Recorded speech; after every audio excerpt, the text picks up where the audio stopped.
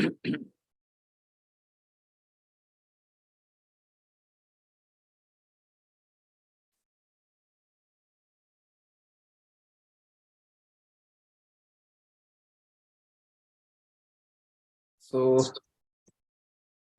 good evening, everyone. All honorable guests, including the patron, Professor S.S. Modi, President, Inspira Research Association, IRA. Today's chief guest, Professor Sanjay Bhayani, Dean, Professor and Head, Department of Business Management, Saurashtra University, Rajkot, and General Secretary, Indian Accounting Association.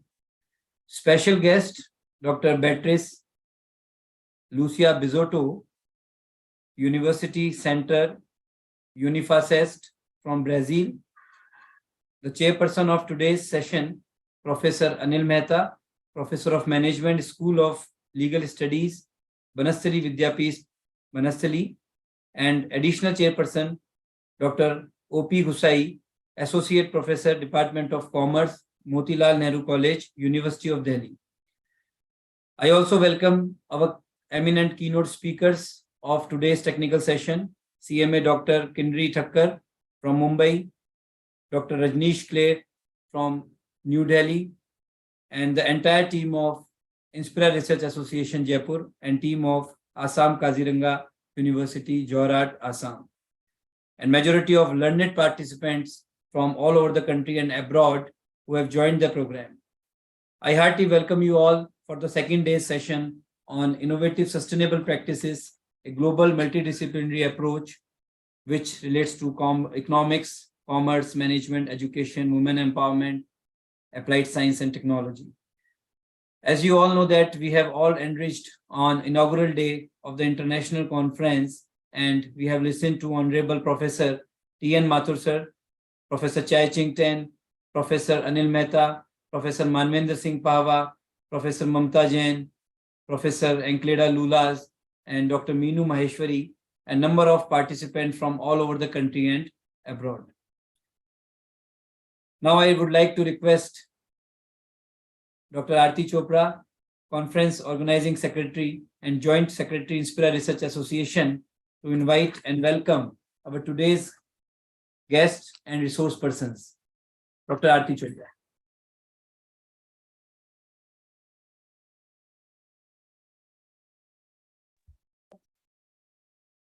Thank you so much, sir. Thank you, ma'am. Thank you for giving me such a pleasing opportunity to welcome our guest. So good evening, everyone. First of all, it is my proud privilege and honor to invite our today's chief guest.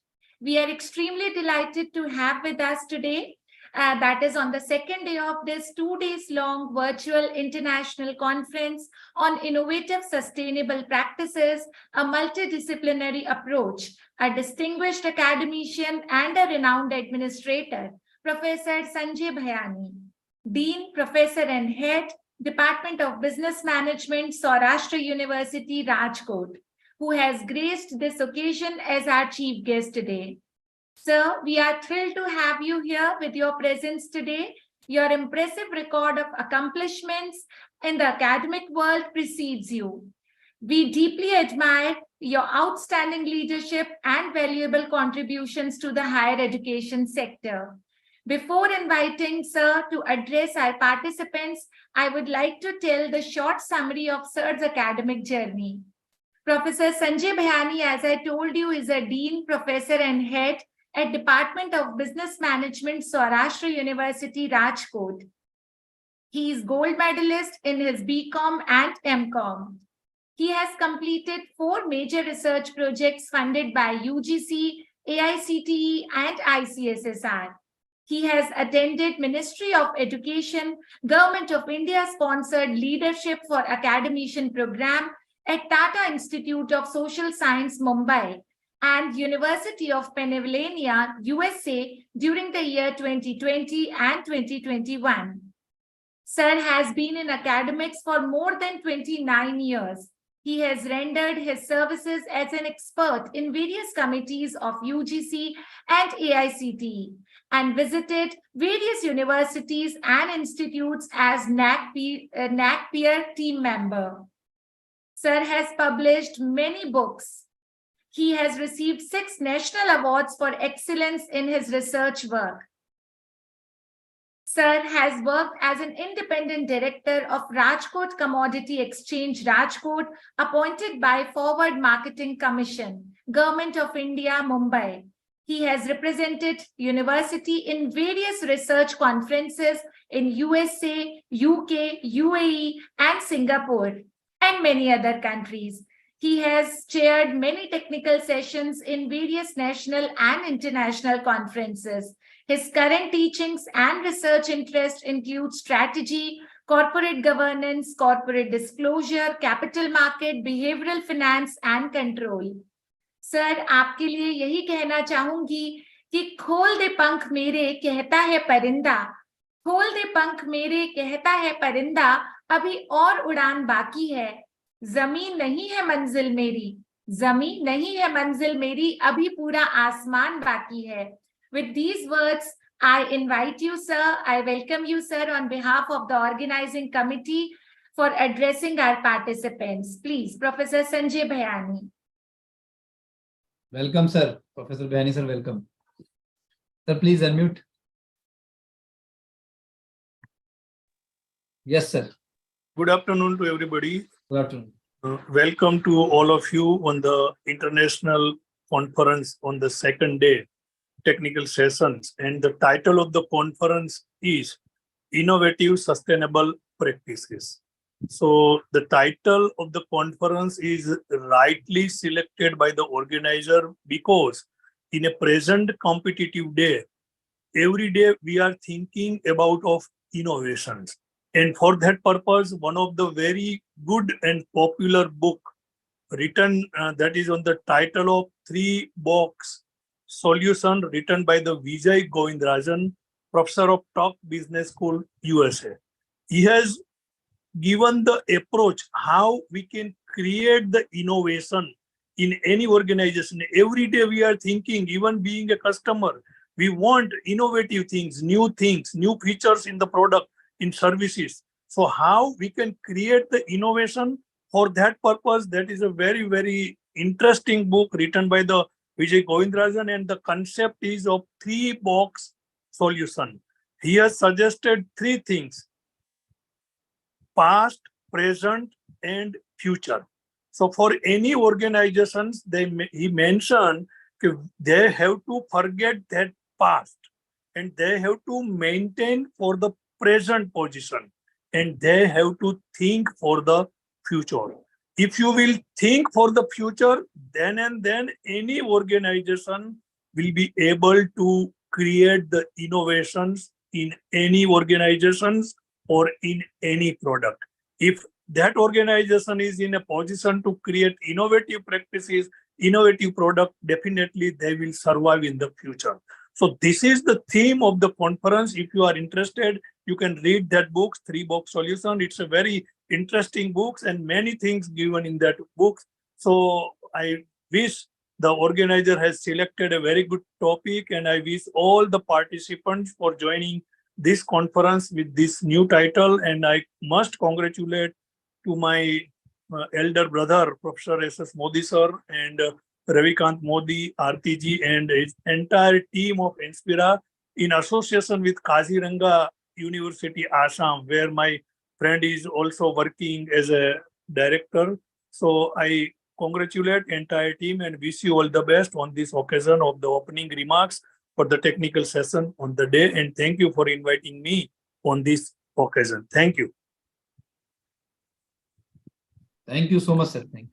Thank you so much, sir. Sir, on behalf of the entire team, we extend a heartfelt gratitude to you. Your knowledge and reflective wisdom, inspiring words always leave a strong impression on our minds. Thank you so much for the source of motivation. Thank you. Thank you once again, Professor Bhayani, sir. Thank you. Thank you. Thank you. Thank you. Thank you. For your And now, thank you. And now I am glad to welcome our special guest, Dr. Beatriz Lucia Salvador Bisotto from University Center Unifec West Lages, Brazil. She is an energetic and smiling personality who has always been supportive our endeavors and spare her valuable time with us not only today, but yesterday also for the whole time. Before inviting Bizotto ma'am, I wish to tell something about her journey. Madam Beatriz Lucia Salvador Bizotto is working with University Center Unifec West Legas, Brazil. She is a postdoctoral student at the University of Aveiro, Portugal. PhD in Administration from the University of Caxias do Sul, RS Agreement. Masters in Business Administration from the University of Caxias do Sul, specialization in controllership, graduated in Accounting Sciences, Judicial Expert, Institutional Connection 2019, Current Connection, Employee Functional Framework, Tutor, Teacher. She has 3 international research projects, Applied Social Sciences, and most importantly, she has been working for spirituality between the countries like Brazil, Pakistan, and India. And some of her works I have personally attended, and I really admire her, really admire her a lot. So now we invite Madam Bizotto as a special guest in this international conference. Madam Bizotto, welcome.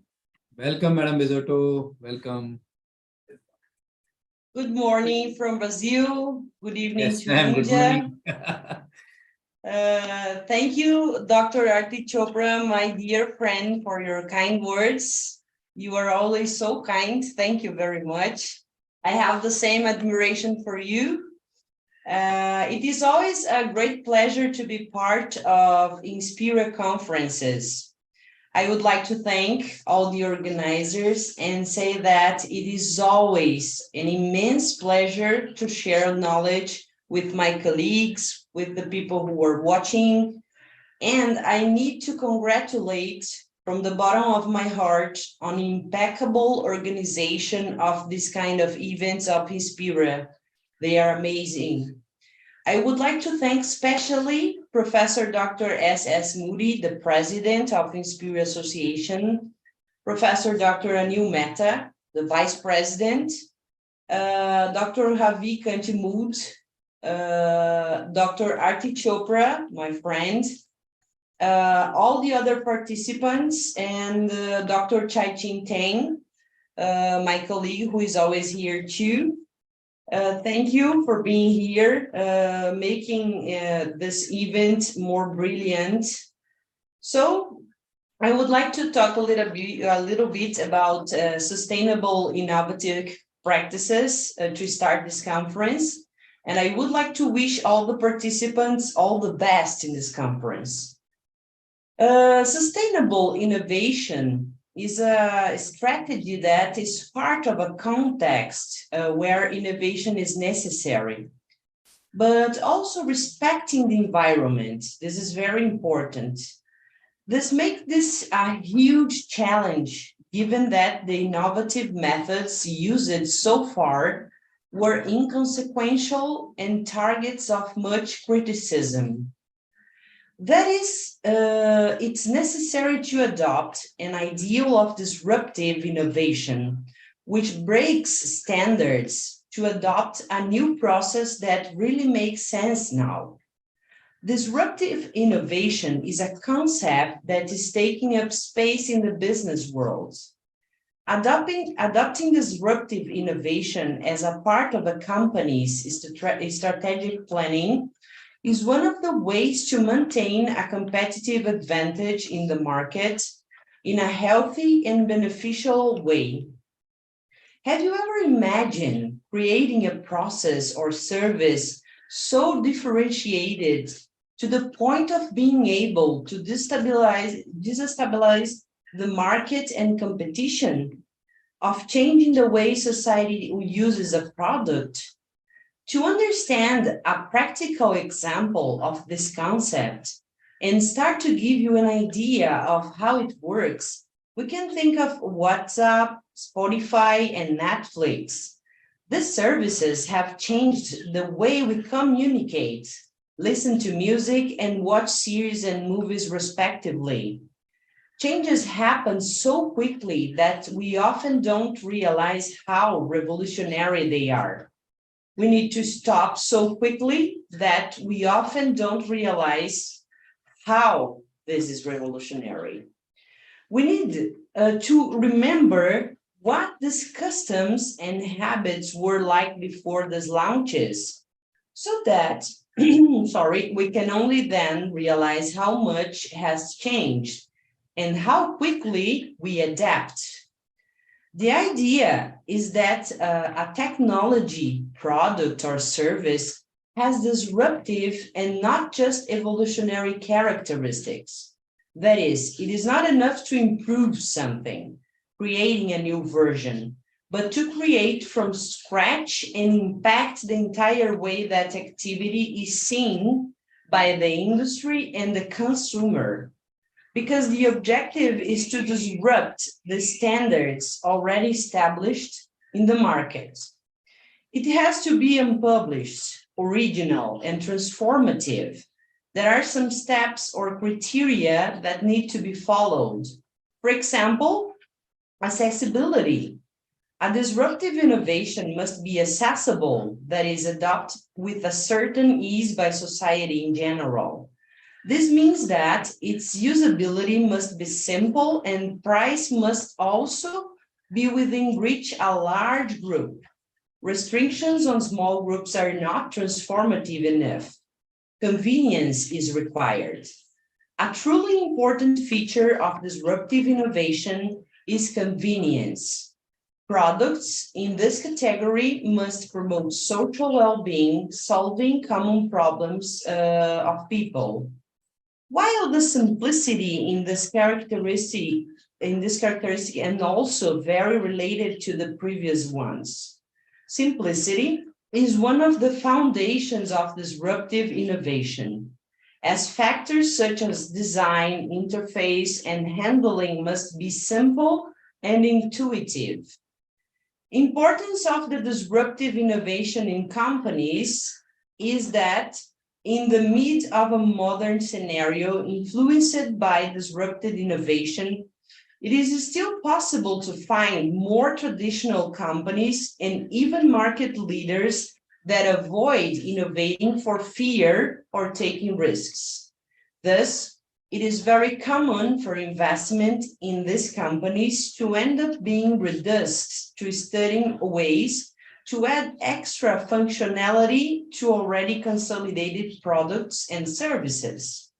At the same time, other entrepreneurs are already dedicated to finding new possibilities in disruptive innovation with more affordable prices and that serve less demanding consumers. Although the profit margin is lower, the long-term benefits are greater, considering the number of customers attracted by the offer. At that moment, a new market is created that breaks with established standards and ends up destabilizing many companies. Thus, we can summarize the benefits of disruptive innovation in company as economy. As we mentioned earlier, disruptive innovation presents savings since the investment is low cost, because it also has more restricted profit margin initially. It needs to have business value. Disruptive innovation has an eccentric ability to add value to the business by creating an innovative product, service, or technology. The company will gain space in the market, and the brand will also gain more recognition. Scalability is required. This is a feature that companies seek to constantly develop and improve, especially those that work with technology. Scalability is the ability to keep up with a large and rapid growth in the market demand without having to consume more resources or even increase your structure in the same proportion. This makes it competitive. The company may not even be recognized in the market, but disruptive innovation will gradually ensure that it conquers this space. By providing a solution that solves problems for an ever-increasing audience, new businesses opportunities will emerge. The path to a disruptive innovation is a market trend and led to several positive benefits for companies and also for society. However, creating something from scratch that changes the lives of an ever-growing audience is not easy. It is important to say that a company will not become innovative and able to develop a solution of size overnight. It is necessary to work on several aspects to improve this type of capacity. For this, it is necessary to have innovation culture. Adopting a culture of innovation is the first step towards becoming a promising company in the field. Betting on experimentation laboratories, an integrated environment, and good communication between the sectors are essential measures for the exchange and practice of ideas. And you need to have a creative strategic planning, drawing up strategies and thinking about future scenarios within strategic planning is essential. Put clear, achievable goals on the table that have a defined role within a larger plan. And design thinking, the design thinking method means thinking outside the box, leaving your mind free to create anything and everything without predefined constraints. In other words, don't think of the future as predictable.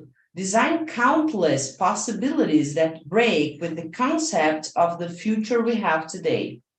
The proposal is to focus more creatively on the real needs of society and not just on statistical data.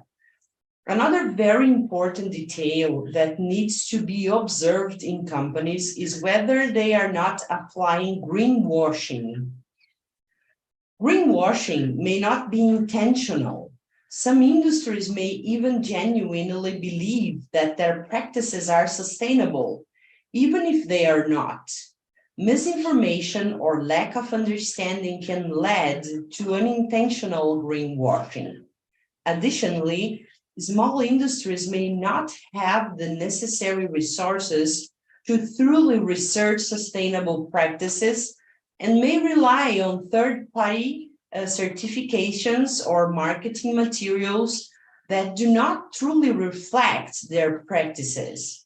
While greenwashing can have a positive impact on an organization's perceived environmental performance, it poses a significant threat to an organization's perceived integrity, affects its financial performance, damages its reputation, and ultimately leads to moral harm that can perpetuate and still are difficult to reverse. So this was my speech today. I would like to thank you very much for listening to me and for the opportunity of being here today with you among my friends and my colleagues. Thank you so much. Thank you. Thank you so much. Thank you so much, ma'am. Very nicely you have pointed that the changes are happening so rapidly. The changes are so dynamic and rapid these days that just within wink of eye. Otherwise, in earlier days, if a bigger change has come to the society, it will take another 5 or 10 years to come for the new change. But now the changes are very rapid and we have to be ready with the innovative as well as sustainable practices, keeping in mind the future generations also. Very nicely you have quoted, ma'am. Thank you so much. We deeply admire your dedication and commitment towards the academic and research arena and your love for Inspira Research Association. Thank you so much, ma'am. So moving ahead, now I feel privileged to welcome the chairperson of today's session, Professor Anil Mehta, Professor of Management, School of Legal Studies, Banasthali, our Vice President, Inspira Research Association, and Conference Organizing Director. I have no words to explain Sir's lively and versatile personality. He has always benefited the participants with his great academic abilities. Before inviting Sir, I would like to throw some light on Sir's academic and administrative journey. Professor Anil Mehta is presently working, as I told you, as a professor of management, Department of Legal Studies, Banasthali Vidyapeeth. He is also honorary dean of Rajasthan ILT Skill University. He has been professor, School of Business and Commerce, Manipal University, Jaipur, professor and head Department of Business Administration, University of Rajasthan, director, University, 5-year Law College, and director, Center for Entrepreneurship Development, University of Rajasthan. Sir has over 40 years of teaching, research, and administrative experience. Professor Mehta has authored 11 books on various subjects related to management. Professor Mehta is a well-established trainer of the state and has been conducting training programs for a large number of corporate, government, and academic institutions in the field of soft skills, management, and HRD. Sir has been the convener, Board of Studies, Department of Business Administration, convener, IPR Cell, and member, Finance Committee, University of Rajasthan. Sir has widely traveled and visited US for 1.5 months for various academic pursuits. There are a lot more things to tell about Sir, but due to time constraint, I have tried to take out few points from Sir's academic and administrative journey. Sir का profile जानने के बाद sir क्योंकि हम मेरे teacher रहे हैं और हम में से बहुत सारे लोगों के सर गुरु रहे हैं, तो कहना चाहूंगी कि कोरे कागज को अखबार बनाता है, कोरे कागज को अखबार बनाता है, गुरु को जिंदगी का हर हिसाब आता है, रंग बिरंगे फूलों से वह एक सुंदर बाग बनाता है और तारों को रोशनी देकर खुद सूरज की तरह जगमगाता है। गुरु को जिंदगी का हर हिसाब आता है और हम सब सर की उसी बगिया में से मैं भी एक रंग बिरंगा फूल या जो भी आप कहना चाहें एक फूल हूँ। तो with lot of respect and love, we welcome you to enlighten our participants as the chairperson for today's session with your immense knowledge. Professor Anil Mehta. शुक्रिया आरती, बहुत ही खूबसूरत पंक्तियों के साथ आपने मेरा परिचय आपने दिया है और बहुत ही विस्तृत परिचय दिया है। क्योंकि आप मेरी विद्यार्थी रही हैं तो संभवतः आपके इस परिचय में थोड़ी सी अतिशयोक्ति जो आपके भावों का अभिव्यक्त करती है स्पष्ट रूप से परिलक्षित होती है। बहुत बहुत शुक्रिया। Professor Sanjay Bhyani, chief guest of today's session, Dr. Beatriz Lucia Salvador, special guest from Brazil, Dr. Om Prakash Gosai from Delhi, CMA Dr. Kinnari Thakkar, Rajesh Killer, our leader, Professor Shyam Sundar Modi, the patron of Inspira Association, Dr. Manvinder Singh Pahwa, my young friend, Dr. Chai Ching Tan, Dr. Ravi Kant Modi, Dr. Aarti, and participants who are representing every corner of the country and from abroad also. At the outset, I am thankful to Inspira. Although I am vice president of the association, but Professor S.S. Modi thought it appropriate to invite me to chair today's session. I'm thankful to him. It's a wonderful conference. Since yesterday, we are listening to eminent speakers and wonderful paper presentations also. Believe me, it's a great learning experience for all of us. And I'm quite sure that today also, through paper presentations we will be learning lot many things. Our association Inspira provides a great opportunity to learn from each other, irrespective of our discipline, irrespective of our age of experience. I am quite sure that everyone is getting very rich inputs through attending Inspira's seminars, workshops, and conferences. At least I am personally immensely benefited through very actively associating myself with this wonderful organization. In fact, innovative sustainable practices, as previous speakers also discussed, they are the strategies and approaches that organizations adopt to promote environmental and social sustainability while ensuring long-term business success. These practices are aimed at minimizing the negative impact on the environment, conserving resources, promoting social responsibilities, and addressing the need of present and future generation. Today, throughout the globe, numerous innovative sustainable practices are being adopted by the organizations. Just like adopting a circular economy that minimize waste generation and maximize resource efficiency. This includes strategies like recycling, reusing, and remanufacturing, as well as implementing product life extension programs. Organizations are integrating sustainability into their supply chain management by working with suppliers who follow environmentally and socially responsible practices. This includes selecting suppliers based on their sustainable performance, reducing transport emissions, and promoting fair labor practices. Companies are now started focusing on developing environmental friendly products and services that have a reduced carbon footprints throughout their life cycle. This can involve using renewable materials, improving energy efficiency, and reducing waste generation.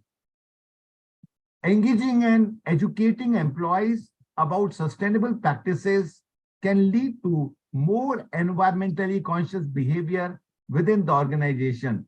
This can include training programs, awareness campaigns, and incentivizing sustainable practices.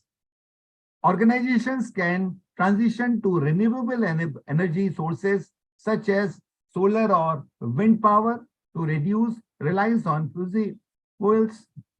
Implementing energy efficient technology and practices can also help reduce energy conservation. Collaborating with various stakeholders, including customers, suppliers, NGOs, and local communities, can lead to innovative sustainable solutions. Engaging stakeholders in decision-making processes and seeking their input can help identify and address sustainability challenges effectively. Conducting life cycle assessment of products and processes help identify environmental inputs at each stage, from raw material extraction to disposal. This assessment enables organizations to make informed decisions to reduce the overall environmental footprint.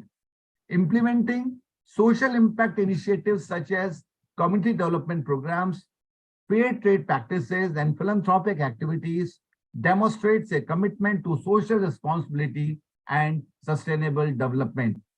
Emphasizing sustainable design and construction techniques for building, and it can reduce energy consumption, improve indoor air quality, and minimize waste generation. Incorporating features like energy efficient lighting, green roof, and rainwater harvesting system can contribute to overall sustainability.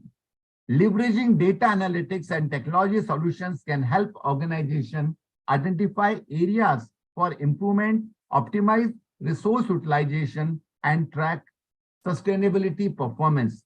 This can involve using smart meters for energy monitoring, implementing cloud-based system for remote work, or employing predictive analysis for energy and waste management.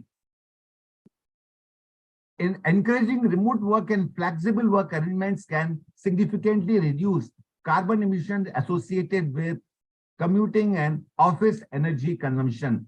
This practice not only helps in reducing the organization's environmental impact, but also promotes work-life balance and employee well-being. Transiting to digital HR processes reduce paperwork and promotes a more efficient and sustainable workflow. Organization can implement electronic document management systems, online employees portal, and digital signatures to minimize paper uses. Adopting sustainable practices in the recruitment process can include utilizing video interview to reduce travel-related emissions, implementing eco-friendly recruitment marketing materials, and promoting the use of digital platforms for job posting and candidate sourcing. Offering sustainable employee benefit can demonstrate a commitment to environmental responsibility. Examples including providing eco-friendly commuting subsidies, incentive for using public transport or carpooling, and promoting wellness programs that focus on sustainable living and healthy lifestyles. Incorporating sustainable training and awareness program into HR practices can help foster a culture of environmental responsibility. Providing resources and training to employees on sustainability, best practices, waste reduction, and energy conservation can raise awareness and encourage sustainable behavior within the organization. Similarly, encouraging employees in sustainability initiative can enhance their sense of purpose and foster a more environmentally conscious workplace. Organization can perhaps initiate the green teams. They can form the green teams to drive sustainability initiative or provide incentives for employees to engage in environmentally friendly practices. Implementing system to track and measure the organization's carbon footprint enables HR to identify areas for improvement. Offsetting carbon emissions through initiatives such as tree planting, renewable energy investment, or participation in carbon offset program can help mitigate the organization's environmental impact. Promoting diversity and inclusion within the organization is not only ethically important, but also contributes to the sustainability. Embracing diverse perspective and fostering an inclusive culture helps drive innovation and problem solving, leading to more sustainable business practices. Prioritizing employees' well-being through programs that address physical, mental, and emotional health can lead to more sustainable workforce. These programs may include stress management workshops, mindfulness training, access to healthy food options, and employees assistance program. So these are just examples, and nowadays companies are seriously thinking, and many of them have already initiated these measures in their respective organizations and at workplace. These innovation sustainable practices in management enables organizations to align their operations with environmental and social goals while creating long-term economic value. By adopting such practices, business can become more resilient, attract environmentally conscious customers, and contribute to a sustainable future. By incorporating these innovative sustainable practices into organization can demonstrate their commitment to environmental stewardship, employee welfare, and social responsibility. These initiatives can help attract and retain top talent, improve broad reputation, and contribute to a more sustainable future. I'm quite sure that in today's sessions, our paper presenters will be dealing many of these issues, and these issues will be perhaps will be more clarified through their research papers. So once again, thank you very much, all the participants, and I'm really grateful from the bottom of my heart for attending this program, particularly our chief guest, special guest of honor, and our keynote speakers. Thank you very much once again. Over to Dr. Ravi Modi. Thank you so much, sir. And Aarti ma'am, actually before inviting our keynote speakers, I would like to listen our special guest, Professor Tan. So, Professor. Sure, sir. Sure, sir. So I'll give a formal thanks to our chairperson, Yes, Professor after Anil that- Mehta, and then I'll definitely request Professor Tan to speak a few words. Yes. So thank you so much, Professor Anil Mehta, our chairperson for today's session. Sir, you have covered almost every aspect, right from carbon footprints to going paperless. Our new parliament is also totally paperless. And most importantly, while touching HR issue, you have talked about the employees' health also, which most of the companies are getting a lot of awareness these days. So, sir, thank you so much for your insights and your expertise.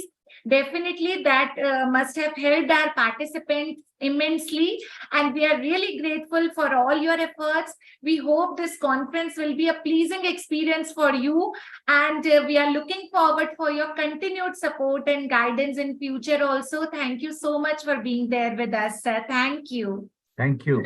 Thank you, sir. So before inviting our I additional think chairperson, Professor Tan is busy, I think. He's not in the screen.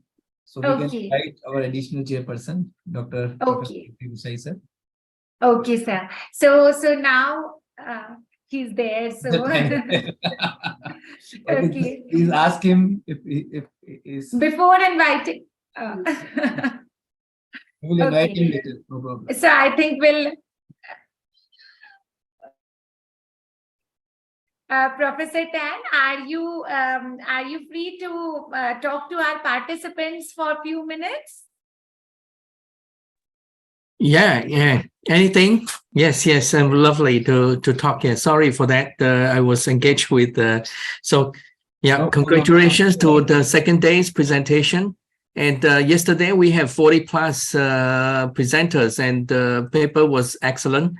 The presenters wide scopes of business, commerce, scopes of research in relating to sustainability. And our professor's power was chairing the session and provides excellent guidance to all the presenters in terms of methodologies and implications, policies, and so on and so forth. And today our chairpersons and Professor Anil Mehta will also do the same. And look forward to seeing everyone's presentation, and congratulations to your effort. Yeah. Thank you so much. Thank you so much, Professor Tan, for always there with us. Thank you. So now it is time to invite our additional chairperson, a person with strong academic and administrative abilities. I welcome Dr. O. Prakash Gosai, Associate Professor, Department of Commerce, Motilal Nehru College, University of Delhi. But before inviting Sir, I would like to throw light on his impressive profile. Sir has over 20 years of experience, and he has expertise in cyber crimes and law, corporate law, marketing management, entrepreneurship. He has worked as a Chief Liaison Officer, Chief Public Information Officer, NSS Program Officer, and convener of various committees at his college. His research projects include digital marketing, cybercrime, and environment.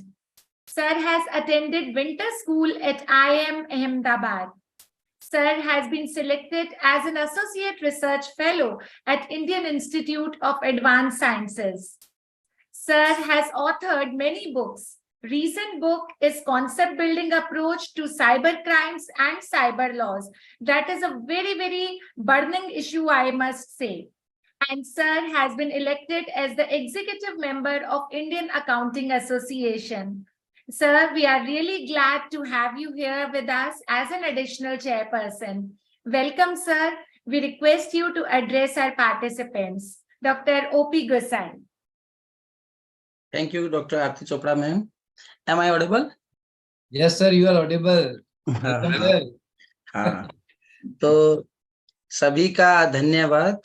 Especially, I am thanking to Assam KAZIRANGA University and Inspira Research Association and Dr. S.S. Modi sir, Dr. Ravikant Modi ji, Professor Dr. Sanjay Bhayani ji, Dr. Beatriz Lucia Salvador Bijotto, and my colleague also from Motilal Nehru College Evening, Dr. Rajnish Kaler, CMA Dr. Kinnari Thakkar, and all participants. I am specially thanking to my chairperson, Dr. Anil Mehta sir, Professor Anil Mehta sir, and giving me a chance to assisting him as a co-chair. And I wishes that this conference, this international conference, is being a great success. As the co-chairperson of the conference, the second session of Innovative Sustainable Practices, a global multidisciplinary approach, I welcome all of you to this session. We are gathered here to discuss the importance of sustainability and innovative practices that will shape our future. We need to come together and figure out ways to create a sustainable future through global collaborations.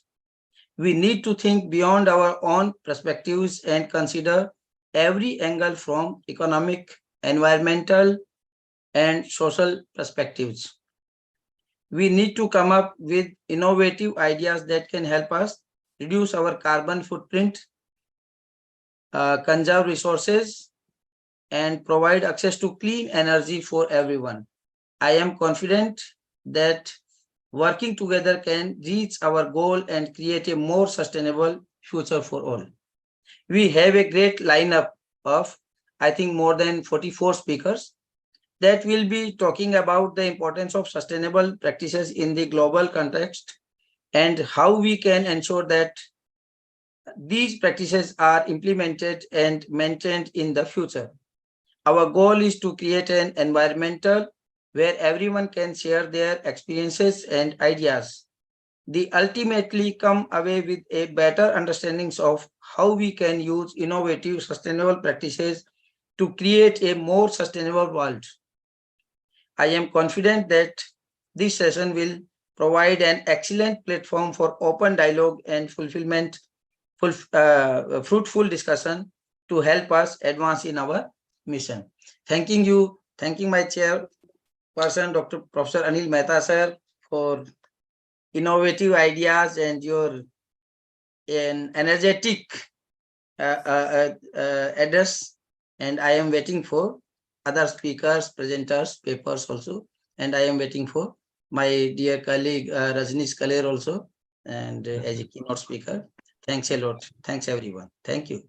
Thank you, Professor Gosai sir. Thank you. Thank you for that. Thank you, sir. Sir, your organizational skills and clarity in the direction of the program definitely have ensured that everything moves on smoothly, and there will be various papers on various subjects. And I'm sure it is going to be enormously successful event. I thank you from the bottom of my heart for your diligent efforts and effective address, sir. Thank you. Thank you, ma'am. Thank you. So now, moving further, it is time to welcome our first keynote speaker. The keynote speaker, who is passionate academician, CMA Professor Kinnari Thakkar. Before inviting ma'am, I wish to tell the participants about her profile. CMA Dr. Kinnari Thakkar has total 25 years of teaching experience. Her area of specializations are finance and accounting. She is the former principal of SIES College of Commerce and Economics, Mumbai. She is also the recipient of APJ Abdul Kalam Award for Teaching Excellence in 2018. She has successfully completed 4 research projects, 2 funded by ICSSR and 2 funded by Mumbai University. She has been a chairperson of over 30 conferences, seminars, and resource persons for over 100 workshops and webinars. She has published more than 45 research papers in various national and international research journals. She has visited USA for presentation of research paper in an international multidisciplinary conference. The paper was also published in international peer-reviewed journal.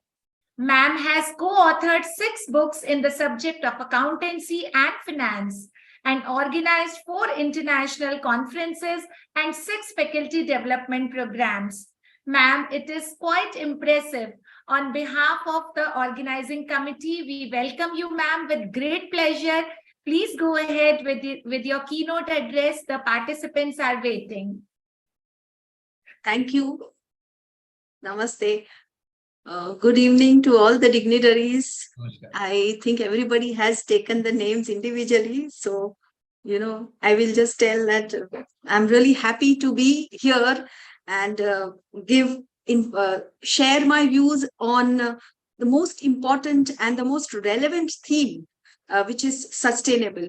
In fact, I'd like to tell you that I'm organizing a refresher course now, which starts from 5th of June to 17th of June. And the theme is sustainable business strategies. So from last 2 months, I've been just roaming around with all the topics, searching all the topics related to sustainable business strategies. And when Senior Modi sir approached me for this topic, I was really happy that, I don't have to think about anything and I have lot many contents with me, which I can share with the participants. But I would like to talk only on one important point about sustainability, and I'd like to share my screen also. So related to sustainable innovations.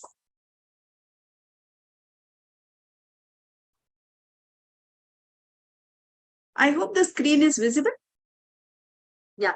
So the most important thing, as other speakers has already mentioned about what is sustainability, we need to think about our future generations, those who have not come and those who have not taken birth in this earth. Actually, we have to take care of them. And that is all about the entire concept behind what you understand as sustainability. So there's one point which is called as sustainable investments. What do you actually understand by sustainable investments? It technically means that you are investing in companies which prioritizes environment, social, and governance issues. So normally, profit was the core concept, was the most important part of any company organization earlier. But now these are, sustainability has taken one step ahead in compared to, of course, profit always remains important, because for survival of the business, profit is very important. But for having a goodwill, for having a reputation, and for what you call attracting more investments and attracting investments who feel that companies should have a quid pro quo approach. Quid pro quo means whatever you are taking from the society, you need to give it back to the society. So all the investors are nowadays interested in such kind of investing in such kind of companies, wherein they also have a special analysis wherein they can govern, they can analyze the environment, social, and governance impact of the organization on the society. So when you talk about sustainable investment, basically there are it means that you have to invest into such factors, to invest into such companies which considers environment, social, as well as governance, which is at the core of their expectations.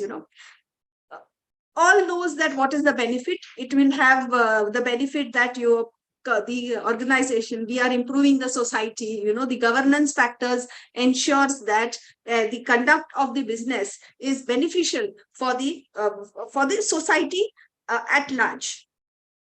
But the recently released Global Sustainable Investment Review specifically mentions that there are certain approaches for sustainable investment. And what are the approaches? The first approach which they have mentioned is positive screening.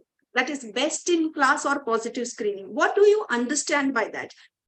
An investor has to choose. When you are investing as an investor, when you want to invest in organization, in companies, you have to choose investment in sectors, in companies, or in such a projects which has positive ESG performance relatively to the industry peers. So you compare two industries. Out of the two industries, whichever industries has more impactful environment, social, and governance performance, out of the two, choose that.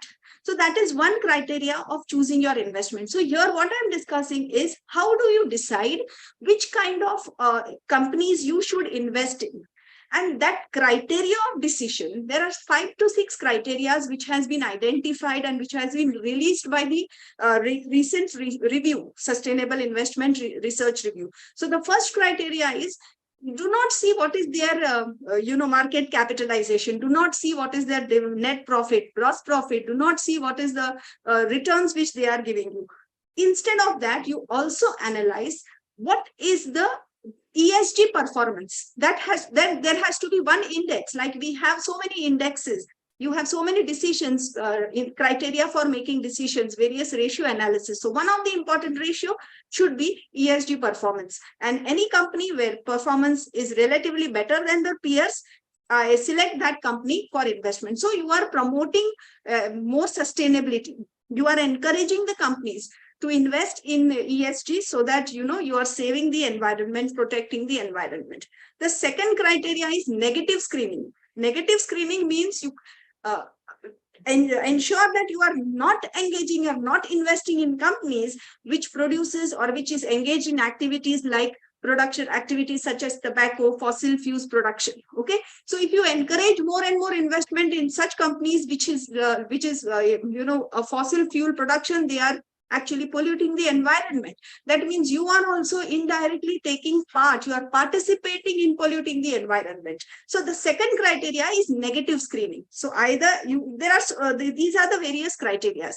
The third criteria is norms-based screening. Now, what is the norms-based? The word itself means the norms. So there are specific norms which gives that this all either released by the World Bank or United Nations to protect our environment. So the companies who follow these norms, choose those companies. So while investing, up till now, what we were doing as an investor, we always saw about, what is the EPS, what is the yield ratio, market cap, all these. But now you choose, I also try to identify and make the companies publish those. Only then you can identify. So the companies, it has to be mandatory for the organization, for the companies to publish whether they are following the norms and which norms they are following. So you screen, you decide, and you choose the company for investment on the basis of whether these norms are being followed. So that is called as a norms-based screening. Then sustainability thematic investing. What is that? Investing in themes or assets specifically contributing to sustainable solutions, environment and social, which means you try to the company who is investing, who is manufacturing or producing products or machinery or equipments which leads to sustainable agriculture, green buildings, low carbon portfolio, all these kind of industries. So these companies who are engaged into all these kind of production or manufacturing or supporting all these kind of activities, try to invest in those companies. So this is the fourth criteria of investing in sustainable investments.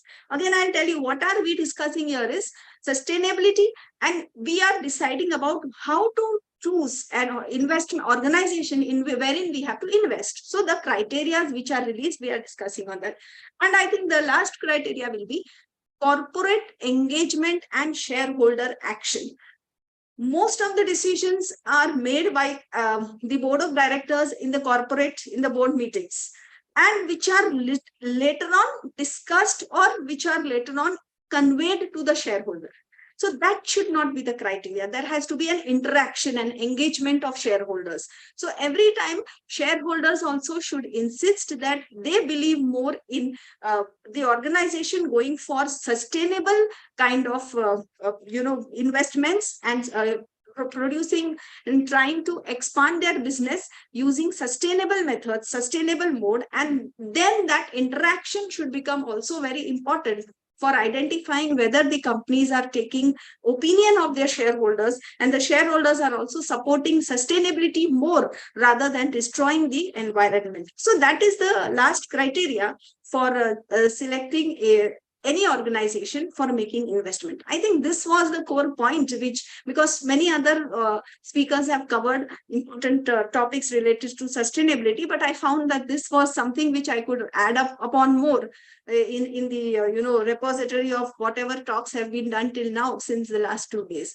So I think with this, I'd like to end my talk, and I also want all of you to take part equally in this sustainability investment, because I think over a period of time, as the time will evolve, this factor or this criteria will become one of the most important criteria as we are facing our change in the climate, which we can see now, the temperature which is going higher and higher every year.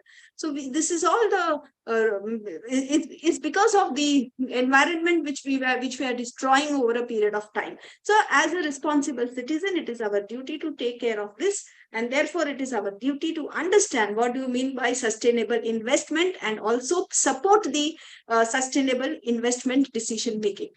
So thank you very much, Modi sir, Ravi Modi sir, and for all the speakers and dignitaries for patient listening and giving me the opportunity to talk about sustainable investment. Thank you. Thank you. Wonderful, ma'am. Thank you so much. Thank you. Just a second, please. Thank you. Thank you so much, ma'am. Thank you, ma'am. Ma'am, really, I love your presentations. Every time I really fell in love with your presentations, because the way you present, it is so lucid that the topics are so significant and it is so easy to understand and grasp the topics.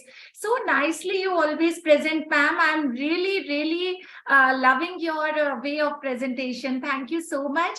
On behalf of the on behalf of the organizing committee, I would like to express our heartfelt thanks to you, ma'am, Professor Kinnedy, for gracing with your presence and your willingness to accept our invitation, and your constant support over the years have been valuable to us. And ma'am, very beautifully you have said that as an investor, we should not only see that what output we are getting, what is the interest we are getting, but we must also promote sustainability by seeing the ESG performance.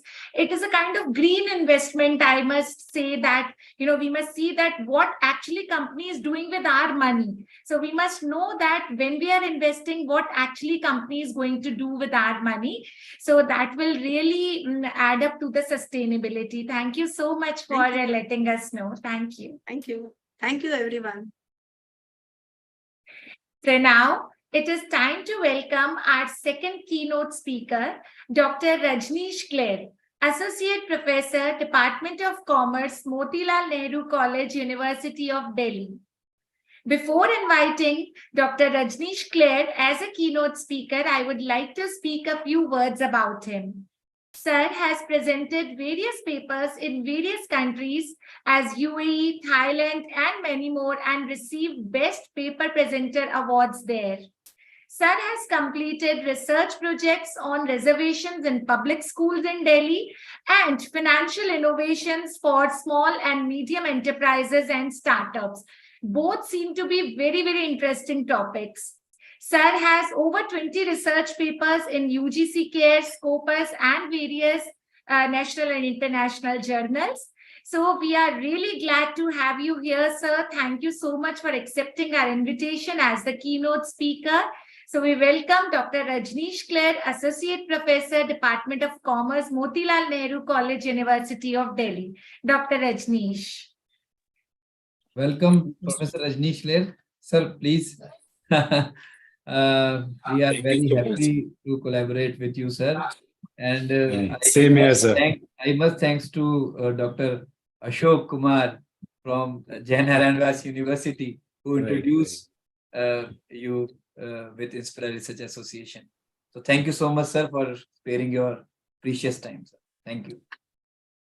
Thank you, Modi sir. Thank you so much. I'm really thankful to the KAZIRANGA University, ASSAM KAZIRANGA University, and the Inspira Research Association and all the dignitaries. The topic, the very wonderful topic you have chosen for the seminar. And I'm really thankful to you that you have given me a chance to share my views on that. So I won't go in the details of each and every aspect of the sustainability, but yes, I will talk about the financial innovations and the financial sustainability that is very much prominent these days. Last decade, you can see that the focus was basically on the structural aided programs, and it was basically on the growth and development. Then we are shifting our idea or our theories towards the sustainability, because when we see that whether it will continue for a longer period or not, then we always look for the sustainability. When we talk about the sustainability, basically we are focusing on a few of the major points I would like to cover. One is the accessibility, whether people will be able to access it or not. That is most important. People at the margin, will they be able to get some kind of a benefit from that or not? So some sort of a digital divide is already coming. So the people are, earlier we were talking about the literate and the illiterate. Now there is a question of whether you are financially literate or you are not financially literate. So if you are not financially literate, then you can be in a loop, or you won't be able to fetch everything, the benefits that are given by the government or the economy. You won't be able to get those benefits. So, but government has taken some initiatives like Jan Dhan Yojana and all, by which they are trying to cover up as much they can. So the very next thing after the accessibility is the affordability, whether the thing which is nowadays we are introducing, whether it is affordable or not.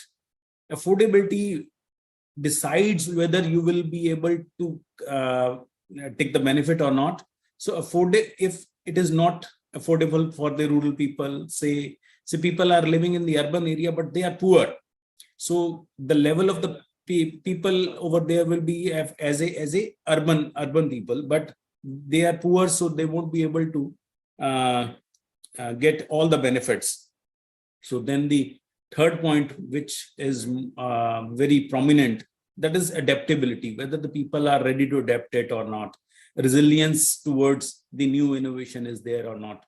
So if the people are not adopting it properly, then the exercises we are doing, the practices we are doing won't be that beneficial for the public. So what sort of advances are coming? What sort of whether it is economic friendly or not? Because whenever we come up with the new advances in say new technologies, so basic question always comes whether it is good for the environment or not, whether it is good for the people or not. So it's very important that we must see towards the advances which are coming. So, but whenever we are doing all these accessibility, affordability, adaptability, or advances, we have to fix up some sort of accountability. The time you fix up some sort of accountability, then sustainability will come automatically. That will be followed. Otherwise, if the people won't feel like that I'm not responsible for it, I'm not accountable for it, then the sustainability won't be there, because people will try to, they will keep on wasting the things. If they will feel like they are accountable for it, they are responsible for it, naturally they will give importance to it, and they will participate in a full, and they will reuse it. They will try to improve the usability of it. So it's very important that we must set up some sort of accountability as well if we want a sustainable approach. Then few of the financial innovations to which I see in the last decade or in the recent past, which are affecting to the financial sector. One was the bank mergers. That was done for the stronger system, financial system, stronger financial system, for the good liquidity, and to meet certain international standards. But moreover, few people are not looking at what will happen to the small banks, how they will try to, how they will manage if there will be bigger banking sectors. So how the small banking systems or the bankings which are at a very lower level, how they will be able to survive. Banking system is good to have a big banks, but it's also we have to keep in mind that whether we are keeping these small banks as well or not. Then clearing of NPAs in the banking balance sheets. That was a very innovative idea introduced by the government to clear up all the NPAs. But what about those who have not paid the amount? You have sold it to the bad bank or something like that. But are we really getting the money back? So if we are not getting the money back, so how it will improve the credit to the new people, to the new houses, to the new SMEs, or to the other people, those who want to borrow from the market. So it will naturally, but the government is giving some sort of statements that yes, it has improved the level of credit, but I believe that if you are not getting the money back, then how can you provide such a good limits or a credit to the new customers? So then government also introduced the new financial innovation was the demonetization in 2016, and then the remonetization. Again, we are in the queues for changing the currency note of 2000 rupee. So the basic purpose was to include the people in the organized sector. But as we know that many people are working in the unorganized sector, people are not familiar with the digitalized system. So they are very much comfortable in the transacting in cash. So it's a bit difficult for them, or it's difficult for them to adopt such as situations or to get some sort of involve in all these things. So demonetization, actually it was very much good, but it has given a negative shock to the whole economy. Many people says that it has given a good shock to the financial sector, but in my sense, it is not that good.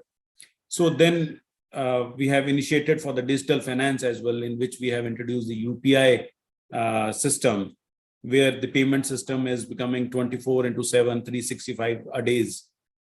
But many frauds are also coming. For this proper sustainability, we need to improve the system.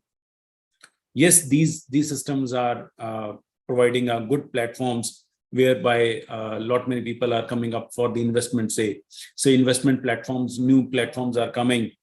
During the pandemic, you must have seen this thing that many retail investors, those who are not interested in investing in the stock markets, during the pandemic when they were at home, they invested it in a large. say earlier, there were only two major states. One was the Maharashtra and Gujarat. Then UP also came up in the picture, the West Bengal and the Rajasthan. If we total up these 5 states investment, it comprises of around 50% of the total retail investment in the stock market. So this digital finance or digital platforms have given a good opportunity for the investor as well. So all these are the innovations that I believe are very much important. And in this hyper competitive market, it is very important that it must give some sort of a sustainability as well. I end up with this, and thank you so much. Thank you so much, sir. Dr. Rajneesh Clare from University of Delhi. Sir, thank you so much. So nicely, we are hearing various aspects of sustainability today. So how beautifully you have expressed the sustainability in terms of financial sector, and how. So very nice, sir. And we heard Professor Anil Mehta, how he combined HR with sustainability. We heard CMA Kinnari Thakkar ma'am. And now how beautifully you have merged financial sector with sustainability.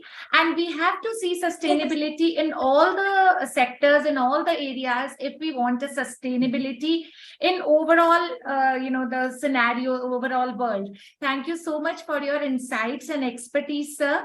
You have definitely helped all our participants immensely, and we are really grateful for accepting our invitation. And we are really glad to have you here, sir. Thank you so much, sir. Thank you, ma'am. Thank you, everyone. Sir. Thank you once again, sir. Thank you once again. Thank you for sparing your precious time. It was really a wonderful speech, sir. Thank you so much. Thank you, Thank you, sir. So thank you so much, Dr. Aarti Chopra, for inviting and welcoming of the guest and resource person of today's session in a very impressive manner. Thank you so much, ma'am, once again. And once again, I would like to thank Professor Sanjay Bhayani, Professor Beatrice Bizotto, Professor Anil Mehta, sir, Professor Om Prakash Kusai, CMA Professor Kinnari Thakkar, and Dr. Rajneesh Clare for sparing time for us and enriching the academic program. Once again, I would like to thank all the chairperson and keynote speakers. And with the permission of today's chairperson, Professor Anil Mehta, we would like to start the presentations. So, Professor Mehta, sir, we can start the presentation. We can start the presentation now. Yes, the only request to the paper presenters that they should confine their presentation for maximum 4 minutes. They should highlight the major objectives of their paper, the research methodology, and the major findings, because you know that there is a time constraint, and try to be as concise as brief as possible. And one more request, that since our theme of this conference is on sustainability and sustainability related issues, so try somehow to correlate your paper with sustainability, that how your particular topic is relating with the sustainability and how it has been able through this paper. You have done that research in optimal utilization of resources, or how it is contributing in the sustainable development. We will be very happy if you can conclude your paper with the sustainability aspect. So over to Dr. Ravi, and now we can start the presentation. Thank you so much, sir. I would like to request all the presenters that please you write down your serial number in the chat box so that I can recognize you, or you can open your video also so that I can recognize you immediately. And you can write down your serial number also before your name. So please do that so that I can call you one by one. And please do open your video while you are presenting. Yes. So that we can see, because it will be easier for us to evaluate your presentation.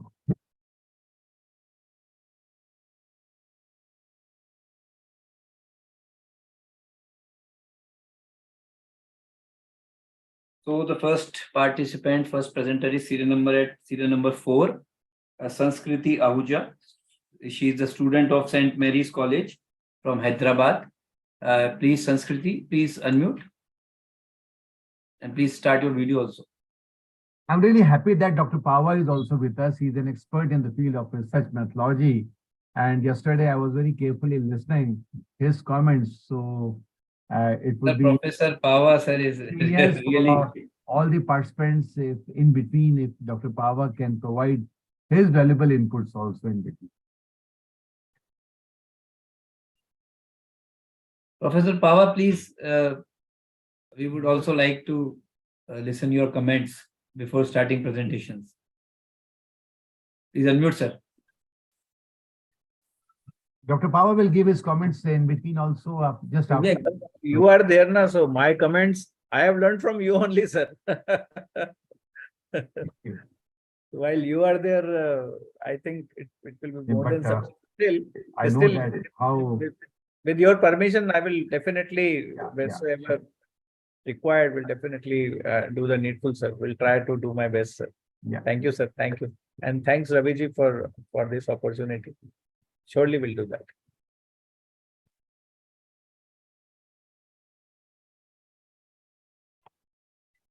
Yes, Sanskriti Ahuja, please unmute. Yes, sir. Hello. Yeah. Am I audible? Yes, please continue. You are audible, but your video is not visible. Yes, sir. Now it is.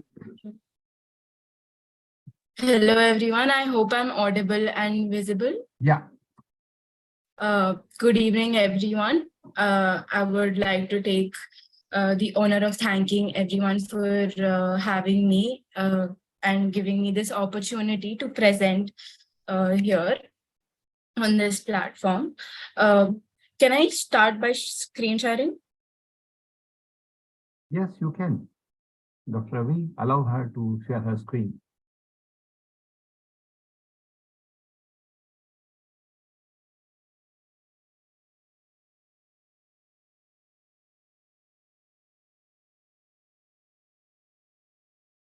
I'm still not able to share my screen.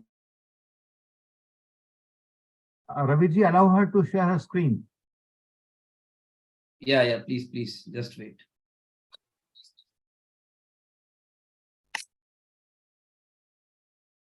Yes, now you can share. Please, you can share now. Yes.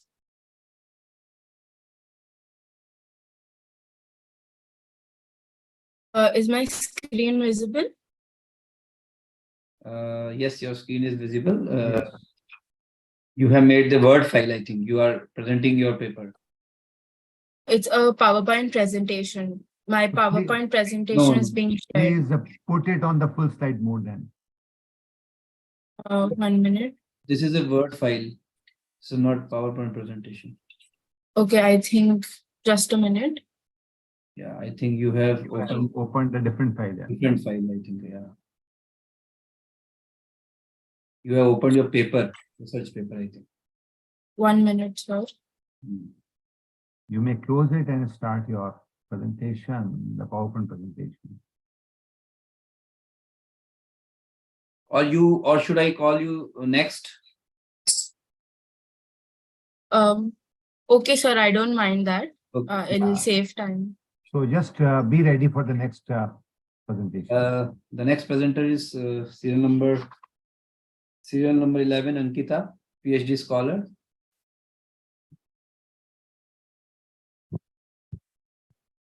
Ankita. Alankrita. Is it Alankrita or Ankita? Alankrita. What is this? She called me, I think. Ankita, are you there? Yes, Ankita, please unmute. Yeah. Okay, Yeah, you are the, but you have spelled Alankrita. Yeah, sir, I renamed myself. That was my daughter's name. I'm really sorry for that. Oh. Good evening, everyone. Myself, Ankita, I'm a PhD scholar in Department of Physiotherapy, Faculty of Allied Health Sciences. So today you all were talking about the sustainable goals. And I have chosen my topic related to that sustainable goal number 3, which is given by the UN, that is good health and well-being. So my topic for today's presentation is going around the evaluation of efficacy of neuro-ergonomic strategies and intermittent workstation exercises in mitigating musculoskeletal pain and night shift in the night shift IT professionals. So as you all are aware of, UN has already given us a sustainable development goal number 3, good health and well-being. And good health and well-being is very important for the musculoskeletal issues also fall in that particular category. So this is the introduction that when there are musculoskeletal issues, we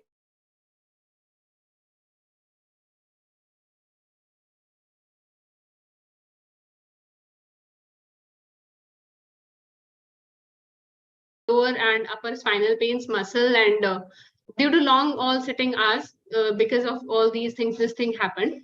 So as we all know, with the going time, the utilization of visual display terminal users in the modern office environment has increased, and they has increased the potential health risk also with their usage. So whenever there are shift workers are those workers who work in day shift or night shift, or might be in the rotatory shift. So they are basically prone for the work related musculoskeletal disorders. Night shift basically because due to sleeplessness and interrupted circadian rhythm leads to the metabolic and cardiovascular irregularities also, and also to the musculoskeletal issues.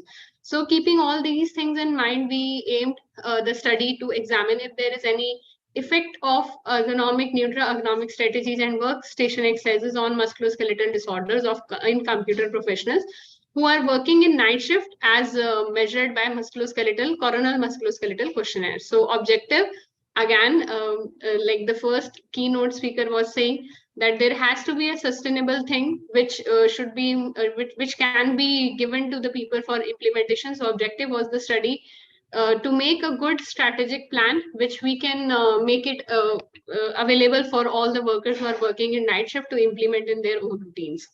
So when we talked about methodology, we included the people from both the genders, and they were working in the same shift, that is the night shift, for at least last 6 months, and who were working from past 6 months in the same shift for 6 hours or more per day.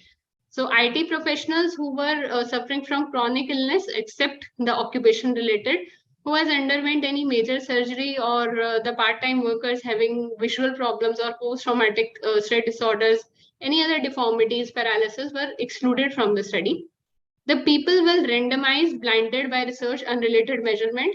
We used the opaque envelopes and we divided the people into two. Then there were 60 participants. They were randomized in 2 groups. Group A received the neuro-ergonomic strategies, and Group B was the control group. Only the postural awareness, as well as the awareness what you have to do, how you have to maintain your posture, you have to take work breaks, all those things were given to the Group B. So when we talk about neuro-ergonomic strategies, this is basically the interface between workers and their performance related to their nutritional status. So these are the strategies what we applied. So we guided them, recommended them based on the pilot study for minimal clinical changes. And the intermittent workstation exercises are basically those exercises. We told the people that they have to there is a defined category when the people have to work out and briskly walk by maintaining 60 to 79% of their maximum heart rate. And these strategies were given only on their workplace. They have not given anything to do at home. So everything we have applied them at their workplace only. So these are the results. This is coronal musculoskeletal questionnaire. And the results shows that in the pre-assessment, the score was this, the mean and SD, and the post-assessment, the score was this. And there were the clinical change in the areas of neck, shoulder, left shoulder, upper back, right upper arm, and lower back, as well as the wrist. So the whole upper arm, the upper limb was showing the statistically significant difference. But the lower limb as well as the areas of the leg and other areas were not showing any statistical difference between the 2 groups. So these are the results. When we see on the bar graphs, these are the results which shows that there are changes in between both the groups, the pre and post. Sorry, I have forgot including the data of the second group. So they have shown the difference in between the two groups, and so this is the p-value which shows that there is difference in the experimental group when we did the pre and the post assessment. So discussion says that good health of IT professional are equally important for economic and productive growth of any company, forum, and for nation also. The physical well-being of IT professionals, they basically work influenced by their sleep and dietary habits. Poor sleep quality, poor diet quality is responsible for musculoskeletal disorders. There is a previous report which says that night shift work on musculoskeletal, there is already studies which are quoting the issues which are there in the night shift workers, but the studies were not there who were quoting Ankita, the please difference conclude in the now. night shift. Please conclude now. Time is over. So the conclusion is these particular exercises, resistance and weight bearing exercises, the walking and the neuroergonomic strategies are important for the night shift workers, and these things can improve the musculoskeletal discomfort of the night shift professional, which is an indicator of improved overall health. And that was the aim of the study. What we wanted to study, how much the health will improve when we will be giving some strategies to the patients. Ankita, your title is quite long. In fact, can you make it a bit more brief and concise by getting your paper published? It's a too long title running over in 3-4 lines. Sure, sir, I can do that. I will do that, sir. Yeah, and secondly, what was the criteria of selecting 60 participants in this survey? How you chose?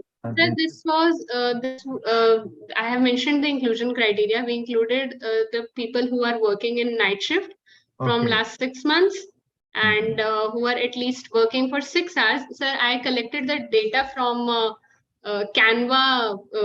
There is an MNC Canva in Gurgaon, so I collected the data from there. And they have a work shift of 6 to 2. 6 in the evening, they start their work shift and they finish it by 2. And then they work, go back their homes around 3:30, they reach back and then they sleep by 4. So that was the area from which this data was collected. Okay. Thank you. Thank you, sir.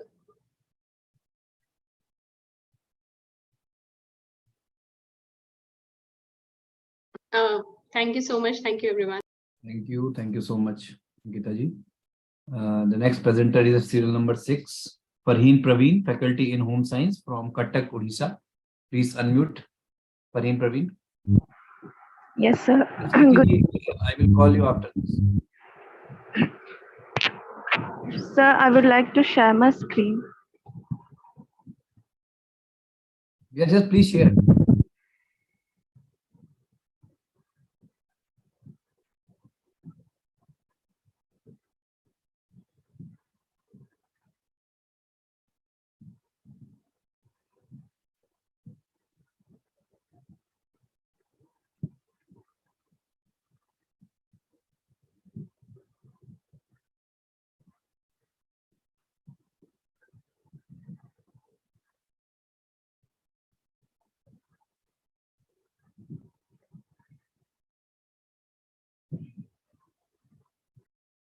You can go without presentation also, without PPT also. Your voice is not coming. Perhaps it's quite difficult to. Okay, should I then we will call you later, Ms. Farheen Praveen. So meanwhile, I would like to again invite Sanskriti Ahuja.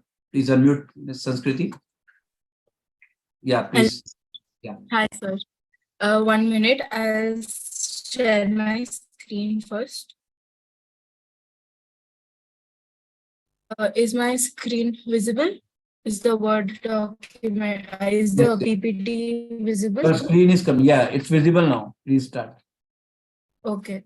Sir, firstly, I would like to apologize for all the inconvenience caused earlier.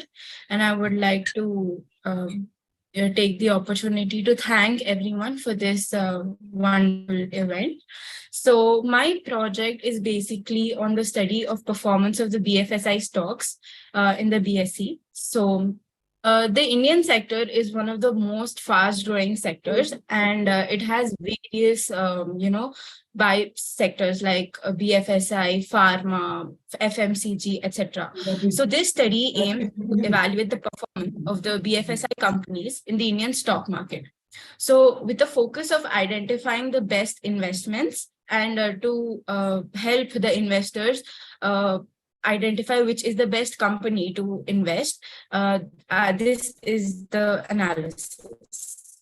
So the main objective of my study is to analyze the performance of the BFSI stocks returns in composition of the BSE Sensex, to compare the annual and quarterly returns of the performance of BFSI sector with Sensex, and to replicate the analysis. So my research methodology has 5 steps. The first step is the sampling technique. So this data is basically a descriptive study of the entire market. So when I say descriptive statistics, I mean that I have taken up a small chunk and I have described the data. So the data collection method was a secondary data. That means I had collected all my data from annual reports, the books, journals, government reports, and all the websites of these companies. The period of study that I had taken was for 5 financial years, starting from 2017 to 2023, financial year 2017-18 to financial year 2022-23. So my sample collection is based on the BSE sector. So the BSE sector has 30 listed companies. Out of that, the BFSI sector has the major contribution. And there are 9 companies under the BFSI sector which are listed under BSE, that is HDFC, HDFC Bank, SBI, Axis Bank, IndusInd, ICICI, Kotak, Bajaj Finserv, and Bajaj Finance. Out of all these 9 companies, I have selected 3 companies, that is HDFC, ICICI, and Bajaj Finserv, and this is my presentation.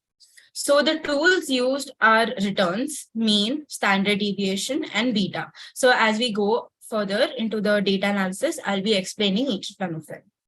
So the data analysis. So the annual returns of HDFC when compared to BSE shows over the past 5 years that BSE has provided an average of, the HDFC Bank has provided an average of 7.11%, whereas Sensex has provided an average of 11.17%. This means that the Sensex outperformed the HDFC Bank. Now, as we talk about the second table, that is the mean shows basically the average throughout the 5 years. So in total, as I mentioned, it is 7.11.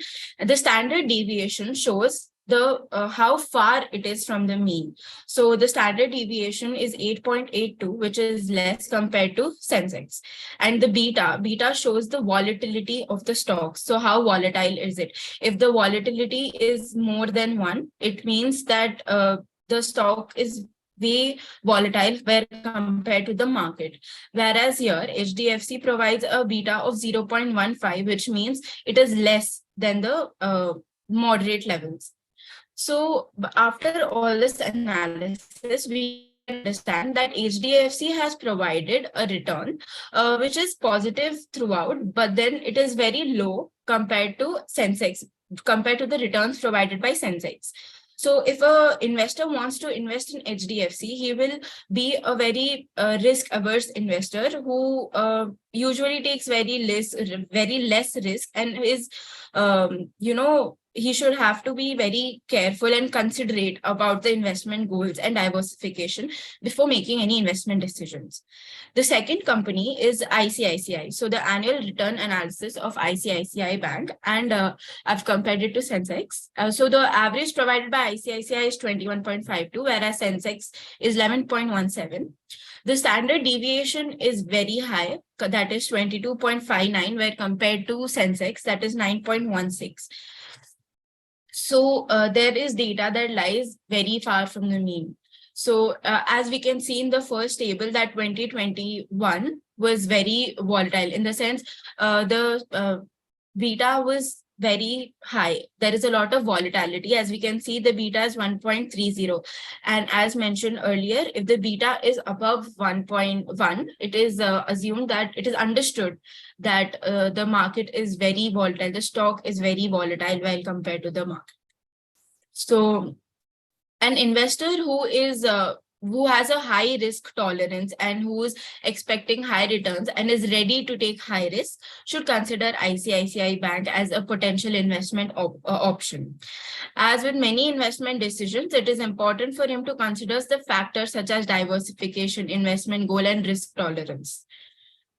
So the third table here is a return of Bajaj Finserv with BSE. So as you can see, Bajaj Finserv is highly volatile with a beta of 5.41 and the mean of 3.71. So the average might be very low, but then the risk, that is the standard deviation, is very high, and the returns might not be as what it is supposed to be when a person is taking such high risks. So Bajaj Finserv has been very volatile throughout the 5 years, throughout the 5 financial years, and it has a very high beta when compared to all the 3. Actually, when compared to all the 9 stocks, Bajaj Finserv has a very high beta. So investors should generally avoid taking Bajaj Finserv, a company like Bajaj Finserv, which has given returns. Bit faster now. Your time is over almost now. Okay, I'll try to conclude it.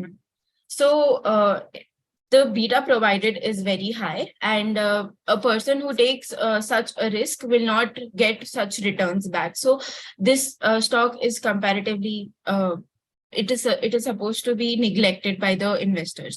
So when compared to the quarterly returns and yearly returns provided by all the 3 banks, HDFC has provided moderate returns, even though a yearly return and quarterly return basis. ICICI Bank has provided very good returns when compared to all the 3 and Sensex. Bajaj Finserv is one which a person should avoid while investing. So according to the hypothesis testing and that is inferential statistical tool, there is no significant difference between the means and returns of 3 different BFSI companies. So yes. To conclude, I would like to say that when you're making any investment decision or analyzing a company, you have to be very moderate about the risk, return, and know the basics of the company. So the risk tolerance, the goals of the company is very important to understand. I would like to thank you, Sushruti. To me, the paper is quite good. Since it's an area of Professor Pava, so I request Professor Pava, if there are any comments. To me, the paper seems to be okay. Yes, Sanskriti, first of all, congratulations for your presentation. And I would like to say, please come inside. Yeah, it's a good paper. Yeah. Knock karke aa jayega. So I would say that, yes, this was something which you have done. You have analyzed the stocks of 3 banks and you have compared it with the what we call Sensex. Yes. So, but what is the outcome? Means this is just a comparison which we will get from many brokers, many sites. So what's new in that? The outcome of this was to analyze whether Sensex has performed better or the BFSI sector has performed better. Sensex has performed better, then what should I do? So it is a good investment decision for a person to invest in Sensex to purchase stocks of Sensex or individual, then rather than taking individual banks or like Bajaj Finserv, for example. What are you presently pursuing? I have done my BBA and I'm doing CFA. Okay. So just have some more insight about the research. And one more thing, Dr. Baba, I would like to mention here is that of course, the paper is good, but our theme of the conference is sustainability. Yeah, that is another thing. So that is. But I would like to suggest. I would like to suggest Sanskriti one thing. See, these are just analysis of the stocks. Try to make the portfolio. Just try to see. You know portfolio management. Yes, sir. I have Try to been. interact with the portfolio. Portfolio, I think, when you will be when the stocks will be interacting amongst themselves, the risk factor which you were saying that it is very risky to invest in ICICI. So these comments should come out of the portfolio itself. Okay. Another thing is that we already have mutual funds. So how mutual funds are performing. So you can study that also. So there is lot of this is a means the research, particularly in finance, is a huge, you can say it's a ocean. Yes, sir. That And is true. please, I highly congratulate you, and I highly I would like to I want to inspire you to do a better one. Keep on doing some good. Just go with some good websites called like just emeraldinsight.com, Science Direct. What type of researches are being done in the area of finance? Just see that. Yeah, and looking to the fact that And you try are to do it. a student, you have done a good work. And But as just an undergraduate student, means just you have just completed your graduation. I would Yes, highly sir. appreciate your effort and your courage to present your paper over here. yeah, thank you. Thank you. Thank you, Thank sir. you, sir. Next paper, Abhijit. It means a lot, sir. Thank you.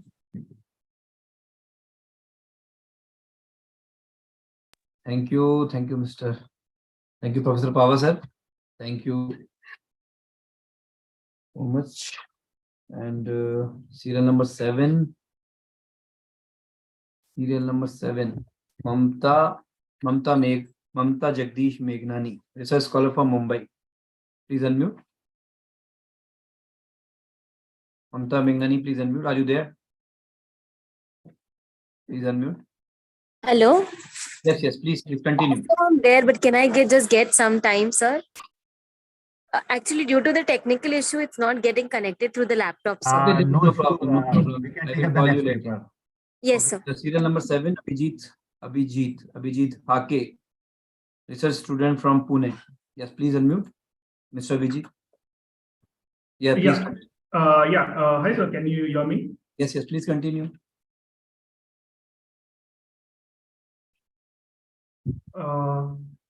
Can you see my screen, sir? Yes, we can see.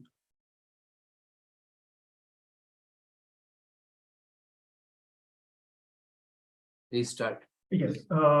So all the dignitaries, organizers, and my fellow participants, I thank you all for allowing me to share my work with all of you. So my topic for today is trying to gauge impact of different financial parameters on share prices of stocks.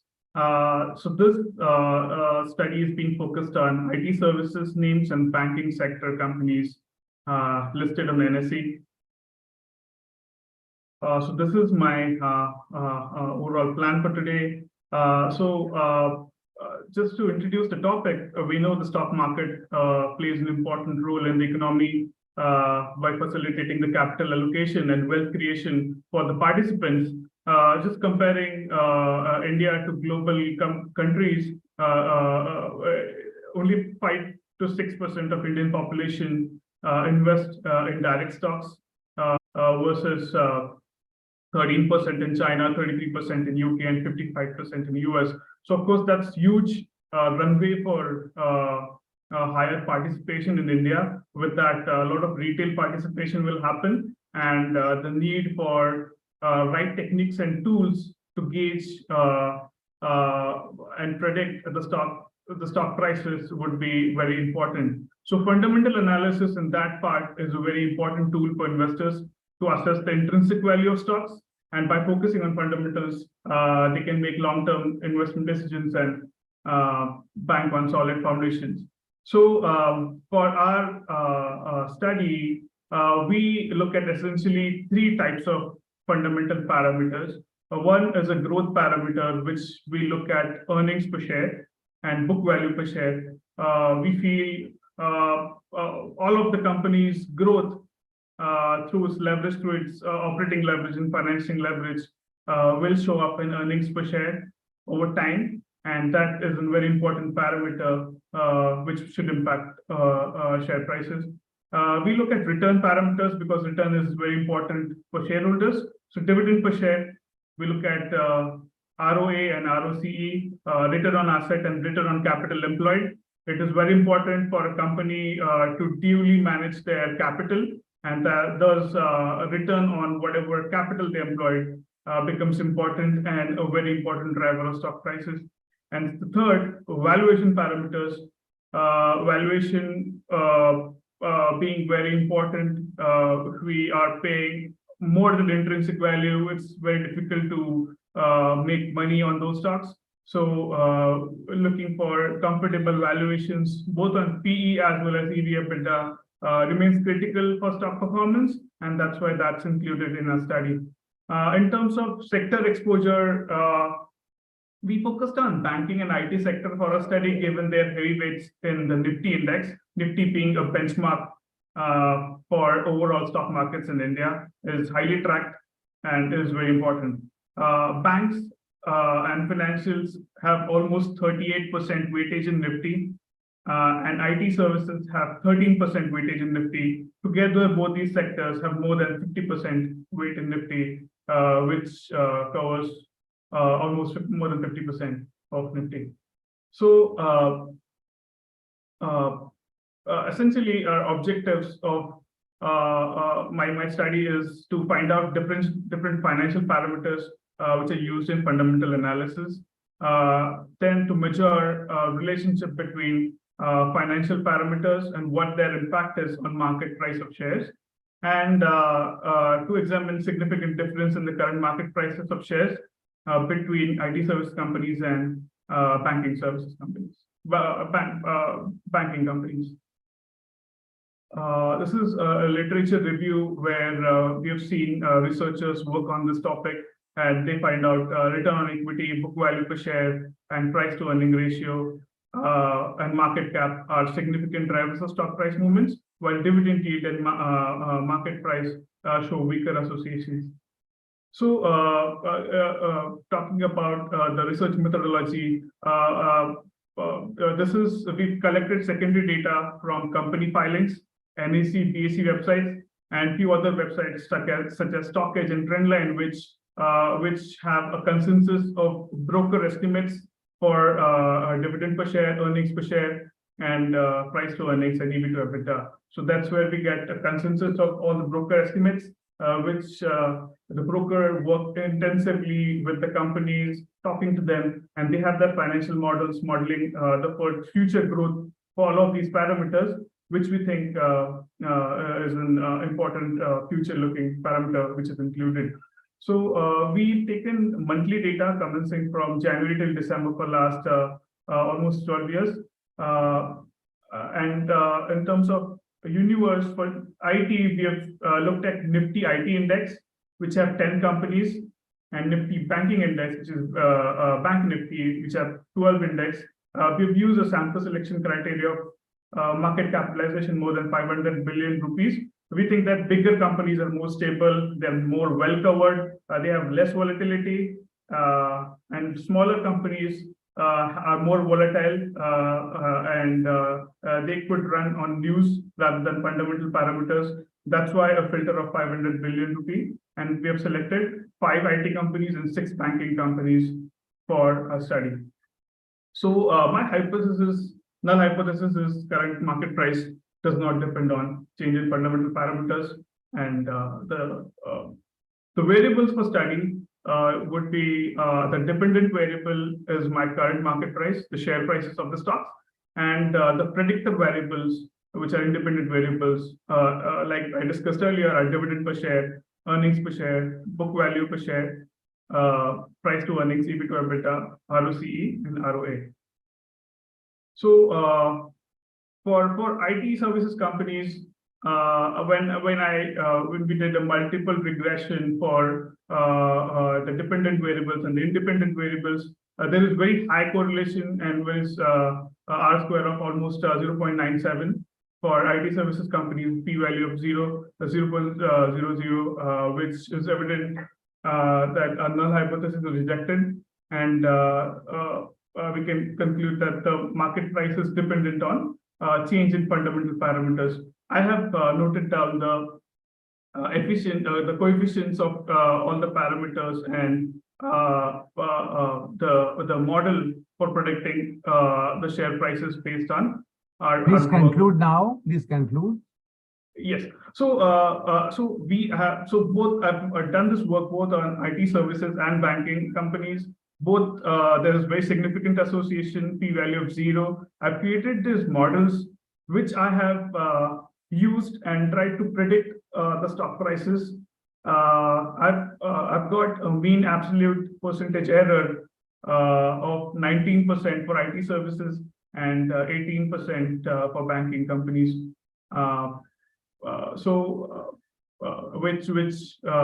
Which is so less than 20% of MAPE is supposed to be good. So the model is fit.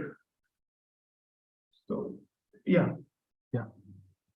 Thank you. Thank you. Thank you. Thank you. Thank you, sir. Question to you that which IT companies and the banking companies you have selected for study?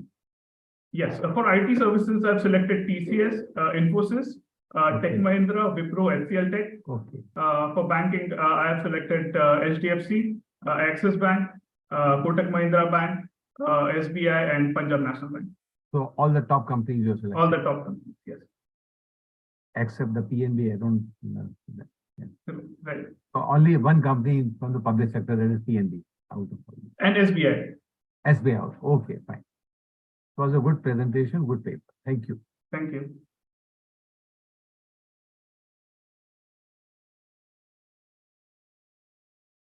Next paper, please. Daksha, please unmute. Daksha, please unmute. Yeah, please continue. Good evening, everyone. What is the serial number, Raviji? Number 9. 9. Okay. Yes, Daksha ji, please continue. Am I audible? Yes, you are audible, but some voice is not network issue is from your network, side. Yeah. But please continue, no problem.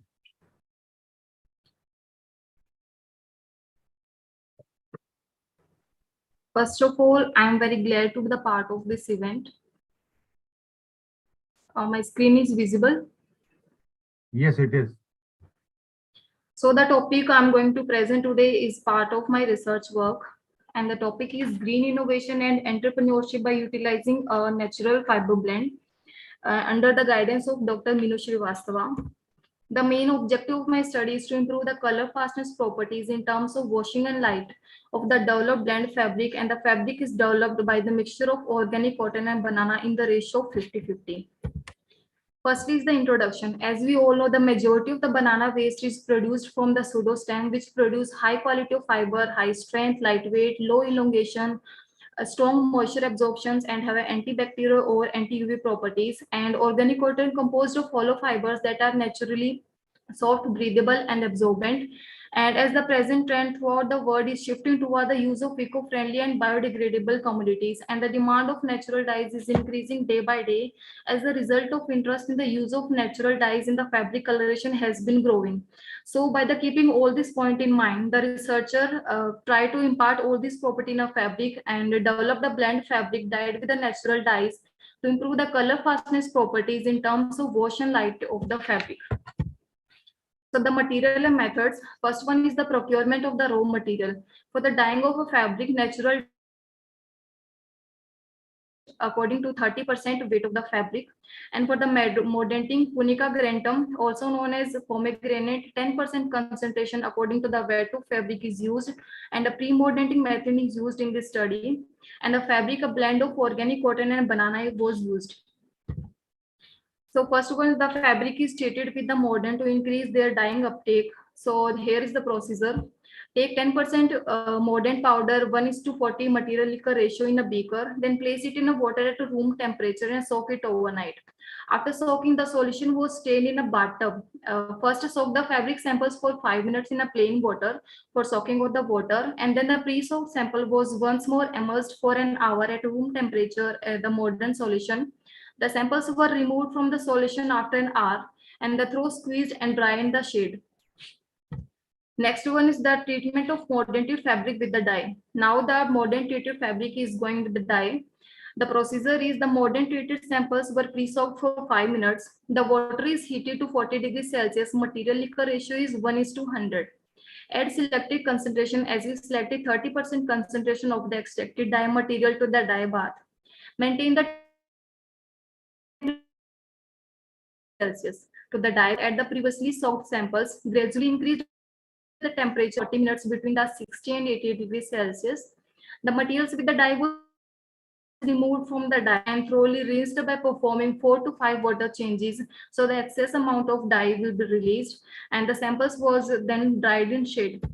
In the results were concluded in 2 types: subjective evaluation and objective evaluation. In the subjective evaluation, the samples were evaluated by the 10 experts in the field of textile and apparel designing using 5-point rating scale in terms of various parameters like intensity of dye, depth of the dye, and uniformity of the dye. And the result of subjective evaluation, the dyed sample with the terminal Arjuna showed the mean value of 4.86. Rating in terms of depth, shade, and uniformity of dye, and that it is very good according to the scale. In terms of objective evaluation, color fastness of developed dyed samples was checked, and it will be evaluated by using proper stand test procedure. In terms of washing fastness, the developed dyed sample shows very good to excellent in color change and staining on the adjacent fabric when compared to the unmodern treated fabric. And the ratings were given to according to the standard rating scale, that is 1 to 5, poor to excellent. Please conclude now. Okay, sir. Okay, I'll try. And if you are talking with the light fastness, the blend fabric showed good to excellent, and it is also very good according to the scale of 1 to 7, that is 4 to outstanding.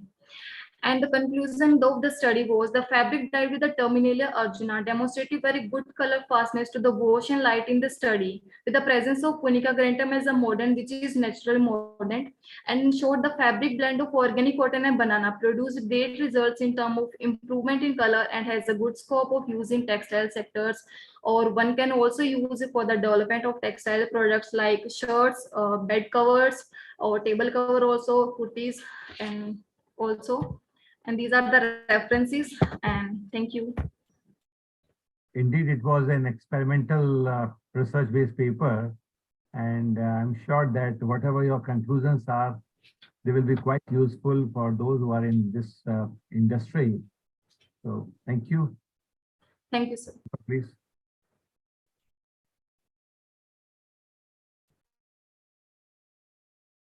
Thank you so much.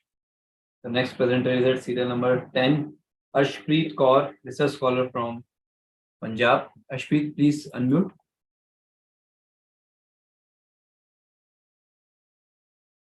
Ashpreet Kaur, please unmute yourself.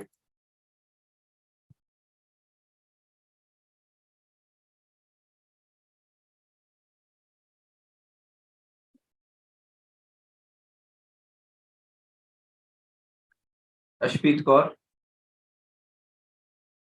Okay. Yes, Ashpreet, please unmute. Yeah. Yes, sir. Good evening, sir. Good evening, sir. Yeah, please start. Okay, sir. My today topic is status of working women in education sector during the COVID-19 pandemic. The COVID-19 pandemic has a lot of working women and unpredictable situations in which the lockdown conditions have a multiple.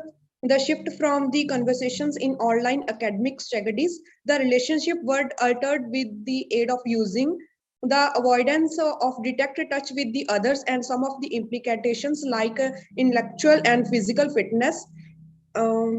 The international enlargement of COVID-19 pandemic sickness has achieved many outcomes which can have the effect of the human being's general fitness. On one hand, the virus itself creates physical condition wherein body is harmed in many ways.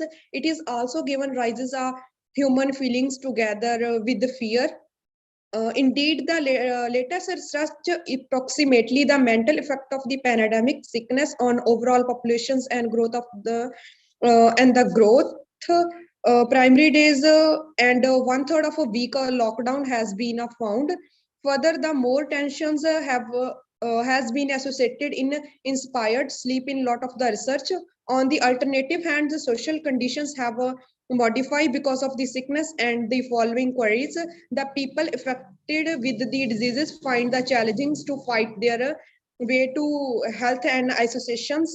The durations where they need the maximum support of the loved ones have to be spent away from the very sports. They tough lessons that the worries tougher states of the affairs and a pandemic sickness leads to movement factors. The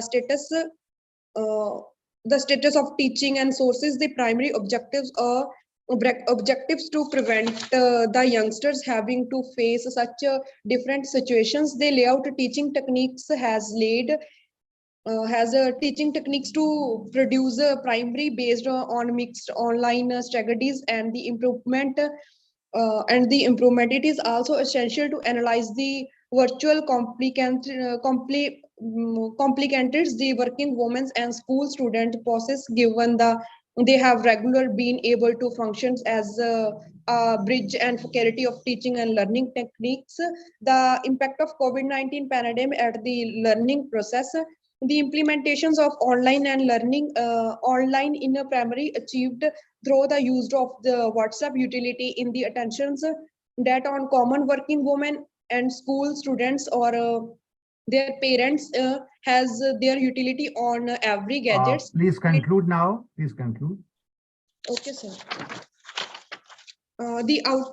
The outcome of highlights there are the numerous limitations faced some students working women and their parents of online teaching and learning, particularly master of the outcomes they required, particularly inputs. They include extra network cost, extra efforts of their working women and parents in helping students in learning, conversation and socialization. The running hours in limited for working women due to the fact they need to speak and coordinate their parents and school management. The COVID-19 pandemic influence in many structures such as the academic assistant, parent, student and teachers or learning techniques are trainer, but this okay, madam, just a minute, ma'am.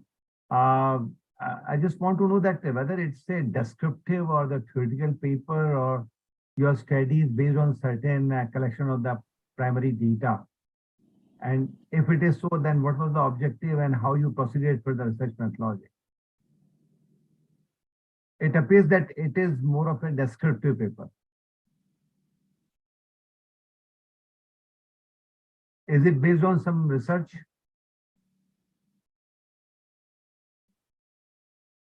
Am I audible, madam? So please next time do some research. In fact, paper presentation should be based on some sort of research based on the primary or the secondary data or both. Thank you. Next paper, please. Thank you. Thank you so much. Yes, the next is serial number 12, Ananya Bhatia, Research Scholar, Maharishi Dayanand University, Rohtak. Yes, Ananya ji, please unmute. Am I audible, sir? Yes, yes, please continue. Okay. Thank you. I would like to present my screen.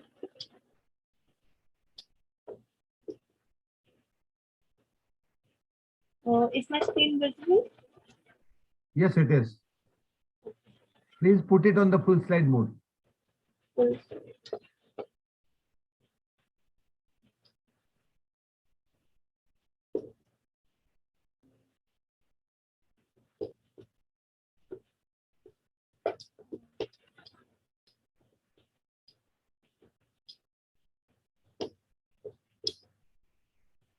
Is that okay, sir? Is that okay, sir? Yes, yes, please continue करें. Okay, sir. Okay, thank you. Just a second. Thank you. So, firstly, madam, you can skip the introductory part. Just tell us the objective, methodology, and the major findings. Okay, sir. Okay. Firstly, I would like to thank the organizers for giving me the opportunity to present my work on the topic, a sectoral distribution of NP among public and private sector banks. I'm a research scholar in the Department of Economics, Mahasi Dayanand University, Rohtak, Haryana. Um, um, Talking about my topic, I would briefly like to tell that what is NPA, as it is all about the NPA. You may skip this part because we all know what the NPA is. Just the Okay, objective. okay. Straight away. So, since my paper talks about the sector-wise distribution, so RBI have made the sector-wise classification into priority and non-priority sector. You may skip this part also. Okay. Just come to the objective. Okay. Yeah. So, the objective of my study is to examine the sectoral and sub-sectoral classification of NP across distinct ownership. Talking about the methodology, my study is a descriptive and analytical in nature. My research is based on secondary data, and the data is collected from the RBI report, namely Trend and Progress of Banking in India, and some of the data has been taken from the Financial Stability Report, various issues. And moreover, RBI circulars were also analyzed for the updated information in the context of priority sector needs. Time period I have chosen is from 2001 to 2022. Sample size, the data was collected for public and private sector banks because during the study, the foreign sector banks PSL target is 32%, which is different from that of the public and private sector banks. That's why I have chosen the public and private sector banks for my study. Talking about the tools, I have used percentage growth and analysis and charts to clearly define my data. So talking about the first sectoral distribution and bank-wise distribution of the NPA, we can see from this graph that overall sector analysis shows that the NPA ratio is more pronounced in the non-priority sector related to the priority sector. And the bank-wise analysis shows that among the public sector banks, NPA ratio is more prominent in the non-priority sectors compared to the priority sectors in India, except for the period 2006 to 2012. Conversely, the private sector banks, the NPA consistently exhibits a higher proportion of NPA in the non-priority sector as compared to priority sector. Now, if we further analyze the priority and non-priority NPA, which is my objective, we can see the loan dispersed to the priority sector. As we can see from the graph again, that the public and the private sector banks witnessed an uptick in the total amount dispersed, but the public sector banks outpaced the private sector banks in terms of the absolute value and the percentage value in terms of lending to the priority sector banks. Then moving further, we can see the subsectoral analysis and also a comparison between the public and private sector banks. So we can see that the share of NP in the priority sector banks NP shows an undulating trends. Furthermore, a detailed analysis shows that on average, there is a fluctuating trend in the agriculture and MSME sectors, with the NPA initially rising and subsequently falling. Conversely, the share of NPA in the other priority sector consistently declines over the time, and in the post-crisis period, the MSME sector accounted for the highest NPA, followed by the other sector. However, the pattern shift post-crisis period, and on the average, the share of NPA in the MSME and agriculture sector increased, while that of other priority sector declined. Following the asset quality review period, that is from 2016 to 2022, there was a notable decrease in the share of three sectors, that is agriculture, MSME, and other priority sector, leading to an overall decline in the priority sector.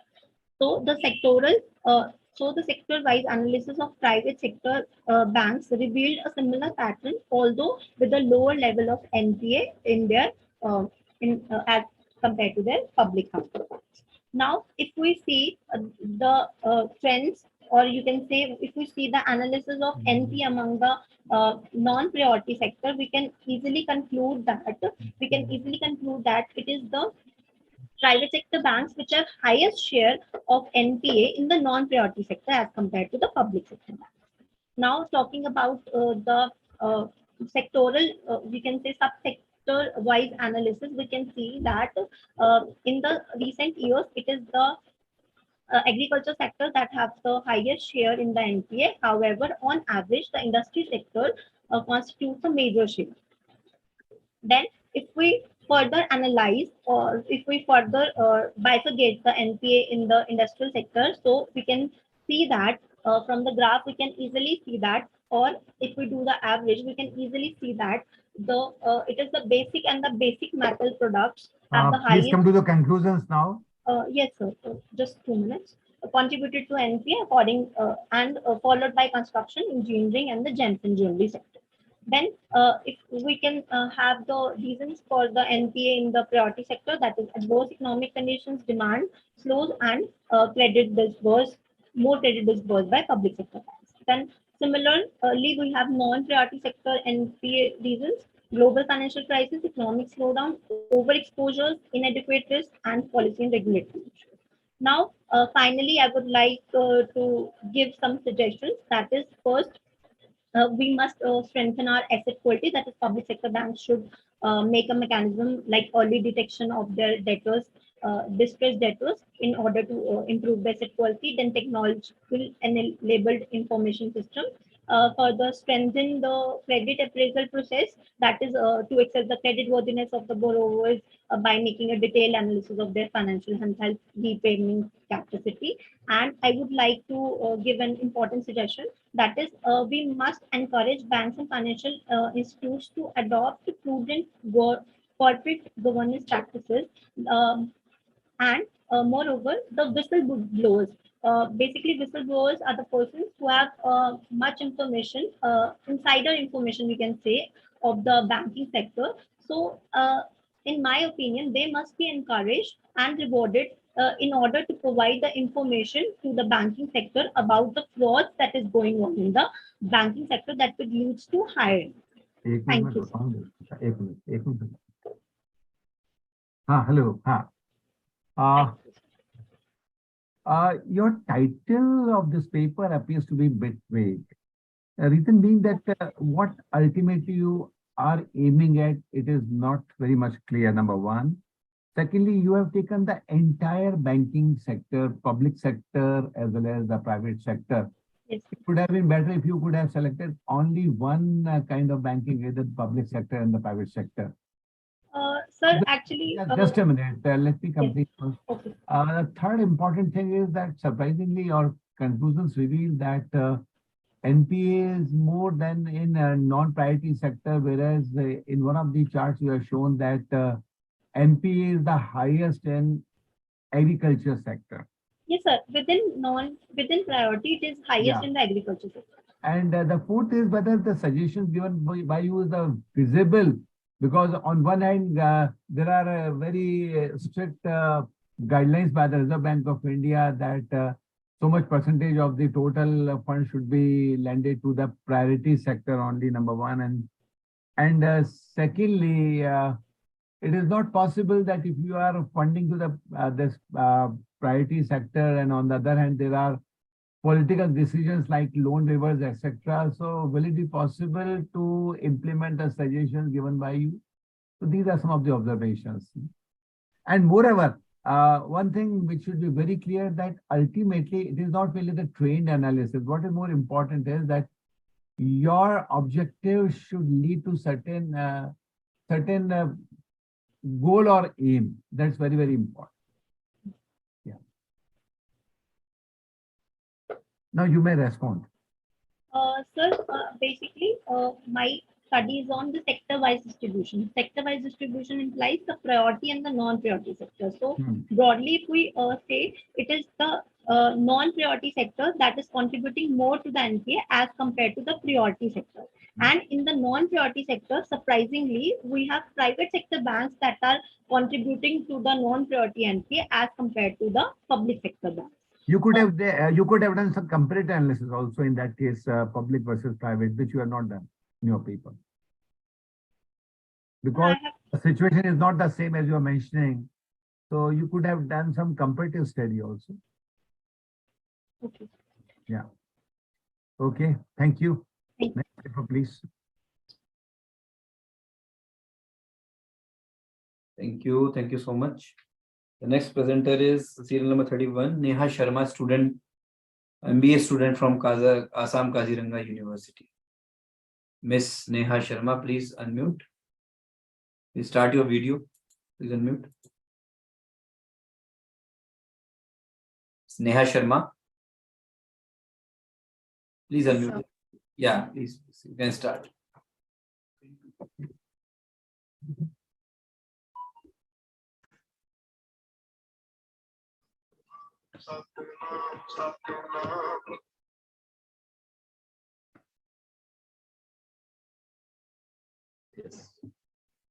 Good evening, everyone.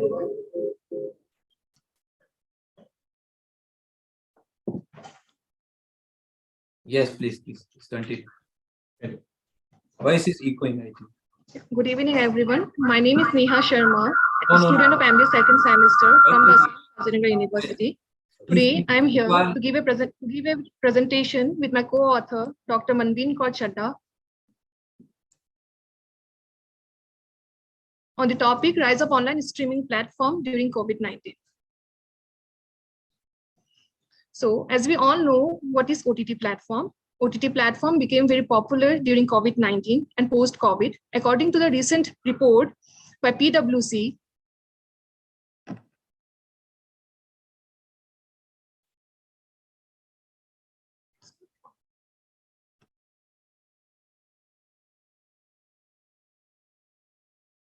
You are not audible again.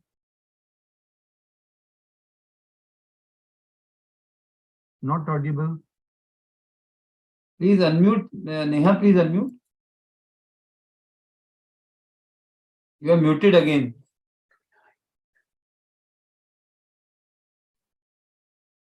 Please unmute, Miss Neha. What happened? Okay, sir, should I call the next presenter? Mehta, sir? Yes, please. Okay, the next presenter is Kritika. Kritika, please unmute.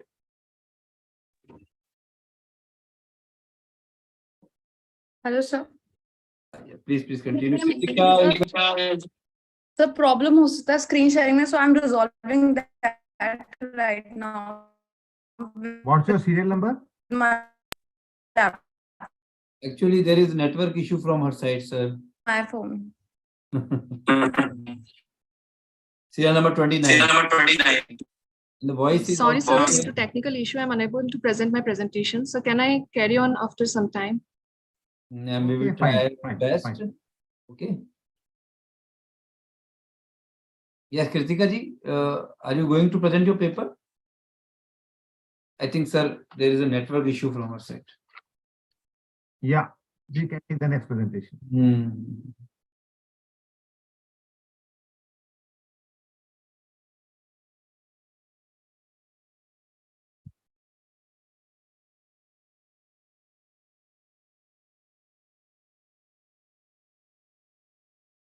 Father Beju Thomas, serial number 14. Father Beju, please unmute. Yes. Yeah, please continue. He is a regular visitor of our. Yes. You are quite familiar with him. Yeah. Yeah. Yes, sir. He's now become the family man. Yes. Father, please, start your video also. Yes, I'm starting. Sir.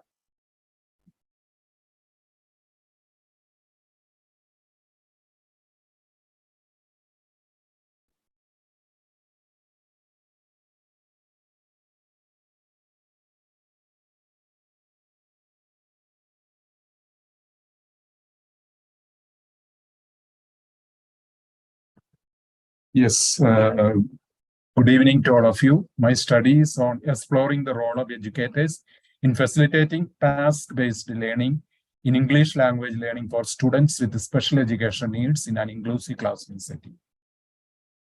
Introduction. Task-based learning promotes learning a language by focusing conversational skills in real-world situation. The goal of English language learning among students with special education needs is to integrate task-based learning with technology. Task-based learning has aroused the interest of language educators throughout the last 30 years. It is a strict approach to language education, highlighting the communicative language teaching in syllabus designing and learning goals.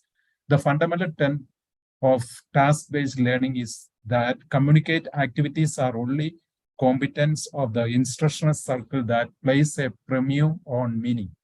Language education based on activity is meant to provide students with an immersive educational process in which they use target language to make meaning, to encourage and support students' language acquisition. Besides the proven association between technology and task-based learning, the digital literacy study promotes more study into the interplay between technology and task-based learning for students with special education needs in inclusive classroom setting. The concept of task-based learning. Further, you can skip this part and come to the objective, please. Okay. It is a it is not a theoretic study. It is just a what is called a there should be field study, like aim and objective, sir. Okay. Why a task-based learning approach is necessary? Students will engage in tasks with which they are already familiar. When learning a second language, tasks are beneficial since they promote communication which is suitable for learning. Students can practice attention to form through the completion of a task. Students are more likely to learn to think critically and pay attention in classroom structure around individual tasks. Educators may observe the students' language development over time if they employ a task-based curriculum that promotes the collaborative resolution of real challenges. Task-based learning among students with special education needs. Teachers who employ task-based learning push their students to make links between new information and their prior knowledge. Students with special education needs benefits from task-based learning because it allows them to more opportunity to use the language in authentic context, which speeds up their language acquisition. Students with special education needs who still need an adequate understanding of the target language may feel intimidated by the prospect of joining in on language building activities with more advanced students. Okay. Task-based learning and English learning, language learning. English language learning has become one of the most commonly used languages in the entire globe. Having significant discussion with others in a great way to share your feeling and learn about the world from their perspective. Secondary school English teachers can benefit from hearing about a method shown to engage, excite their students. The outcome support and understanding that this approach can help children develop their full language potential. When asked, students often name task-based learning their preferred learning strategy. Task-based learning is high demand due to the status as a symbol of above-mentioned technologies. The outcome showed that task-based learning and technology tools benefit students with special education need in language acquisition. The role of educators in facilitating task-based learning. The role of educators in facilitating task-based learning in the classroom will draw mainly from these resources. We will Father, also... you may conclude now, please. Okay, conclusion. Yeah. Much to be done before task-based learning can be used to students with special education needs in an inclusive classroom setting. Although task-based conditions are commonly employed, they provide opening that's good further the field. An inclusive set of rules is required for a smooth rollout of task-based learning. Integrating task-based learning, which becomes the most common method of teaching English, is essentially for students with special education need. When students and teachers used to task-based learning, losing this restriction would improve for everyone involved. Task-based is useful because it allows students to use their entire linguistic repertoires. Most domestic duties call for the help of more than one person. Task-based can help students enhance communication especially in an inclusive classroom setting. Thank you. Thank you, sir. Father. It's a descriptive paper. Of course, in your case also, the title is quite lengthy. It understand what exactly the theme is. So you'll agree with me that the title should be a bit concise. Okay, Thank you. sir. Thank you. Thank you.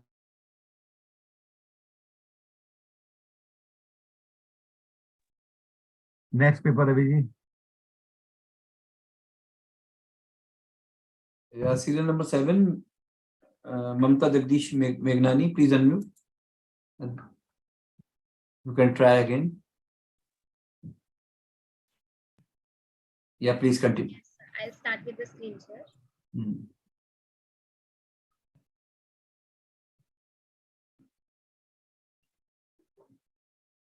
Okay, good evening, everyone. So my topic for today is role of human resource in employer branding with a special reference to provision of best or ideal EPF services. So this is the overview of the study. So basically, overview of the study. So basically, it is to study how the HR, the human resource department, can help the organizations in employer branding and how they can do that. So basically, they can provide better and effective and timely EPF services. So basically, nowadays, if I correlate with the topic that is sustainability, so my topic EPF services, it is one of the social security scheme of Government of India. And the thing is, many employees are getting this particular facility, but they're not aware about all the schemes they're eligible for. So it is the responsibility of the HR department, they can help the employees to understand what all this scheme is all about and what are the privileges they can get. So basically, I've referred to the secondary source of data, and findings actually show, so this is the overview. So finding actually show that yes, HR is having a scope here and they can help the employees to understand it better. And then it will definitely lead to further enhancement in employee commitment, dedication, and that will obviously lead to employer branding as well. So this is my statement of problem. Since nowadays, the employees, especially who are employed in the private sector, their social security is a major concern for them. People are actually worried and anxious about their retirement, their provident fund, and how they'll be working in their retirement without salary. So basically, EPF is one such scheme which is ensuring social security of EPF members, and it is providing various benefits with reference to retirement, unemployment, disability, and all. But the thing is, employees are not aware. So that is the main statement of problem. They're not aware about the documentation, how it is to be done, formalities, how it is to be completed, and the major amendments which are getting updated. So they are not very much updated also. So yes, HR can definitely make them aware, and that is their important role to play here. So this is my object. These are my objectives of study. The first one is to study the concept of employer branding and how it is significant in recruiting and retaining the skilled manpower. The second is to study the role of HRD, that how they can create a positive employer brand by providing best EPF services. And the next one is to give recommendations. So this is my research method. I've used secondary source of data and I've referred to some real case studies and made analysis from the same. So these are my findings.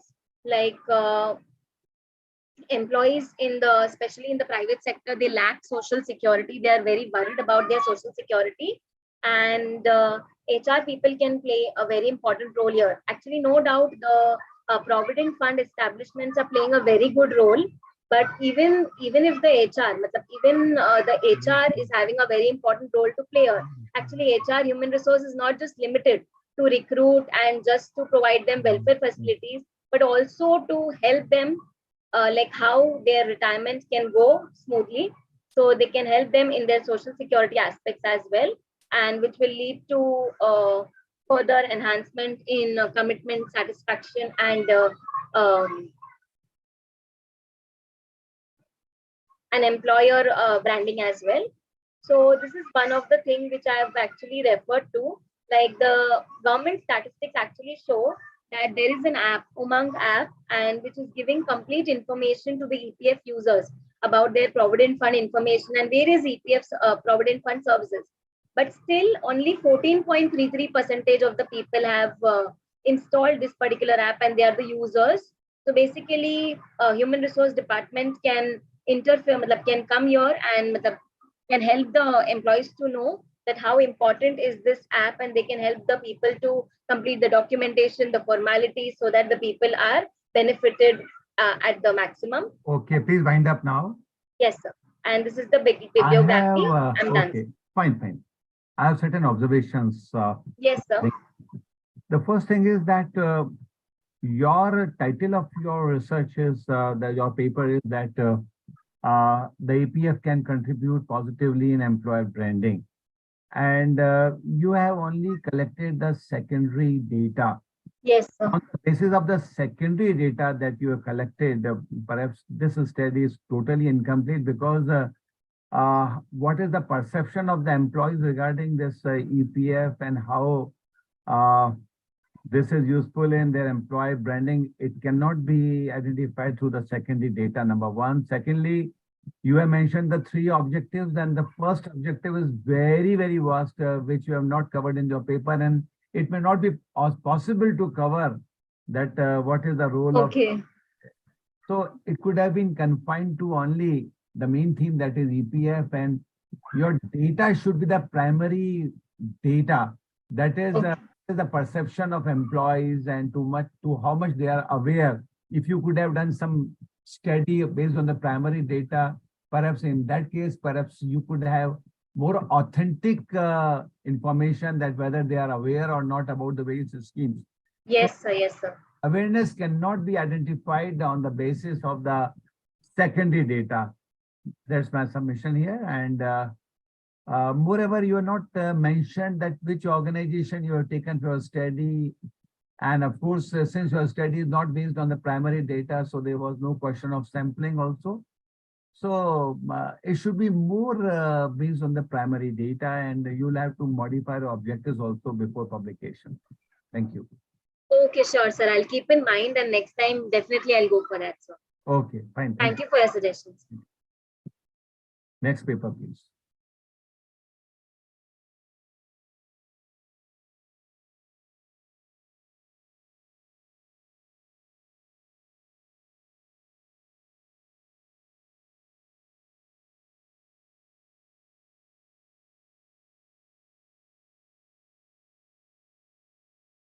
Serial number 15, Ashu Chauhan, research scholar, Department of Economics, Punjabi University.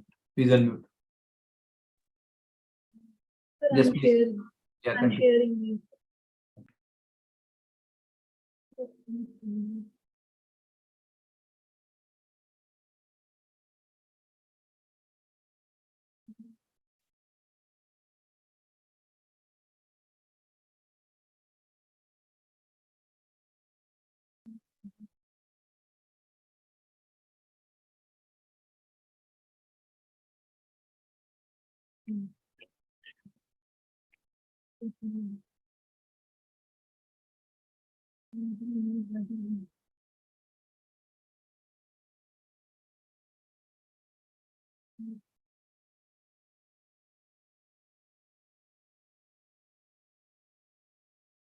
Sir, is it visible?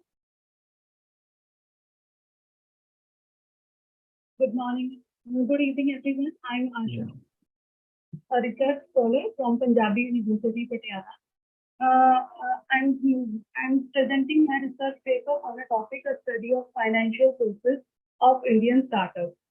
Research methodology and objectives of the study. The study is based on the secondary data sources for getting insight into the Indian startup ecosystem. Various research papers, reports, government website, and the Startup India portal, newspaper articles, etc. are analyzed in detail.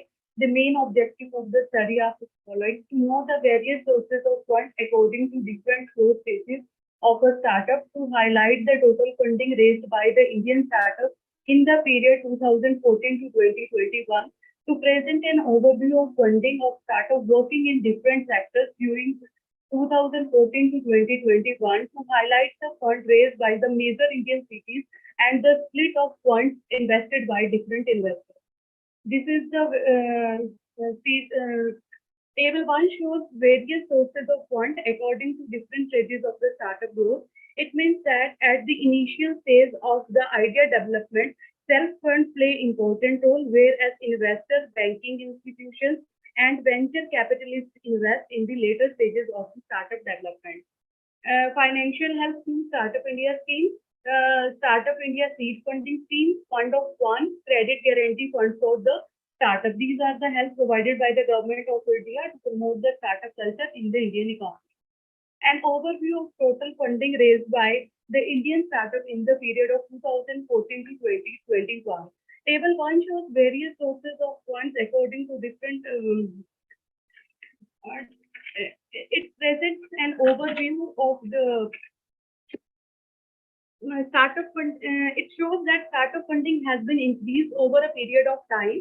In the year 2014, only $5.3 billion were invested, where it has been raised to $13.7 billion in the year 2021. And CAGR is calculated for the. What is this INC for 42? Your source INC 42. What is that? Yes, sir. This source INC 42. What is that? Sir, it is a report. Sir, it is secondary data based startup programs. No. You have mentioned the source INC 42. What is that? Sir, it is the online site. Sir, it is online site which provides data on startups. So whether is it the authentic and the reliable site? Is it a government site, or how can you say that it's a reliable site? The maximum number of secondary data paper quoted into the research work, the reputed journals published.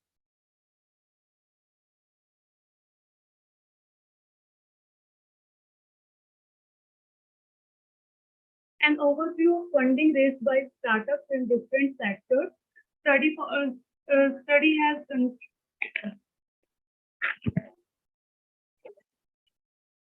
That's fine, but but how this study will be useful for the stakeholders? I just wanted to know. What is the question? You have collected the data and information, Yes, but that on that basis, what can be done? What do you want to ultimately, what do you want to highlight? How this study will be useful for the startups or for the lending institutions? What ultimately you are aiming at? Okay, basically, you have collected the data from particular site, but what ultimately you are aiming at? So basically, it is presenting that number of funds are very important for the growth of any. We all know that the funds are important, but what this study is aiming at? It is showing that the startup funding in startup is also increasing in Indian economy with private investors also. Startups are present in India, that it has no connection with the title of your study. Anyway, thank you. Thank you. Next paper, please.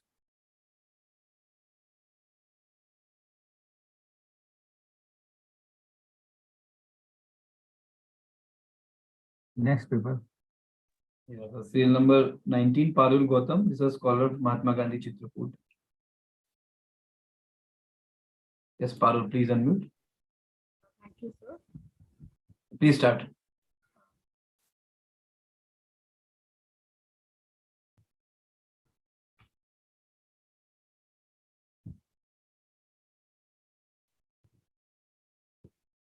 Is my screen visible? No, it is not. Yeah, it is coming now. Good evening, one and all. I'm Parul Gautam. Put it on the full slide mode, please. What's that? Put it on the full slide mode. Start with the beginning, with the first slide.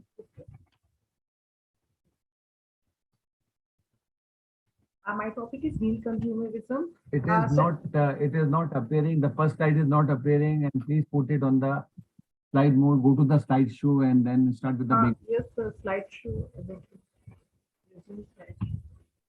Is it now? No, it is not.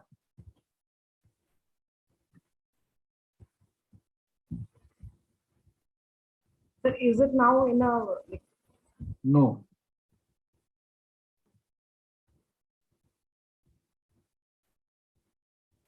Just go to the slideshow and then from the beginning. Yeah. Is it visible, sir? Yeah, it is visible. Anyway, just okay. So my topic is green consumerism. Sir, shall I start with my no need of introduction with the objective one. So this is first time I'm presenting the paper. So it is basically analysis of the various research paper, and I'm trying to find the research gap, and further suggestions are also there. So various research has been done in this topic, green consumerism. Green consumerism is an oxymoron. Indicating green indicates that it is we have to conserve the environment, but consumerism implies that we have to destroy the environment to create something. So various historical background is there, how it came into existence. Concept of green consumerism came into existence. Then initial researches were based on energy use and pollution issues of automobile, oil and chemical industries only. Consumption behavior researchers were limited to recycling, energy saving and consumer responses to advertisement and labeling information. Then from all the research papers which I have studied across 27 research papers, I would like to categorize all those research papers into 3 categories. The first category would be the research papers which are being done by the experts, the consumer forums and environmental groups. They have deeply studied the green consumption research, and on the basis of dematerialization, pro-environmental correlation between pro-environmental behavior and ecological economics of such behaviors, and level of material consumption. Then second type of research papers, they have analyzed the green consumption on the basis with the application of theory of plant behavior, which is a model, which is again the application of TAM model, and it studies the various psychological factors affecting the green consumption behavior. It also studies the linear relationship between attitude, consumption, intention, and behavior. Please come to the objectives now. Sir, it is a detailed analysis of various research papers. I'm trying to understand the concept of green consumerism, what all researches have been done in this field, and what could be done extra, what are the research gaps. So come to the research gap up to your study, just the research gaps. Okay, sir. Research, most of the researchers recorded all the green product purchase behavior as a category only. They have not studied the green consumer behavior from the single perspective. So it could be done for deep insight into green consumerism. Then there are limitations of the TPP model. Only psychological factors has been analyzed. So various non-linear models and other theories could be used to explain the complex consumer buying behavior. And also the various demographic factors could be studied in isolation, which affect the green consumer behavior. And then this could be all the various researchers have been done in geographically limited areas. So it could be expanded geographically, cross-culture dimension could be inculcated in the research paper. And then product category could be improved upon, like most of the research have been done in food, clothing, transportation, other products like home appliances, travel industry, tires, and recycled glass containers and paper could be studied as well. And time range of the study could be increased because nowadays innovation is increasing, and so preference of the consumer is changing rapidly. And my suggestion would be green consumerism. My conclusion and suggestion are green consumerism has the potential to reduce the strain on the environment, which is very evident from the COVID-19. And most of the environmental degradation can be associated to the consumption, but consumer alone is not responsible for this. The collective action by the government, consumer, business, manufacturers, media, and consumer environmental organization has to be taken in and focus from the value of money to the value. Please conclude now. Please Yeah, that's it. Green consumer can become a tool of sustainable development. Based on your literature review, now it's high time that you should start now doing some research based on the research gap that you have identified, number one. Yes, sir. Secondly, this title green consumer is quite general, quite vague. So title should be bit specific. Yeah, but it's a very general kind of, you cannot write the title green consumer.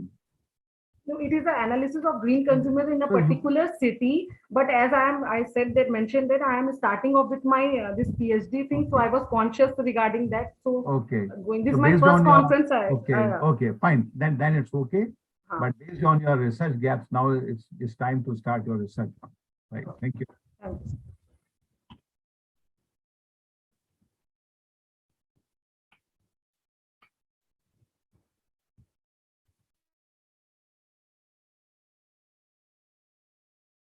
Thank you. Thank you so much.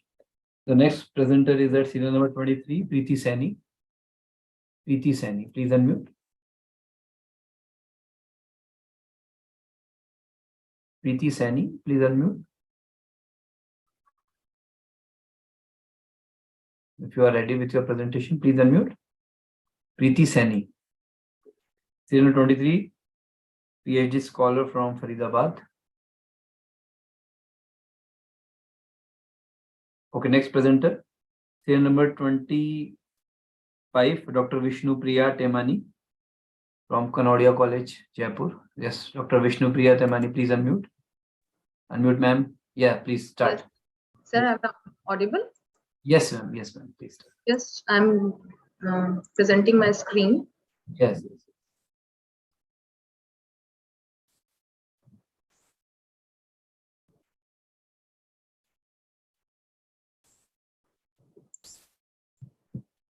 Sir, is it visible?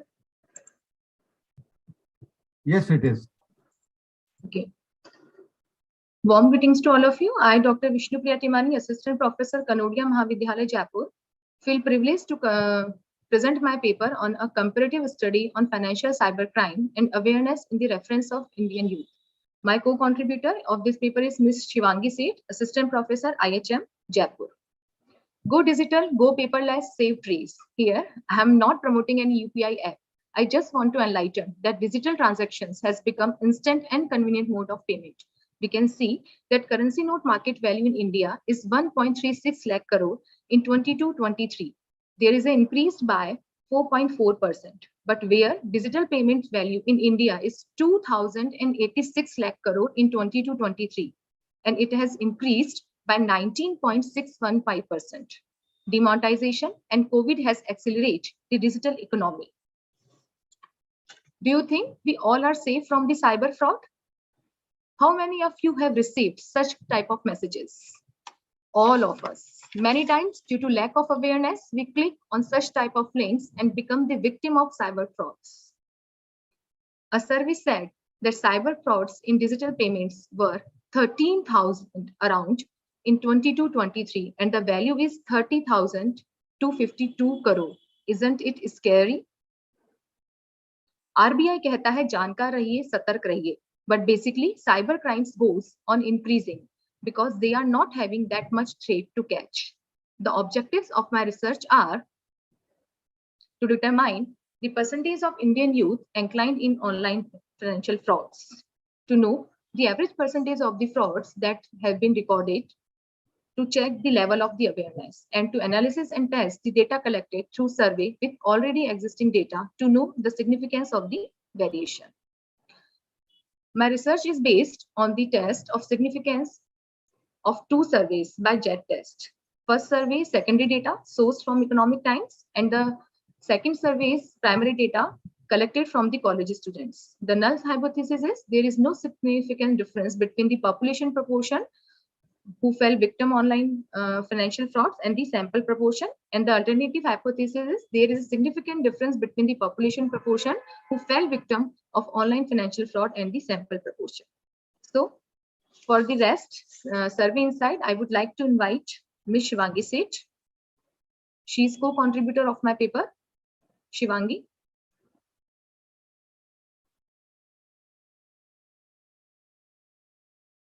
Yes, Shivangi ji, please unmute. Thank you, Vishnupriya ma'am. I just got the permission to be unmuted.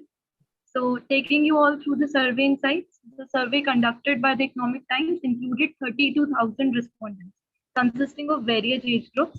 Now our targeted audience were only the youth. So we selected 100 students amongst them. Amongst the 100 students, 57 were male and 43 were female. The aim of this survey was to gather information regarding victimization experiences among the participants. The findings revealed that among the respondents, there were 32 male victims and there were 32 male victims and 16 female victims. Further, it was observed that the data indicated a significant proportion of the youth, specifically 30 out of 32 male individuals, and among the female, 15 out of 16, who were the victims of such frauds. Moving forward, since it was observed a difference between the average percentage of respondents, hypotheses were tested based on the Z test. So the Z test concluded at a significance level of 0.05. The critical value was 1.96. However, the calculated Z score was 1.98. Moving forward, we see the findings that Z test shows null hypothesis is rejected and there is a significant difference between the population and sample. So this shows that since there is very large difference between the sample and population, youth is more prone to financial frauds. The reasons may be lack of knowledge, increased use of internet, more impulsive behavior, them being easy targets of such fraudsters. So in conclusion, I would like to say that our study has contributed significantly to the society because until and unless we focus on some kind of things like youth, what is youth facing and what is the perspective of youth, we cannot come up with certain policies. So this study is very much significant to society, and also the conclusion that although youth is very much prone to such frauds and youth is subjected to such frauds on more frequent basis than compared to other age groups, but on a brighter side, they are also reporting such frauds, where this normal population was only 56% aware about the redressal procedure. Our youth is 96%, which is highly significantly more as compared to other age groups. They are reporting such frauds and are responsive to such frauds. Thank you. You have mentioned that you have gathered the data from the students. How you selected the colleges and what is the level of the students? Sir, the Economic Times came to our college, that is Institute of Hotel Management, and they collected the data. At that time, we were not aware that what all was going on, but later when we found out that the survey was included and in the particular survey, 32,000 respondents have participated. So we picked out the sample from these IHM students only. Their age group is between 18 to 25. Excellent presentation, very good slides. Good, very good. Thank you. Thank you so much. Thank you. Yes, very good presentation, Dr. Vishnupriya Temani ji. Thank you so much.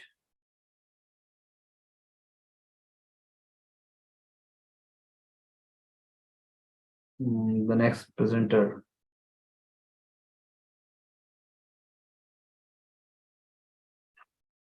Please, presenters, please, I request you once again to please open up your videos so that, you know, I can recognize you very early.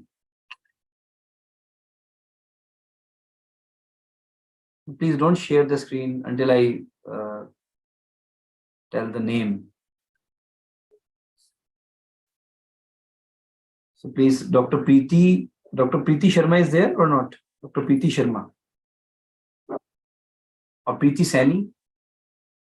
Ms. Preeti Sani, serial number 23. Preeti Sani. Preeti Sani is not there. Just a minute.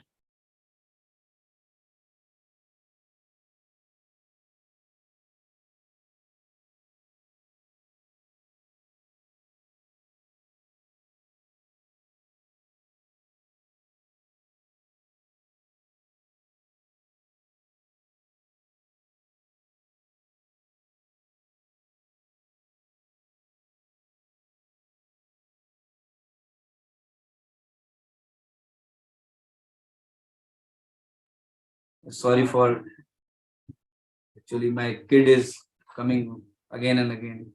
He's only 4 years old. So Sneha Gargi. Yeah, please, you can continue. Sneha Gargi. Yes, sir. Please, please. What is the serial number, Sneha? Sir, mine is 17. Am I audible? Serial number 17. Yes, sir. Am I audible? Yeah, you are audible. Please continue. Yes, sir. Greetings to everyone, all dignitaries and participants. My topic is innovative technology for sustainable use of natural dyes for textile printing. Under the guidance of Dr. Minu Srivastava, CCS MP to Jaipur, I conducted this study that India is known for thousands years for dye and printing in textile industry. India has rich diverse tradition in the textile industry. As we know that earlier natural dyes were used for this printing, and after the discovery of synthetic dye, the use of natural dye in the world is decreased. As the people are shifted rapidly towards synthetic dye because it was low cost, easy available, and the wide range of shades are produced from that natural synthetic dyes. Sneha, just tell us the objective. Sneha, just tell us the objectives and your major findings. Okay, sir. The objectives of the study is to screen and extract the natural dyes and printing auxiliaries, to develop direct paste with the combinations of various natural dyes and printing auxiliaries. And third one is to develop direct prints with the natural dyes and cotton fabrics. And the research methodology is first we select the natural dyes, that is original matter. And second one we select the printing auxiliaries, which is gargam as a thickening agents, titosan as a fixing agents, and alum and myrobalan as a mordants, and coconut oil as a plasticizer. After that, the aqueous extraction of the natural dyes are conducted, and the extract was ultrasonicated for 30 minutes, and then that natural dye extract was mixed with the printing auxiliaries to develop the print paste. After that, with the help of the developed print paste, screen printing of the fabric was conducted, and after drying of the samples, screening of the printed samples were done for 30 minutes, and then after subjective and objective evaluation of the sample were done. The two print pastes which are developed are these are the combinations: madder dye, gargam powder, myrobalan, alum, titosan, and coconut oil. This one is print paste combination 1, and second one is original dye, gargam powder, myrobalan, alum, titosan, and coconut oil. And this one is PPC, a print paste combination first sample, and this one is second sample. Results in discussions. The samples were evaluated by 10 panel of experts for subjective evaluation, and the rating was rated on 5-point rating scale, and the overall mean score is shown in table 1, which are as follows. Both the samples exhibit 4.37 mean score and 4.53 mean score respectively, and the wash fastness of the sample is found to be very good to excellent for all wash fastness, rubbing fastness, and light fastness, and the samples were highly appreciable by the consumers. Please come to the conclusions now. Yes, sir.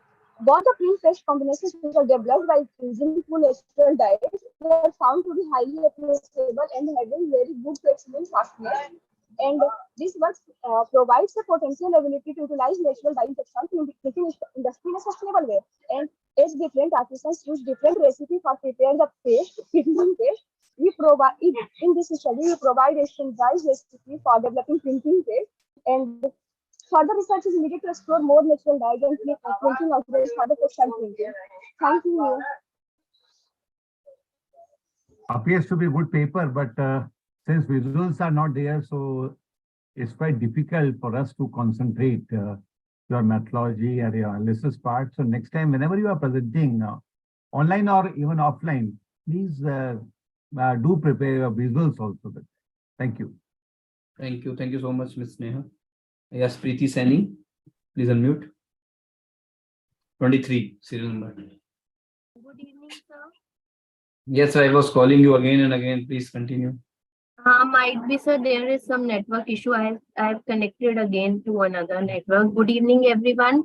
My today's study is smokers' pulmonary function and exercise, as there is increasing smoking, and we are knowing that it is a major health concern and it is affecting the society very much and affecting the sustainability of human population also. So my topic is in accordance to your theme, that is sustainability. Smoking has a direct and foremost impact on the quality of life and life expectancy, as stated by Goldenberg in 2014, and with environmental exposure, which is in NCR, and smoke inhalation, which is injurious to the health. According to WHO estimate, a person using tobacco, 8 million global deaths each year will be there, and killing up to half of its user, and it will be the single greatest preventable cause of the death by 2030. And according to the study conducted, the pulmonary function and smoking is related. Smokers have a more prevalent respiratory symptoms and lung function abnormality than non-smokers, and the annual rate of decline of FEV1 and COPD mortality is greater than non-smoker. It is already known, but the objective of my study is to find out that which exercise is specifically required to increase or decrease the pulmonary function in smokers, as there is no particular exercise protocol which is known to induce and increase the pulmonary function in smokers as compared to non-smokers. This is a secondary data collection, and the need of my study is smoking is becoming the greatest health burden for developing nations. Nearly 267 million adults in India are the user of tobacco, according to the Global Health Tobacco Survey 16-17. This is an important health issue, but still there are paucity of studying the effect of smoke on pulmonary function of an individual. Giving the uniqueness to the lifestyle and magnitude of smoking problem in India, a dearth of the study, it is imperative that researchers must design such studies that are directed toward understanding the impact of smoking on health-related problems.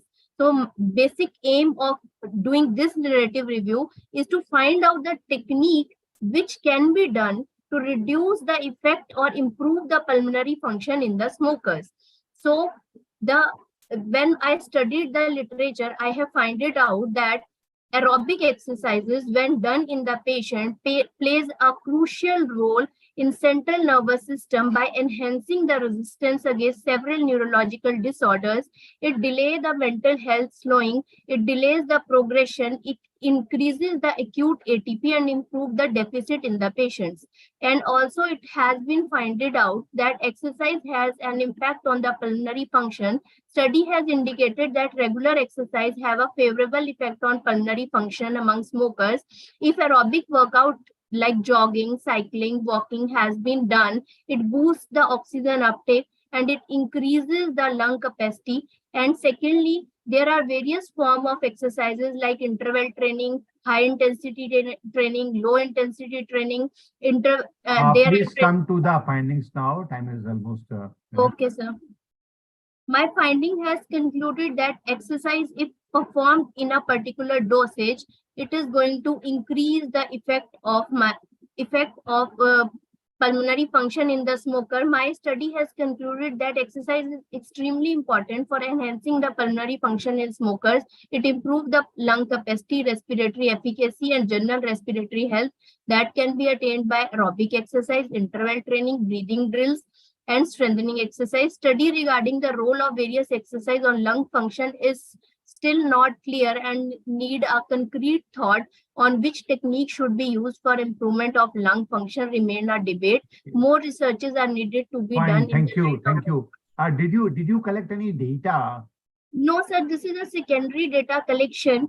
I have collected it from a Google Scholars. I have collected all the exercise protocols which has been done on aerobic exercise and pulmonary function in smokers and non-smoker. I have collected the data and I have come to the conclusion that yes, exercise is important, but there still now there is no particular protocol which should be followed to increase the pulmonary capacity. Then that is the major aim of my study. But it is a known fact.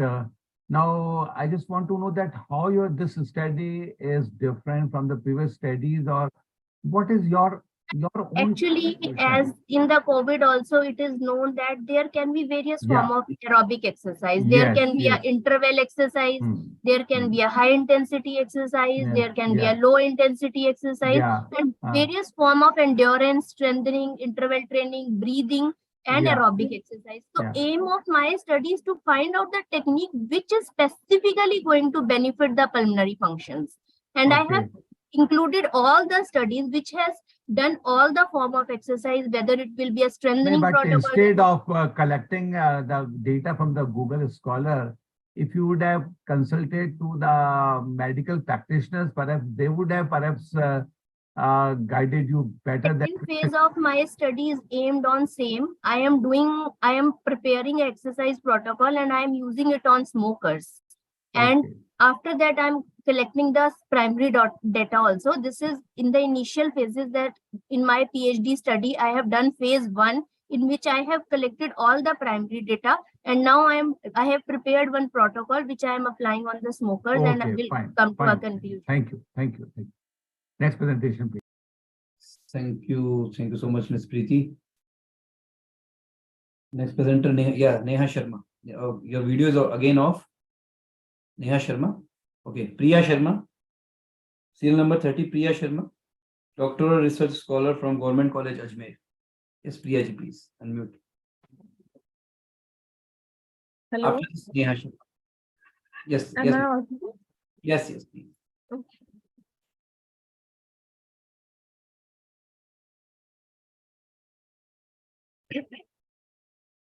One minute.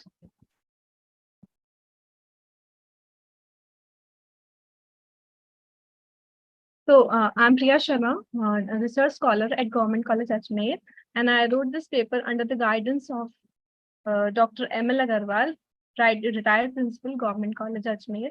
So the topic of my research paper is correlation between the capital structure and profitability, a case study on Cipla Limited.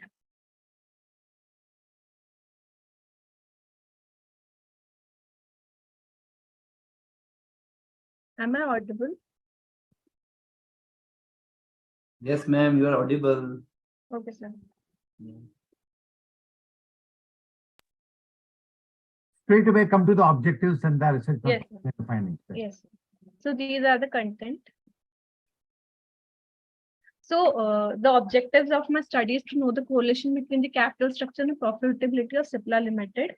So as you all know, capital structure plays a vital role for the, basically it is a foundation of any business. As you all know, capital structure is a formation of debt and equity. This is like basic terms for the non-commerce person here. So equity, as you all know, the ownership in the company, and debt is type of a loan which company acquire from. You can leave this part. So these are the hypotheses of my research. All null hypotheses are that there is no correlation between debt to equity and net profit, debt to equity and return on capital employed, debt to equity and return on equity, debt to total shareholder fund and net profit, debt to shareholder fund and return on capital employed, and there is no correlation between debt to total shareholder fund and return on equity, and all the alternate hypotheses are opposite of these hypotheses. So data is collected from the secondary sources, basically from the balance sheet of the company, that is Cipla Limited, for the period of 5 years, that is from 2015 to 2019, with descriptive research. So I summarizes the required data. So through my analysis, I applied correlation coefficient. So these are the results and these are the p-values, and the significance level was 5%. So all the p-values are more than the significant level, which means there is no correlation between the variables which are taken for the study. So we can accept the null hypothesis. So we can accept the null hypothesis, which means that debt and equity has a negative relationship with net profit, capital employed, and return on net worth. Basically, results shows that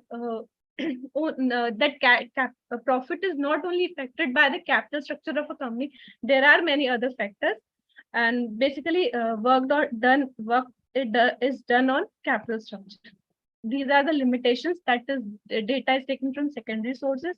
Period of research is from 2015 to 19, which again is not giving the present situation of the company, and data is only specific to Cipla Limited, so that which means that we cannot generalize the data. These are the literature reviews.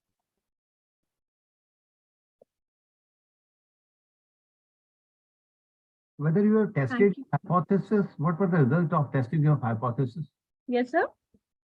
Whether you have tested your hypothesis? Yes, sir. What were the results? So there is no correlation between the capital structure of a company and the profitability. Means that capital structure does not affecting the profitability of a company. This is not a one variable which is affecting the profitability. So there is no correlation between the capital structure and the profitability of an organization. How it is possible? Because yes, sir, that's the point. Is this is not the only factor, like capital structure is not totally affecting the profitability.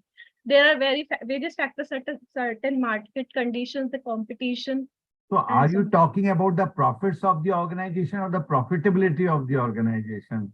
If it is profit of the organization, of course, there are a number of factors that may influence. No, sir, profitability, as far as profitability is concerned, there is a relationship between capital structure and the profitability. Dr. Pava, your comments, please.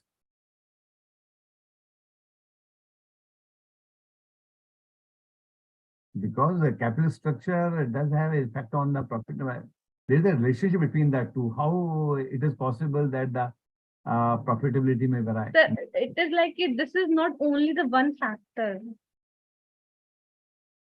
Professor Pava, your comments, please. Sir, please unmute. Professor Pava.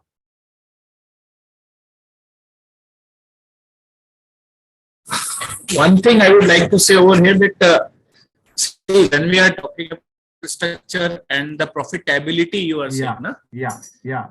Yeah, ji? Yes, yes. So profitability and structure, it is obviously that and secondly, you are talking about impact. Have you done any regression analysis? No, sir, just correlation. No, it is not possible. That's what impact you cannot see.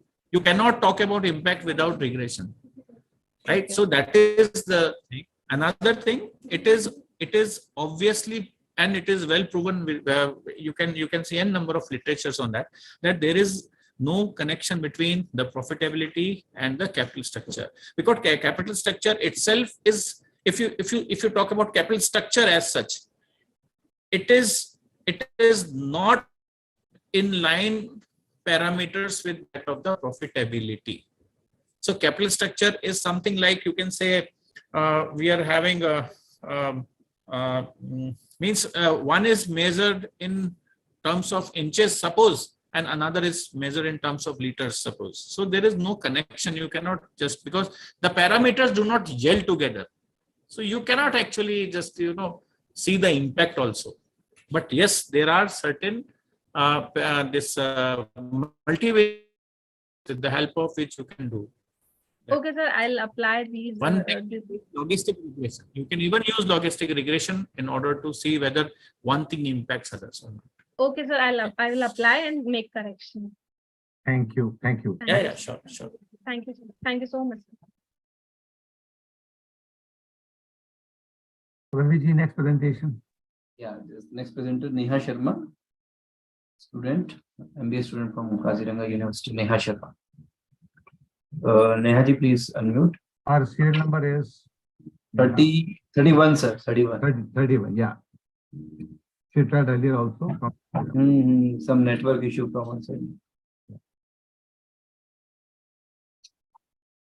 Please unmute, Neha ji. Yeah, please start.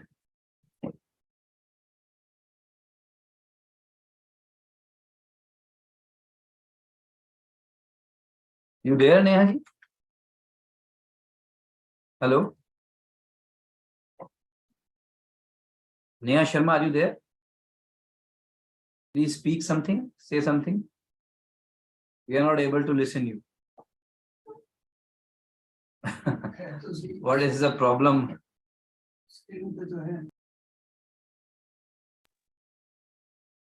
May I unmute your mic, please? Sir, again, there is a problem from her side. I don't know why it is happening.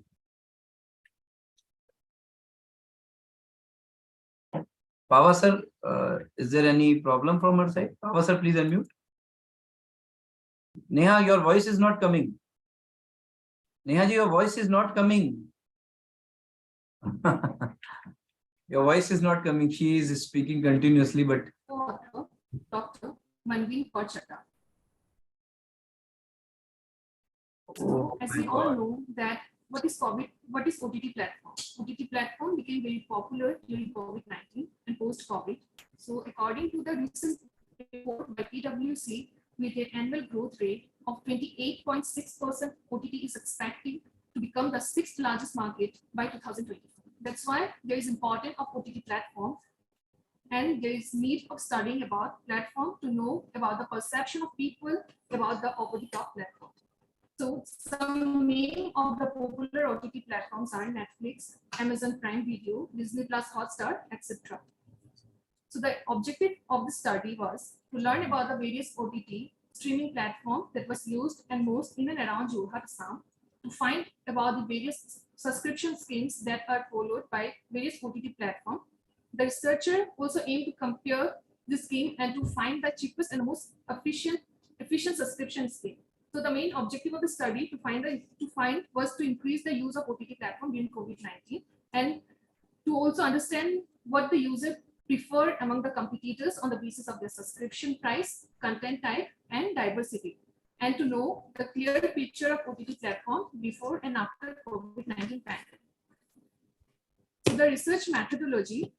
In this present study, the data were collected through questionnaire, and the data were collected from the people randomly from those people who were using OTT pre and post-COVID.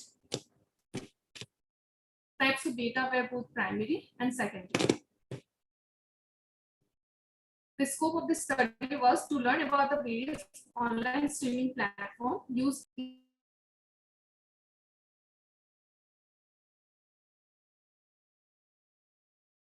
Again, you are not audible.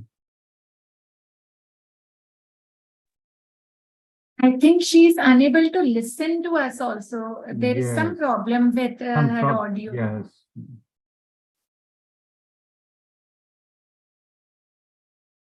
We are unable to listen.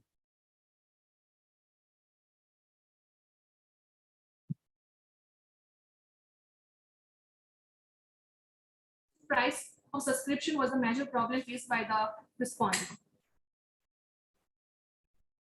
So with conclusion, 88.5% of the participants agrees that the fact that there has been raised on the OTT platform during the COVID-19 period. 84.6% of the participant has been using OTT platform for more than 1 year, and 1 to 4 hours is found to be a medium time duration of the content consumption with 69.2% of the participants. With this, I'd like to conclude my presentation. If you are listening us, Neha ji, then just tell us that how this paper is relating with the sustainability, the main theme of the conference.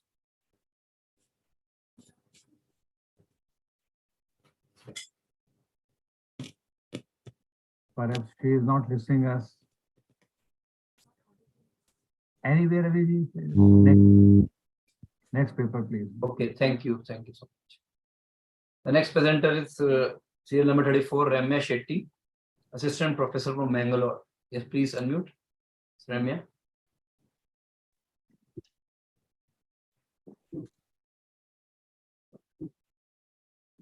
Yeah, please start.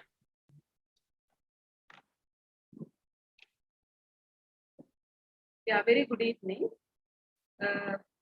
So my topic is Women in Business Process Outsourcing Units, Challenges in Transformation Era. So the objective of this study is, first of all, to know the status of women during ancient, medieval, and modern period, to know about the status and culture prevailing in BPO, to know the challenges faced by women in BPO and suggest the measures to overcome problems faced by women in BPO. And this study is a conceptual study. And as I'm pursuing my research, I just wanted to understand the status of women during each of the era. So it was observed that during the ancient period, women enjoyed a very privileged position in the society in comparison to the status women enjoyed during the medieval period. During the medieval period, there was a deterioration in the status, the way women enjoyed the position. Maybe she was not in a position to actively participate and did not have the liberty and freedom to participate actively in social, religious, and economic activities and so on.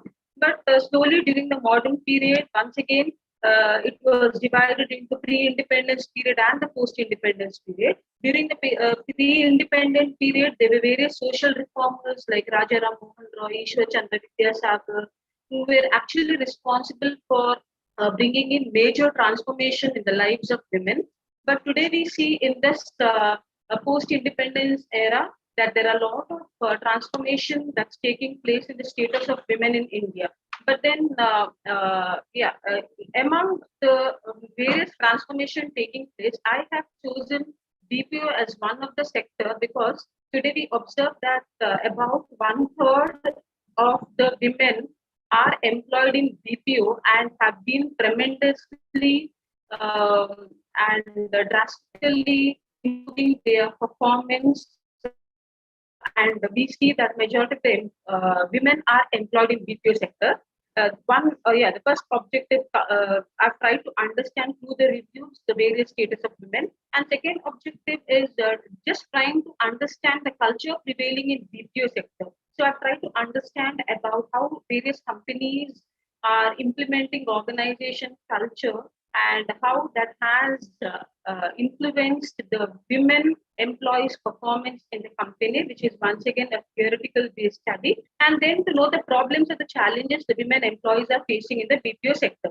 So major challenges we have observed is, one is due to the rising financial demands, the women have been supplementing their role in the family. Yes? Please conclude now. Yeah, conclude. Okay, fine. So these are the various reviews, and then these are the suggestions generally how we could bring in changes in order to make women's life more better.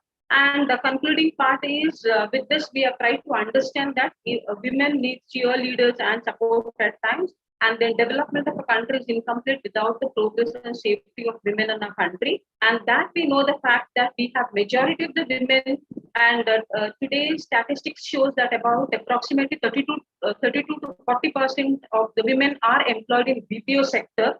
And even the NASSCOM report of 2020 shows that 1/3 of the women are being employed in BPO, that is ITES sector, which includes business process outsourcing, call center, and knowledge process outsourcing, and legal process outsourcing. So basically, I am in the process of preparing for my research, and so this is about theoretical perspective about the studies that I've conducted. And data collection and analysis is just in the process, and so this is just about the conceptual study on the transformation taking place in the lives of women after in this BPO era. Thank you. Yeah. It's a good beginning, and you've chosen a good topic. And as you have mentioned that it is just a beginning, and you are yet to analyze them. So hopefully it will be a good study, and we are expecting that next time when you're presenting a paper, then perhaps your paper will take the final shape. Thank you. Definitely, definitely. Thank you, Ms. Ramya. Next presenter, Dr. Yogita Satish Garwal, Assistant Professor from Manipal University, Jaipur. Yes, Yogita ji, please unmute. Our serial number? Serial number 36.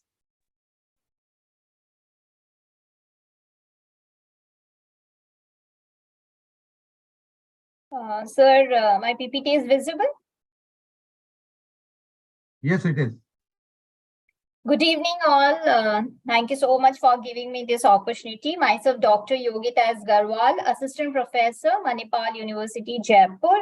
And the topic for today's presentation is Building a Greener Future, exploring the contribution of human resource management to green HRM. So as you all know that a lot of changes are having, in today's business environment, everything is changing, the stability, stress is also increasing, everything is increasing, right? We are expecting few variables, but unforeseen, environmental consequences are also coming. For example, COVID, global warming, all these things are also coming. So by integrating all these facets of environment and sustainability, if we do it from initial planning stage, right, through recruitment to implementation, superior prospects and overall outcomes, when we achieve, then we can achieve our organizational goals and things can be much better. So the review of literature was done, and several research studies has already been done globally, nationally, domestically, and here, integrating green factors into recruitment and selection processes positively impacts the green management. This is what I have seen through, other research, what they have done. And the employee performance also increases. Green HRM approaches not only supports sustainability and environmental development, but also it aligns with CSR, corporate social responsibility of various forms. So the literature review was done into three main areas: recruitment and selection, green HRM, and impact of green recruitment and selection on outcomes and performance. The objectives of this study is to find available green HRM recruitment and selection processes, which facilitates to fulfill the recruitment gap. Next is to find employee outcome impacting, by utilizing green HRM practices. The scope of study here is, firstly, it examines the need for assessing and implementing new plans in recruitment and selection, with a particular emphasis on integrating these processes with overall business strategies, the strategies which the companies make. When we integrate green HRM, then what happens? Secondly, the study also explores how incorporating green practices into recruitment and selection can lead to optimize resource utilization and increase the productivity. Primary data was collected through questionnaire survey. Secondary data like, information collected from journals, magazines, books, workshops, seminars, expert talks. Sample of 150 respondents were taken from, experienced professionals, from employers, government, private sector employees, NGOs, third parties, agent, and postgraduate students also who are just going to jump in job sector, I would say, or service sector. 57 variables were identified of green HRM and employee outcomes. Recruitment and selection are dependent variables, and green HRM are independent. Just for your idea, I will just say the variables contain questions like, do you know about recruitment and selection? Has digitalization reduced the time taken to fill a job position? Does geography impacts on, recruitment? If people are, in different places, does it affect the, recruitment? During recruitment process, adequate and relevant information is provided to candidate about the involved or expected environmental factors. Do they have idea? Like, for example, I would say like using the RO water in proper way, the water which comes out, when we fill it, the water which actually comes out, how to utilize those water, or, all those things, how to be paperless and all these things. Innovative ideas should be accepted from candidates during recruitment or not. These were few questions which were actually taken. Data analysis was divided into two parts. One was like geographic and demographic profile of respondents were taken. And another was, the other part was like exploring the recruitment and selection practices, green HRM factors related to recruitment and selection, and the relationship between green HRM and employee outcomes and sustainable resources. I had third also, but for this, I have taken only 2 objectives.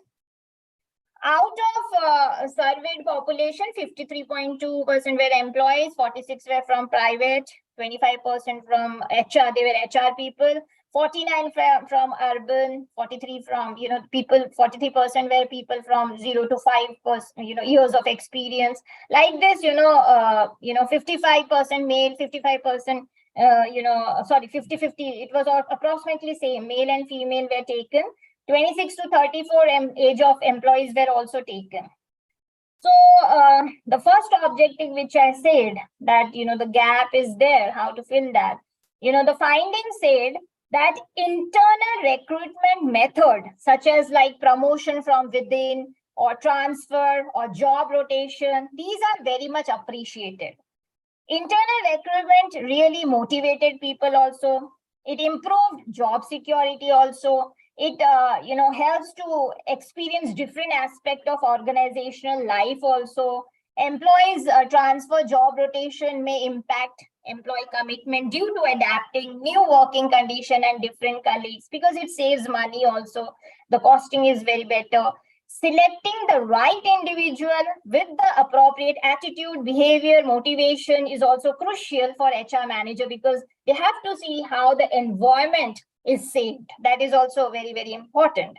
Selection process, right? That was recruitment process, but in selection process, it was found that, application form, knowledge or skill test, one-to-one panel interviews, these are more appreciated. Psychometric tests and assessment centers are used, but very less, because, it becomes little tough also, and technically it becomes very costly, because they have to hire people. Try to end up fast now. Yes, sir. Yes, I'll do that. Objective 2 was about strategic approach to HRM. It provides broader range of solution to solve big problems. Financial technological resources are given, considering the goals can be set very properly, goals can be achieved, the organizational goals can be achieved. The strategy should be aligned to HRM policies in such a way that it should be, very much sustainable, I would say. So I would like to conclude that, like our body detoxifies, similarly, the policy should be detoxified, the value system, the environment should be taken care of, the technology should be advanced, all these things should be there, so that minimum wastage will be there, global warming can be, taken care of. And it is important to incorporate green factors and environmental sustainability practices in various areas, including HR department, in order to, see the greenhouse effect, global warming, diseases, frustration, all these things. So these are a few references. Thank you so much. Thank you. Of course, indeed, a very good study, very good paper. The only 2 observations from my side, that you'll have to redraft your scope of your study, because it resembles quite your objectives and scope. They resemble to each other very much. And second, you have not formulated any hypothesis for your study. I formulated, but I did not mention in the slide. Neither you have formulated as per your presentation, and you have not tested it. If you could formulate your hypothesis, and if you could have tested it, perhaps your paper becomes more authentic, number one. And secondly, as I mentioned, that please just recast your scope of your study. Otherwise, it's a very good study, very good paper, and very good topic, and very closely related with the sustainable practices also. Thank you. Thank you so much. Thank you for the advice. I'll take care of that. Thank you so much, sir. Thank you. Thank you. Thank you. Thank you so much, Dr. Yogita. Next presenter, Dr. Y. Chitrarekha, serial number 21. Dr. Y. Chitrarekha, Assistant Professor from Tirupati. Please unmute. Yes, sir.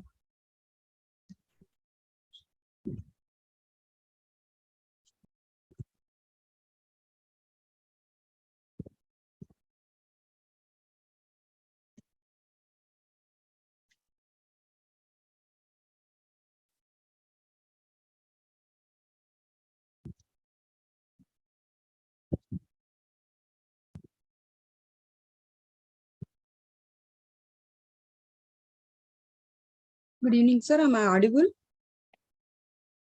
Yes, yes, please continue. Is it visible to you, sir? Yes. The screen. Yeah. Good evening to the panel members, organizers, and my co-participants. I'm Dr. Chitra Rekha. I'm from Inbikar IST. It's located in Tirupati district, Andhra Pradesh. Our paper is Women Empowerment with Financial Inclusion. It's a comprehensive research paper. It's purely based on the literature review and the previous studies. So here I would like to mention that the gender equality is one of the sustainable development aspect taken into consideration. As a part of gender equality, I had taken this paper into consideration. Women empowerment is possible through financial inclusion. For that one, in recent years, women empowerment has emerged as a critical topic of discussion and action worldwide. In many societies, women face numerous challenges that limit their access to the resources, opportunities, and decision-making power. Discriminatory practices, cultural norms, and systematic barriers often hinder women from fully participating in economic activities and exercising control over their financial resources. Recognizing the need for a comprehensive understanding of women empowerment, researchers, policymakers, and organizations have increasingly turned their attention to financial inclusion as a catalyst for change. So coming to the objectives of financial inclusion refers to the availability, accessibility, and usage of services and products by individuals, particularly those underserved and marginalized populations. It encompasses aspects such as access to formal financial institutions, saving mechanism, credit facilities, insurance, and digital financial services. Coming to the women empowerment is not only confined to the empowering the women in all aspects and decision making, especially in the case of financial services and financial decisions, how the women are involving. Coming to the objectives of this study, the study is to find out the relationship between financial inclusion and women empowerment through existing literature. And also, we made an attempt to identify the mediating factors of financial inclusion and women empowerment. Coming to the literature review, we had gone through various research papers and case studies, and also even some of the World Bank things. And these are the topics we had, and the reference we had included here. Coming to the first objective, from the various researchers, we found that there is a strong correlation between financial inclusion and women empowerment. Coming to the mediating factors, from the literature review, we found the 3 mediating factors, which is going to shows the relationship between the financial inclusion and women empowerment. Under the first one is financial access and agency. Under financial access, it includes the savings, credit, and insurance. Enables women to have greater control over the financial resources, make informed financial decisions, and exercise agency in economic activities and household financial matters. Financial literacy and capabilities. In financial literacy, it is going to equip women with knowledge, skills to understand financial concepts, products, and risks. Enhanced financial literacy empowers women to make informed decisions, engage in financial planning, and navigate the financial system effectively. Social capital and network. In social capital, it includes the social networks, community support, and collective action plays a crucial role in women empowerment. It provides women with access to information, resources, and opportunities, facilitates peer learning, and fosters social and economic empowerment. One of my co-author want to explain the remaining slides. Miss Harita, with your permission, sir. Miss Harita.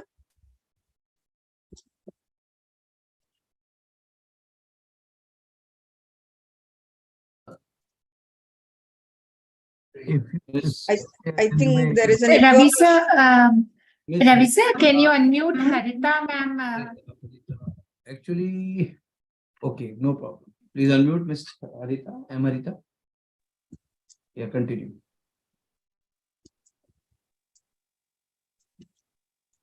Please continue, Harita. Good evening to all. Continue, but you have only Thank you 1 for or 2 giving this minutes. opportunity. Yes, sir. Hello. You have only Sir, 1 minute. thank you, sir. Thank you for giving this opportunity. Is my voice is audible, sir?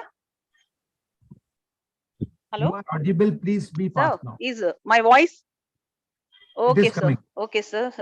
I will continue. So, mediating factors. Harita So ma'am, I here, had from completed the extensive meeting. literature review related. Okay, sir. Okay, sir. Contextual influences. So the model acknowledged that the relationship between the financial inclusion and women empowerment is shaped by the contextual factors such as the social, cultural norms, legal frameworks, institutional support, policy environment. So these factors act as a facilitators at the same time in barriers to women access to financial services and their ability to exercise their empowerment. Sir, the next slide, please. Outcome. So here the outcome is the ultimate outcome of financial inclusion initiates women empowerment include improved economic well-being, increased income and asset ownership, enhanced the decision-making power, greater agency, improved quality life, at the same time social transformation. And the final one is the conclusion of my research, I mean the paper, is the overall financial inclusion hold greater potential to contribute to women's empowerment for at the same time economic independence, at the same time social inclusion, by recognizing and addressing the barriers that women face in accessing, benefiting from financial services. We can unlock their full potential and contribute to more equitable and inclusive societies. Thank you. Thank you. Thank you For giving this opportunity. We have done some extensive data review, but what I found here is that the literature review should be the latest one, but I found that in one of the review that was the year was 1997 and another was 2015. So in 2020, 2021, 2020 also we covered, sir. That's required that. Yes, sir. We'll include even the latest. The literature review, you should have identified the research gaps very specifically mentioned. So, and on that basis, now you can proceed for your further research on this particular topic. Sure, sir. Sure, sir. Sure, We sir. will continue. Okay, sir. Thank you, sir. Thank you. Next, please.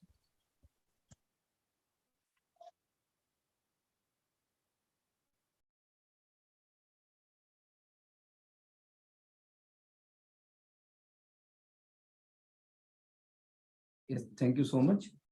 Serial number, yeah, Ritika Tripathi, please unmute. Serial number 29, Ritika Tripathi. Yes, sir. Yeah, please continue.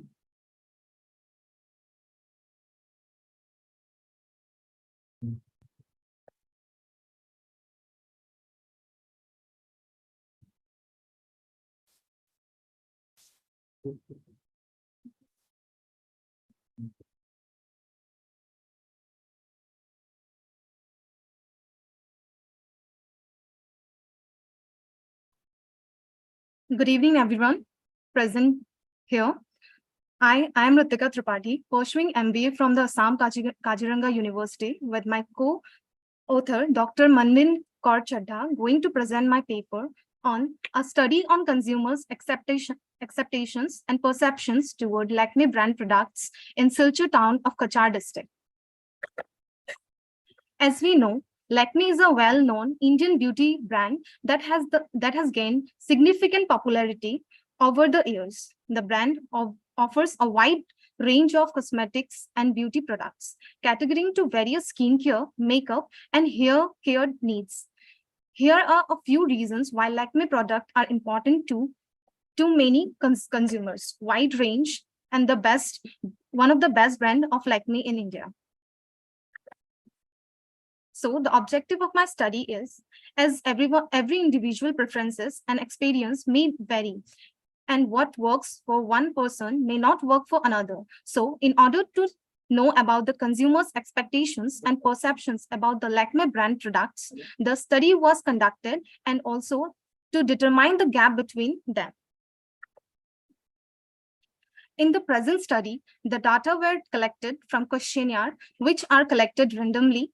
I have used statistical tool like weighted mean, percentage, and gap for analyzing the data. These are my expectation weighted average table, which I have calculated from weighted mean. And this is the perception table, weighted mean table. So this is the gap which I have found between them.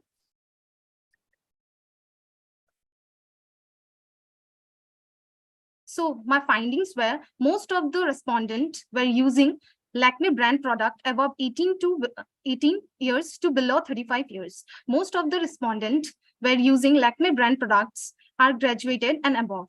Most of the respondents using Lakme brand products have no income. Most of the respondents says Lakme brand products are available in the local market. Most of the respondents says Lakme brand offers affordable price for its product.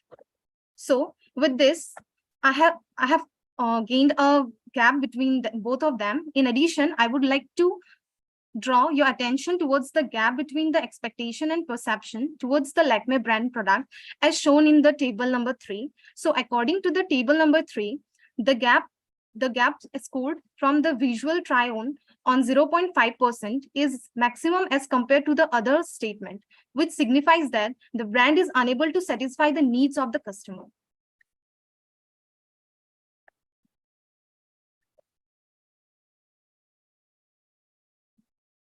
So with this, I would like to conclude that as the satisfaction of the consumer is taken the first preference for any brand or for any company, so the Lakme brand should focus on the satisfaction of the consumers rather than building on the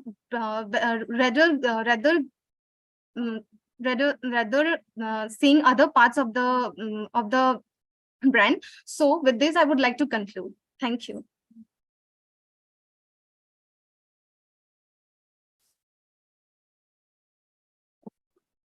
Yes, Mehta sir, any question? Very good paper. You have done some research also. The only question to you, which I would like to ask, is that how this paper relates to the sustainability practices?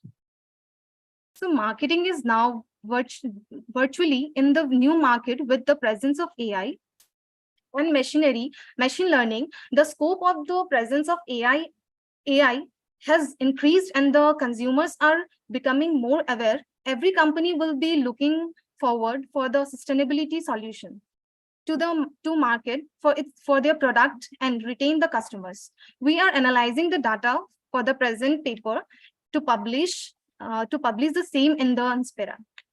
Thank you, sir. Thank you. Nice. Thank you. Thank you, sir. Nice. Yes, serial number 6. Actually, she was not able to present at that time. Farheen Praveen. Please unmute. Serial number 6. Good evening, everyone.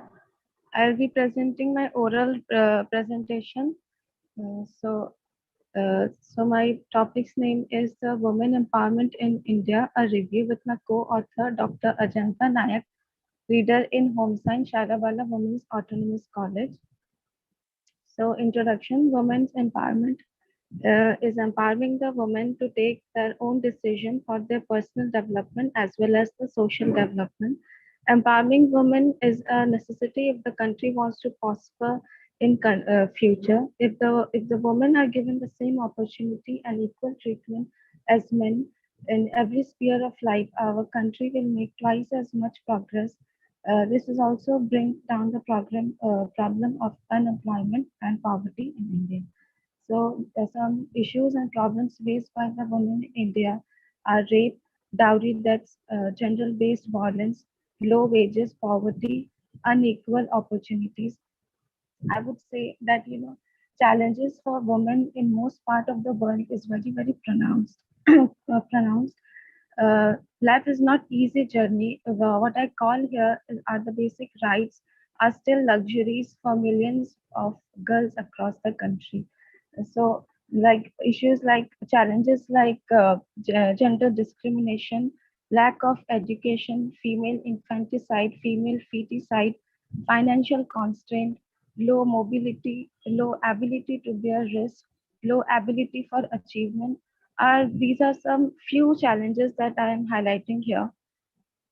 So now the government schemes to empower women. So over the past few years, the government of India has introduced several schemes that focus on the women and aims to provide them with their due social dignity and ensure way of earning.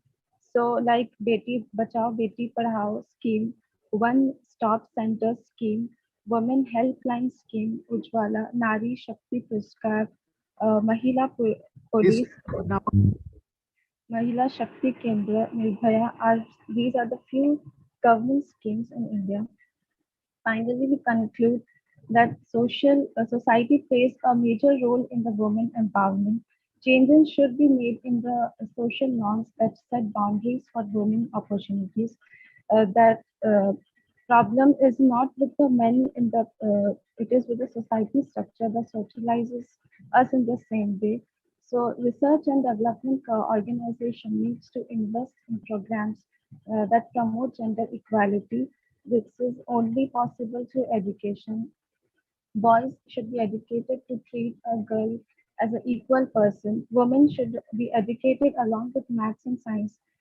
They must learn the lessons of equality. They must learn that they are equal person. They deserve respect and have right to do what they want.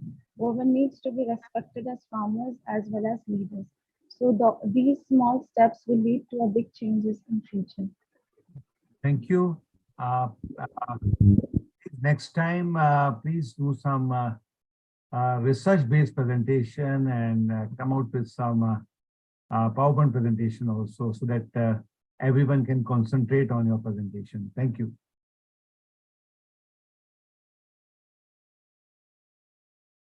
Next presentation, please. Thank you so much. Serial number 40, Dr. Ashish Kumar, please unmute. Ashish Kumar from New Delhi, Guru Gobind Singh University. Ashish Kumar ji. No, your voice is not coming, sir.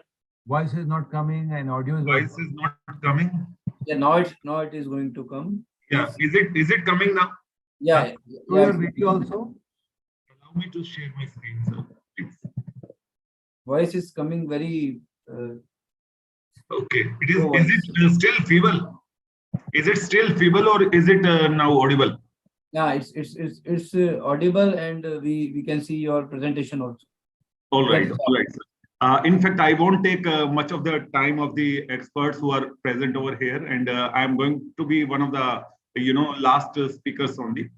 Anyways, the title of my presentation is Antecedents of the Blended Learning Adoption Intention of Indian Students. This study was carried out in the National Capital Territory of New Delhi, and the participants were the university students of Guru Gobind Singh University and also of Delhi University as well. I'm associate professor in the area of finance at University School of Management Studies, Guru Gobind Singh University. And this is just the abstract of the study. With your permission, I'm skipping it.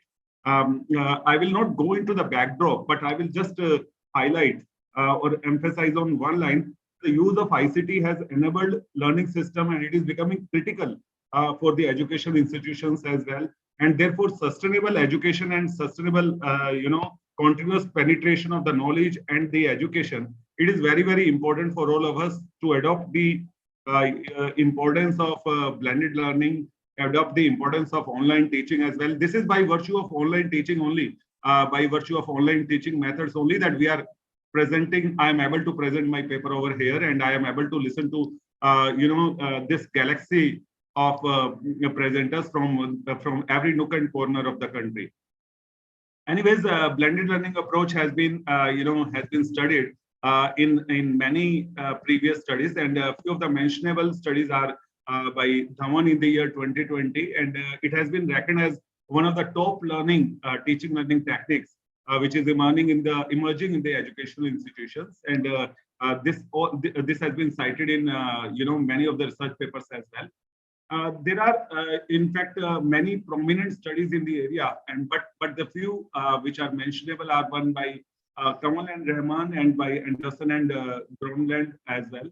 And then an insight into the literature, the very purpose of the empirical review of the literature was to find out, what are the important factors which are responsible for the adoption intention of blended learning, and what are the important antecedents of blended learning, especially in the context of developing nation. What I have find out in the literature that the circumstances of developed nation where the concept of blended learning has penetrated, way before the COVID-19 came. But in India, it was made compulsory. The students were forced to sit in front of the laptops or mobile phones during the COVID, when online teaching was only permissible mode of reaching to them. But now we are witnessing that, which was this kind of education system, which was in its infancy stage in the early in the second decade of this century. It has penetrated to a greater extent at the present time. Still, there is lot of to be done as far as the developing nation like India is concerned. There are many socio-cultural barriers. There are many technical barriers. There are many perceived. The people are not able to understand that what are the perceived utility or perceived benefit of this dual mode of teaching or online teaching. And then performance expectancy and effort expectancy and the societal norms. These are the further conditions which are different in context of developing nation. Therefore, it was very, very important for us to identify what are the important factors which are critical for the adoption intention of blended learning and which are able to have an impact on the attitude towards the blended learning. So in this context, a sample. I'm so sorry. These are the theoretical models which have been given in the literature, namely diffusion of innovation theory, then theory of reasoned action, and then UTOUT to modified UTOUT, and theory of planned behavior as well. Then the objective of the study was to identify the antecedents of blended learning adoption intention and its actual usage in Indian context. For the purpose, the sample was taken from New Delhi, which is the national capital territory of the country. We have followed the UTOUT methodology, and it has extensively been used in the literature and by the researchers to identify the wherein the antecedents of technology adoption intention have been mentioned. It is an empirically tested model, and in our context, it was found to be most apt. That precisely was the reason that UTOUT was chosen by us. In UTOUT, we have slightly modified it. Apart from all the original constructs of the UTOUT model, we have customized it by adding two, additional contexts. The first one is self-management of learning, which after discussing with the experts and after discussing it with my peers as well. Try to be a bit brief, please. Yeah, please. I found important. So this was the model of the study, wherein we identified a few of the antecedents of the blended learning adoption intention and its impact on actual usage. These are performance expectancy, effort expectancy, social influence, facilitating conditions, and self-management of learning. Their impact on attitude and behavioral intention was studied, and then the net impact on actual usage of blended learning was studied in this particular model. These are the hypotheses which have been formulated by reviewing the literature. These are the alternate hypotheses which have been mentioned by me over here, and all those variables which have been taken into the studies are found to be significant, statistically significant for the purpose of our study. That is, these are having an impact on blended learning adoption intention. I will not just narrate them just for the sake of saving some time.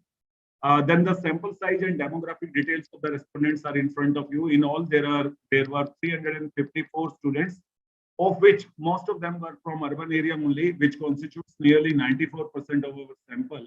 And most of the respondents, nearly 2/3 of the respondents were girls, were females. And total sample size was 354, which I think was suitable as far as the statistical requirements are concerned. There were people who were not having, much experience of blended learning, but we were able to get as many as 51, which were having more than 6 months experience of this blended learning. This study, I must tell you, this sample survey was carried out in the month of February 21. So the data pertains to that period only. The data analysis was carried out by using the conformity factor analysis and SEM model to validate the hypotheses which have been formulated by us. Item loadings, which I was able to find out, none of the item loading was less than 0.5, which was the which is the initial requirement. So there was no instance of cross loading as well. So our model, as far as the conformity factor analysis are concerned, it fitted well. Then it was important for us to check the reliability and validity of the model. The internal consistency of the model, for the internal consistency of our model, we find out we computed the Cronbach alpha values and composite reliability. The value of both the measure was greater than 0.7, which is acceptable as per the literature. Then for confirming the convergent validity of the model, the average value was find out, and which should be greater than 0.5 as per the Funan and Darker requirement. So it was found to be greater than this threshold limit of 0.5. So on convergent validity, our model was successfully able to successfully stood by. Then the identification of the multicollinearity was find out by using the variance inflation factor, and the value of VIF was less than. Please try to be a bit faster now because we are running short of time now. Absolutely, sir. I do understand. I appreciate your time and which you are devoting here. Discriminant validity was further verified, and these are the some of the values which I am stating for the composite reliability, average variance extracted, and VIF values, which I have just stated. And on validity and reliability count, our model was very well fitted. The results of structure equation modeling are also in front of you. I am just reporting the model fit indices, and most of the model fit indices, whether it is goodness of fit index or any other index for that matter, these are greater than or less than the threshold requirement for our model.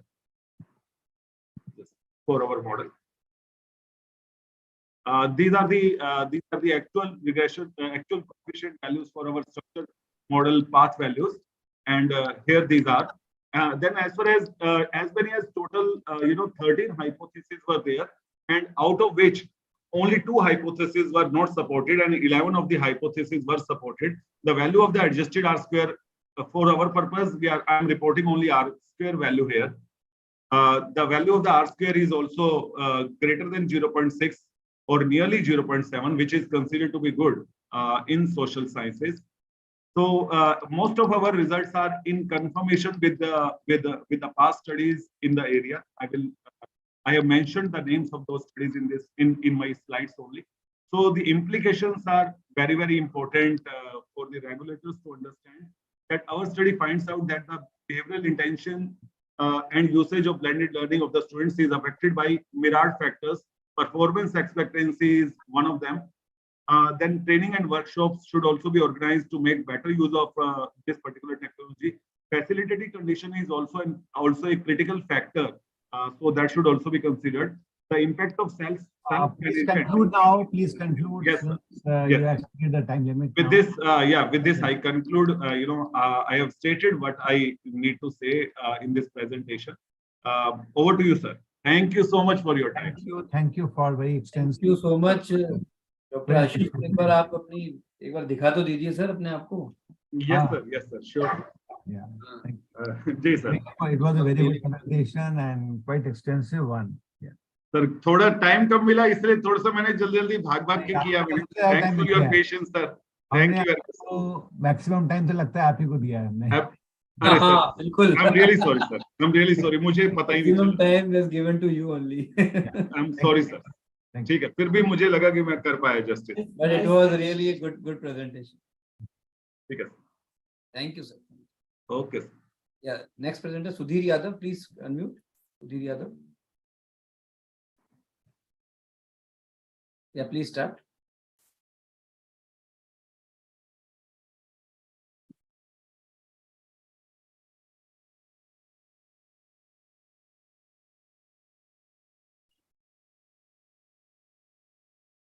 Good evening, sir. My name is Sudhir Yadav, and my topic is issues and challenges with MSMEs obtaining financial assistance from banks during COVID-19. So during COVID-19, MSMEs faced various challenges obtaining finance from organized sectors. They are not getting finance and in time, so they are not. They are running out of profits during COVID-19 period. Objective of the study is to analyze issues and challenges in obtaining bank finance for MSMEs during COVID-19. Hypothesis is there is no significant difference in obtaining financial assistance from banks during COVID-19 across different enterprise sizes. There is no significant difference in obtaining financial assistance from banks during COVID-19 across different tenure of operations for MSMEs. There is no significant difference in obtaining financial assistance from banks during COVID-19 across different type of banks. So research methodology, the researcher collected data from primary sources and questionnaire method was used, and 5-point Likert scale was used to collect the data, and data was collected from 110 MSMEs using random sampling method, and SPSS version 22 software was used, and t-test and ANOVA was used to analyze the hypothesis at 5% level of significance. This is the presentation of demographic data, enterprise size like micro, small and medium kind of organization, manufacturing, service, location, tenure of operation less than 1 year, 1 to 5 years, 6 to 10 years, and above 15 years. Request for a loan from bank type, public sector bank and private sector bank. So this is Cronbach alpha test. The value should be more than 0.6, and here is the value is 0.902. It means the data is reliable. And the output for one-way ANOVA enterprise size. So most of the values are more than 0.05. P values are 0.05. Only 4 values are less than 0.05. So it is concluded that few variable, simple approval process, minimum documentation, government sponsored bank credit, and reasonable interest rate are accepted. So null hypothesis is rejected and alternate hypothesis is accepted. And the one-way ANOVA table for tenure of operation. So all the p-values of all the variables are less than 0.05. So it is concluded that there is significant difference in obtaining financial assistance from banks during COVID-19 across different tenure of operations for MSMEs. And output for independent sample t-test. So all the values are less than 0.05 except simple approval process. So the null hypothesis is rejected and alternate hypothesis is accepted to conclude that there is significant difference in obtaining financial assistance from banks during COVID-19 across different type of banks. So conclusion, the study concluded that enterprise size, micro, small and medium face the similar kind of challenges while obtaining finance from banks, but tenure of operation is important factor in obtaining finance. Organizations opting for longer duration receive finance easily and on simple terms, but new organization faced difficulty obtaining finance during COVID-19. There is also a significant difference in bank type. Availing loan from public sector banks was quite easy as compared to private sector banks. These are references. Thank you for the presentation. Thank you so much, Mr. Sudhir Yadav. We are the next presenter. I think this is the last presenter of today's session. Mr. Anand Kumar Brahmbhatt, research scholar from Ahmedabad. Yes, Mr. Anand Kumar, please unmute. Please show your video also. Sir, will you please make me able to see my face? You cannot start video with box.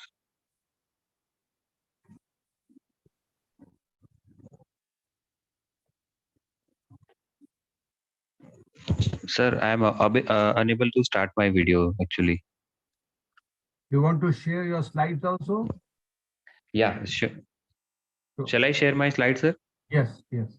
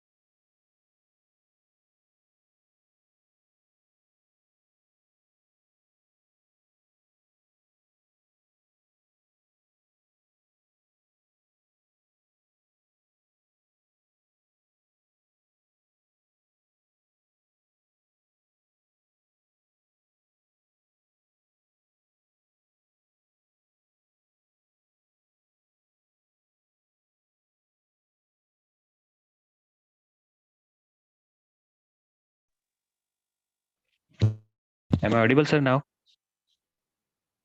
Yes, yes, please. Audible, but slides are not visible. Anyway, you can give your Eximo presentation, no problem. If you find Sir, I it, have my slide. you are just presenting through mobile, so you may find, okay, it's coming now. Okay. Sir, my topic is in the era of digitalization, consumer behavior and artificial intelligence. Artificial intelligence is speech recognition, decision making, and language translation are just a few of example of artificial intelligence. Let's skip this AI part. We all know what the AI is. Just show us the slides relating to your research methodology, objectives, and the findings. Okay, sir, my main topic is how artificial intelligence affect to the marketing consumers and how it influence the consumer behavior. May I proceed, sir? Next slide.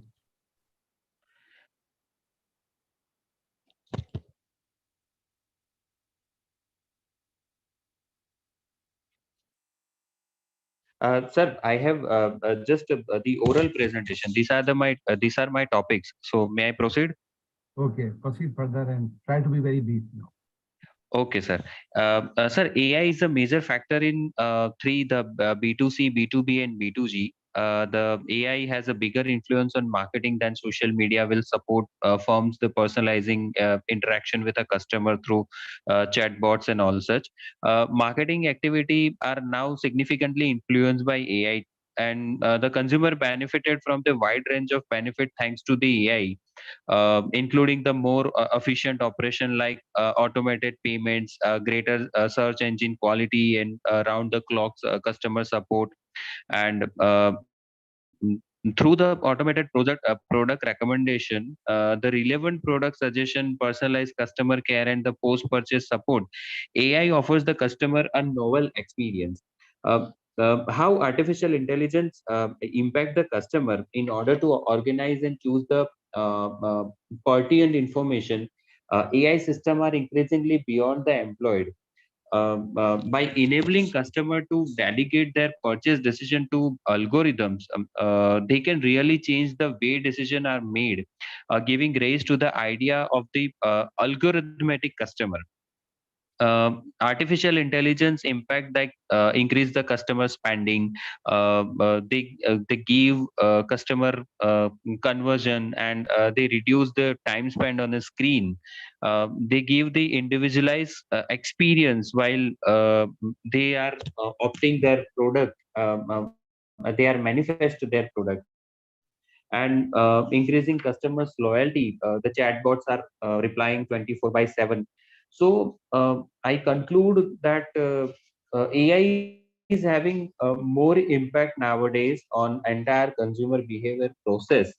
that AI plays a crucial part in every phase of the customer journey. AI can assist marketers to creating the quick and more accurate, updated client profile that at the need recognition stage.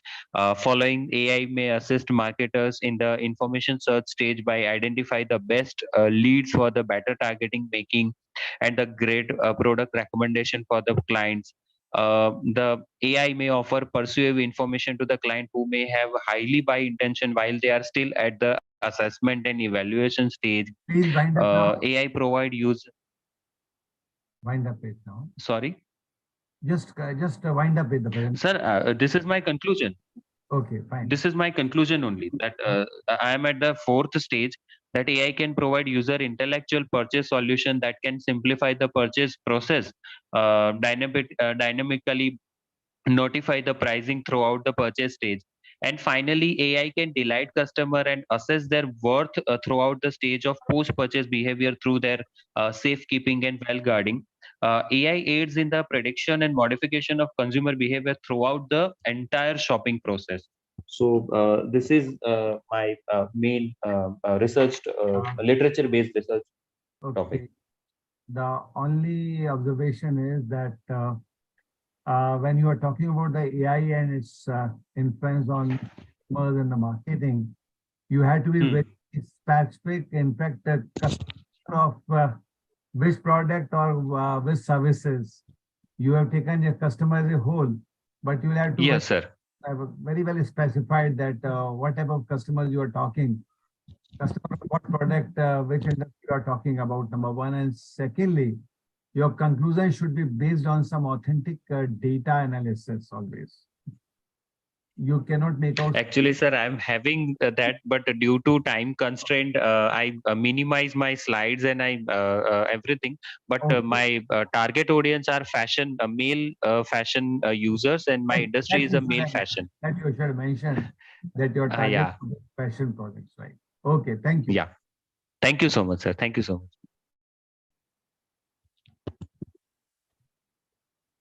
Thank you so much. I think, sir, we have done all the presentations.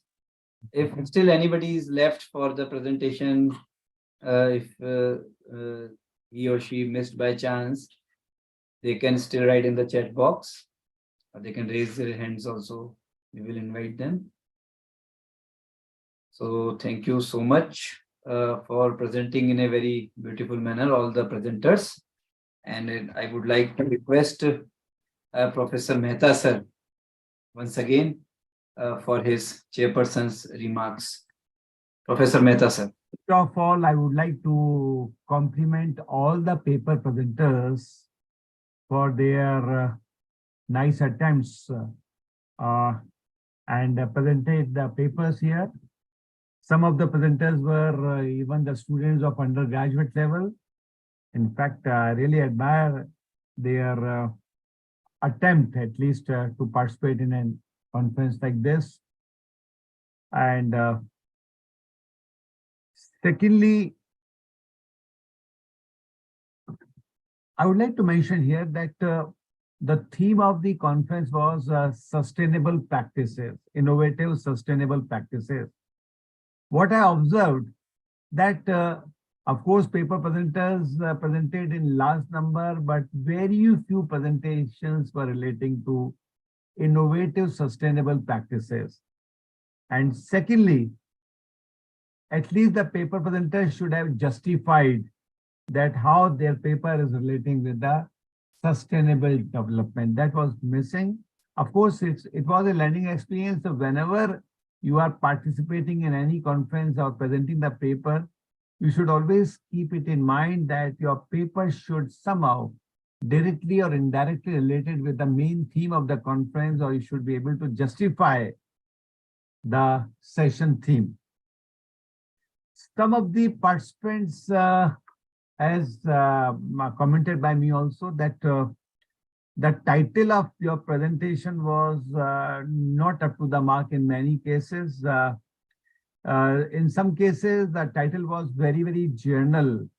And secondly, some of the titles were too lengthy, and in fact, running over in line 7. title should be quite catchy one and should be focused one. And since the title was vague, so it has impacted your objectives and hypothesis also. So always keep it in mind that title should be specific, it should be brief and concise, and should lead to certain aim or objective. Objectives formulation was, determination was in many cases were not very clear. Some of the participants have included 4 or 5 objectives in a paper. 1 or 2 objectives would have served the purpose, and objectives were not matching with the main title of your paper in many cases.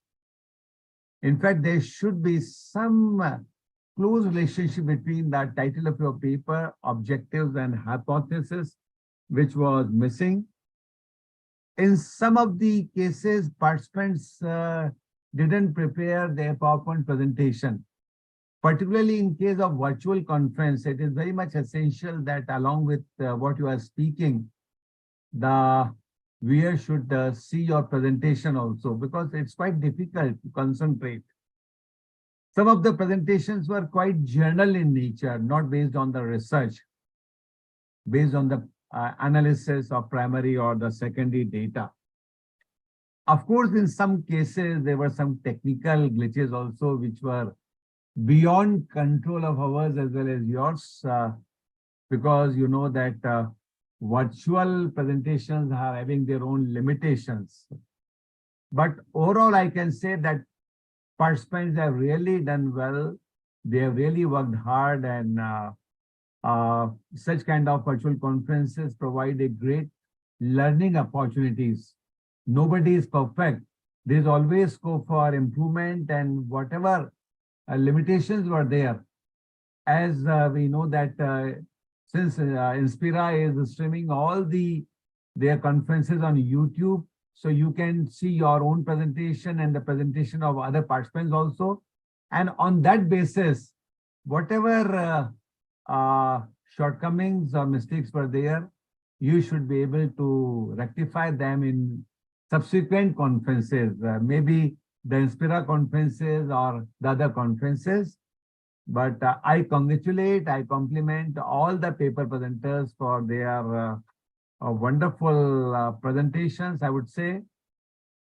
Here, I take the opportunity to thank particularly Dr. Chai Ching Ten, who was with us throughout this session. Yes, sir. Yeah. He is throughout the session yesterday also. In fact, today also and yesterday also. But what I found that he has heard each and every presentation very carefully and spare so much of time. Yes, sir. Same is with the batteries, madam, also. Yes, same is with batteries. Involvement and participation in all the Inspira conferences.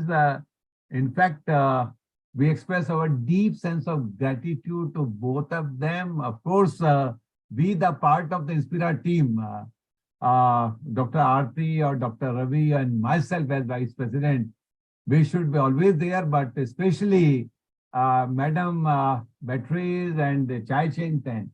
In fact, you really motivated us, inspire us, how sincere and committed and dedicated you are. In spite of having so much of rich experience in your institution and having the global exposure, even you have a real thrust for learning that really reflects.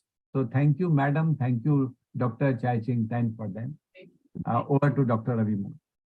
Thank you. Thank you so much, Professor Mehta, sir. And of course, one more thing I forgot. Dr. Manvinder Singh Pawa. He was with us. I know he's a dean of School of Business, KAZIRANGA University, and right from the morning he is so much occupied with many administrative and academic responsibilities. Yesterday he was with us as a session chairman, but today he was not a session chairman, but in spite of that, he is with us right from 4 p.m. to 9:30. So thank you, Dr. Pawa. And in between the presentations, we were talking about various paper presenters, and you have given your comments also. thank you very much, Dr. Pava. You know, I know it very well that, of course, you are very humble and giving credit to me for your exposure in the field of academics, but I know that how competent person you are, particularly in the field of research methodology, conducting seminars and workshops nationally and internationally also. So yesterday also and today also, I believe that, I hope that the participants have immensely benefited by your brief comments, expertise. Thank you, Dr. Pava, once again. Thank you. Ravi Modi.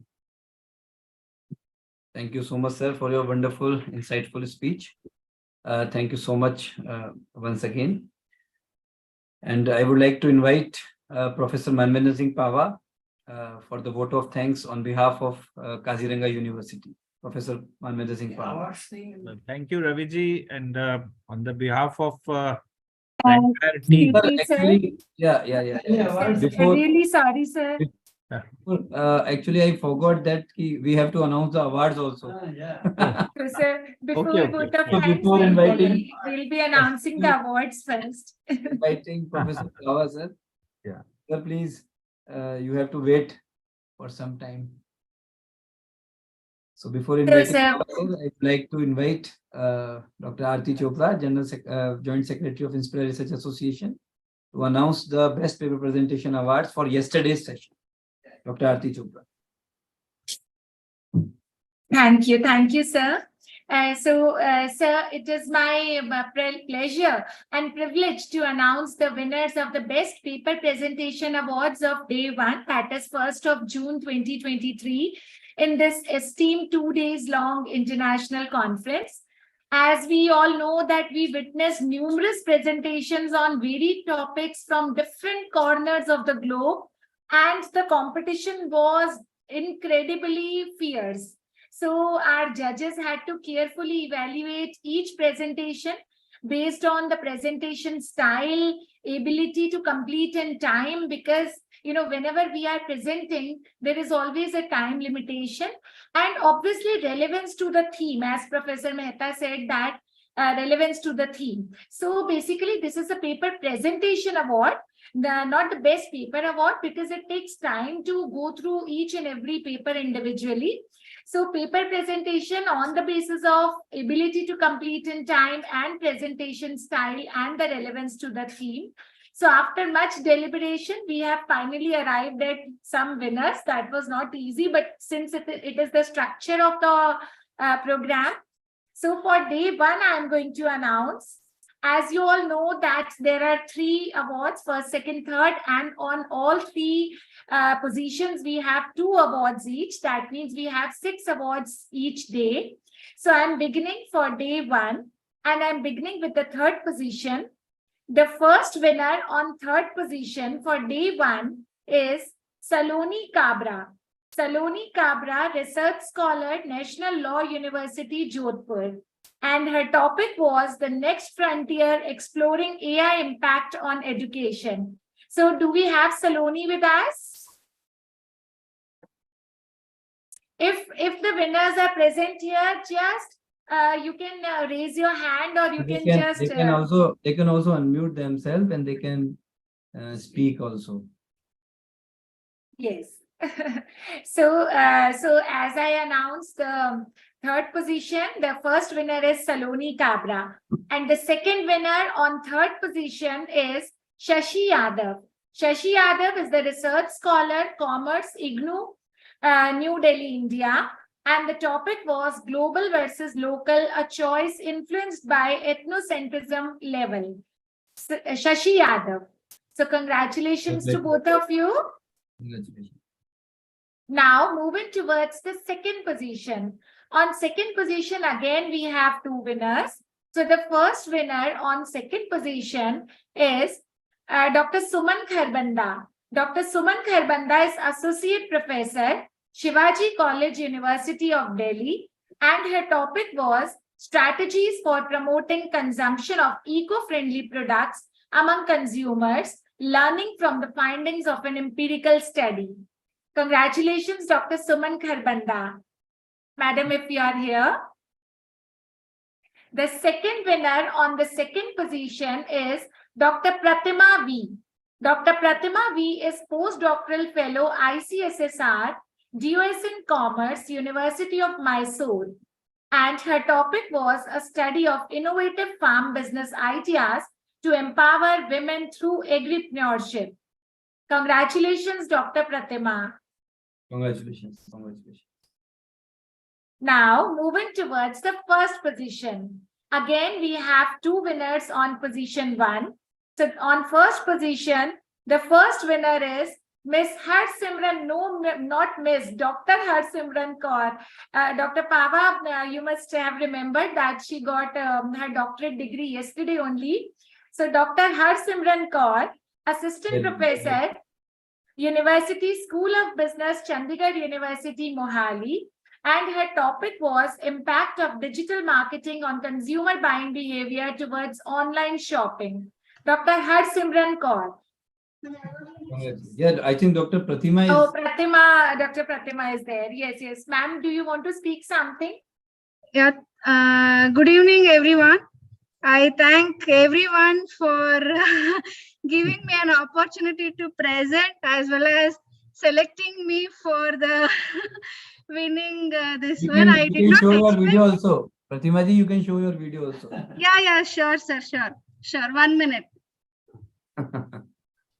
I think she got the second prize, ma'am. Yes, sir. Yes, sir. Second. Okay. Dr. Pratima is on second position. Very good.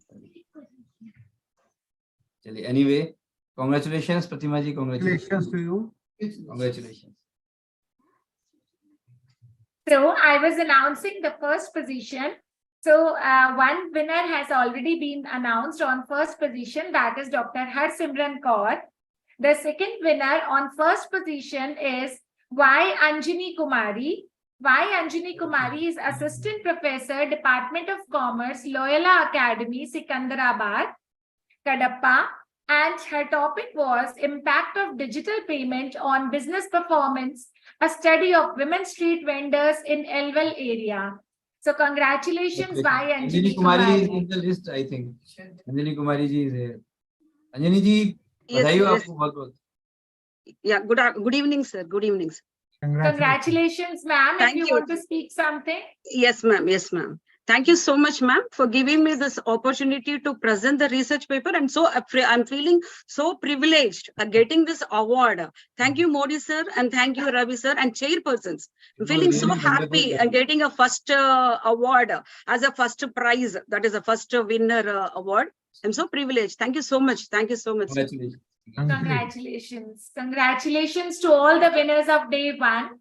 Now, day 2, it is very difficult to compile because just we have completed the presentations and suddenly we have to compile. But I give the difficult task to Captain Dr. Ravikant Modi. I take the easy task of day 1. No. You are taking the all task, ma'am. So now I am giving this difficult task to Captain Ravikant Modi for announcing the winners of day 2. Thank you, Dr. Aarti, for announcing the awards for the first session. So I'm going to announce the awards for today's session, Best Paper Presentation Awards. Again, there are 2 winners on every positions. And so I am also starting from third position.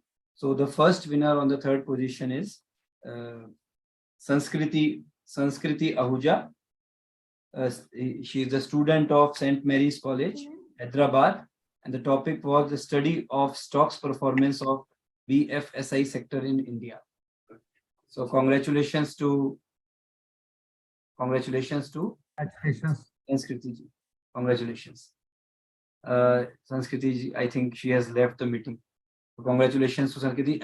And the best part is you all can watch the recorded video later on also, anytime. So the second winner on the third position is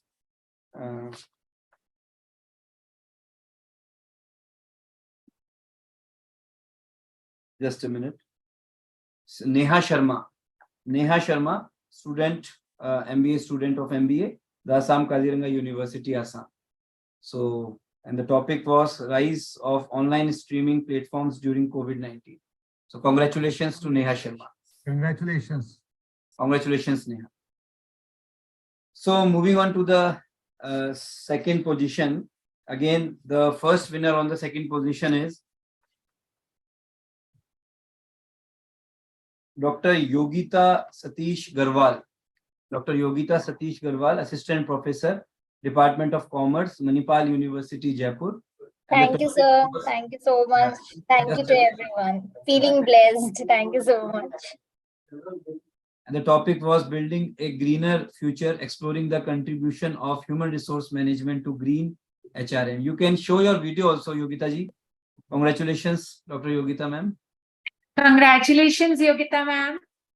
Thank you so much to everyone. Really, I was not expecting, but thank you, Anil sir. Thank you so much for guidance also. Thank you so much, Ravi sir. Thank you, everyone. Tam sir, everyone. Thank you so much. Congratulations. It was really good presentation. And the second position, the second winner on the second position is Ritika Tripathi, MBA student, again the Assam KAZIRANGA University, JORHAT, Assam. And the topic was a study of consumers' expectation and perception towards Lakme brand products in Silchar town. So congratulations to Ritika Tripathi. Congratulations. Thank you so much, sir. Okay, Ritika is here. Yes, please show your video, please. So Sir, I'm not able to. Oh, no problem. I think this, Yes, this sir. was your first time, or Yes, sir. oh my God, very good, very good. Thank you, sir. You have Congratulations. you have the gems in your university. Yes, sir. Yeah, Ritika, where is Neha? Is Neha with you? Because Neha is No, sir. She is in the dining room, sir. Okay, okay. Oh, fine. she. Okay. Convey her Thank you that so much, sir. I got would the like award. to give a special thank to my mentor, Dr. Manvinder Singh, sir. And who is your co-author? I think. So, Manmeen Kaur Chadda. Yeah, where is Dr. Manveer Kaur? Because it is very good to that both of our students got the award. So please, Dr. Manveer Kaur, can you please unmute? You are in the list. I can see you. Yes, sir. Good evening. Congratulations, ma'am. Congratulations. Thank you so much. Thank you so much, sir. Congratulations. Thank you. Congratulations, ma'am. Thank you. Thank you, madam. Thank you so much. So, moving on to the first position of today's technical session. The first winner on the first position is Dr. Vishnu Priya Temani. Dr. Vishnu Priya Temani and Miss Shivangi Seth, because she both have presented the paper. Vishnu Priya Temani is the Assistant Professor, Department of ABST, Kanodia College, Jaipur, and Miss Shivangi Singh is a lecturer, Accountancy, Institute of Hotel Management, Jaipur. And the topic was a comparative study on financial cybercrime and awareness in the reference of Indian youth. So congratulations to both of you. Is Vishnu? Thank you so much, ma'am. Thank you so much. And I want to thank all the chairpersons. You can start your video. You can show your video because it will be shown later on the recorded video also. Yeah. Congratulations, ma'am. Congratulations. Thank you so much, sir. Thank you so much, Manveen sir and Anil Mehta sir.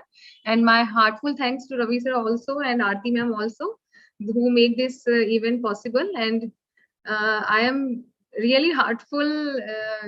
At this moment, I am feeling so blessed, sir. Okay, and Shivangi Seth is also there. Yeah, Shivangi ji, please. Yes. You also got the award. Thank you so much. Thank you so much, sir. Thank you, everyone in the panel. It is very good that you both have presented. Otherwise, because we are giving the best paper presentation award. If only one presented, Sir, we both are the computer of this paper, so The way you it will be presented justified. also, the content was also very good, Very well coordinated. Thank you so much, sir. Yeah. Congratulations, Vishnu Priya ma'am and Shivangi ma'am. Congratulations. Thank you so much, Aarti. It's nice And to see you, ma'am. second winner on the first position is Dr. Ashish Kumar, Associate Professor, University School of Management Studies, Guru Gobind Singh, Indraprastha University, New Delhi. And the topic was Antecedents of Blended Learning Adoption Intention of Indian Students, a study of National Capital Territory of New Delhi. It was really good presentation by Ashish Kumar ji, Dr. Ashish Kumar. So congratulations to Dr. Ashish Kumar. If he is in the list, I think he is there. Congratulations, sir.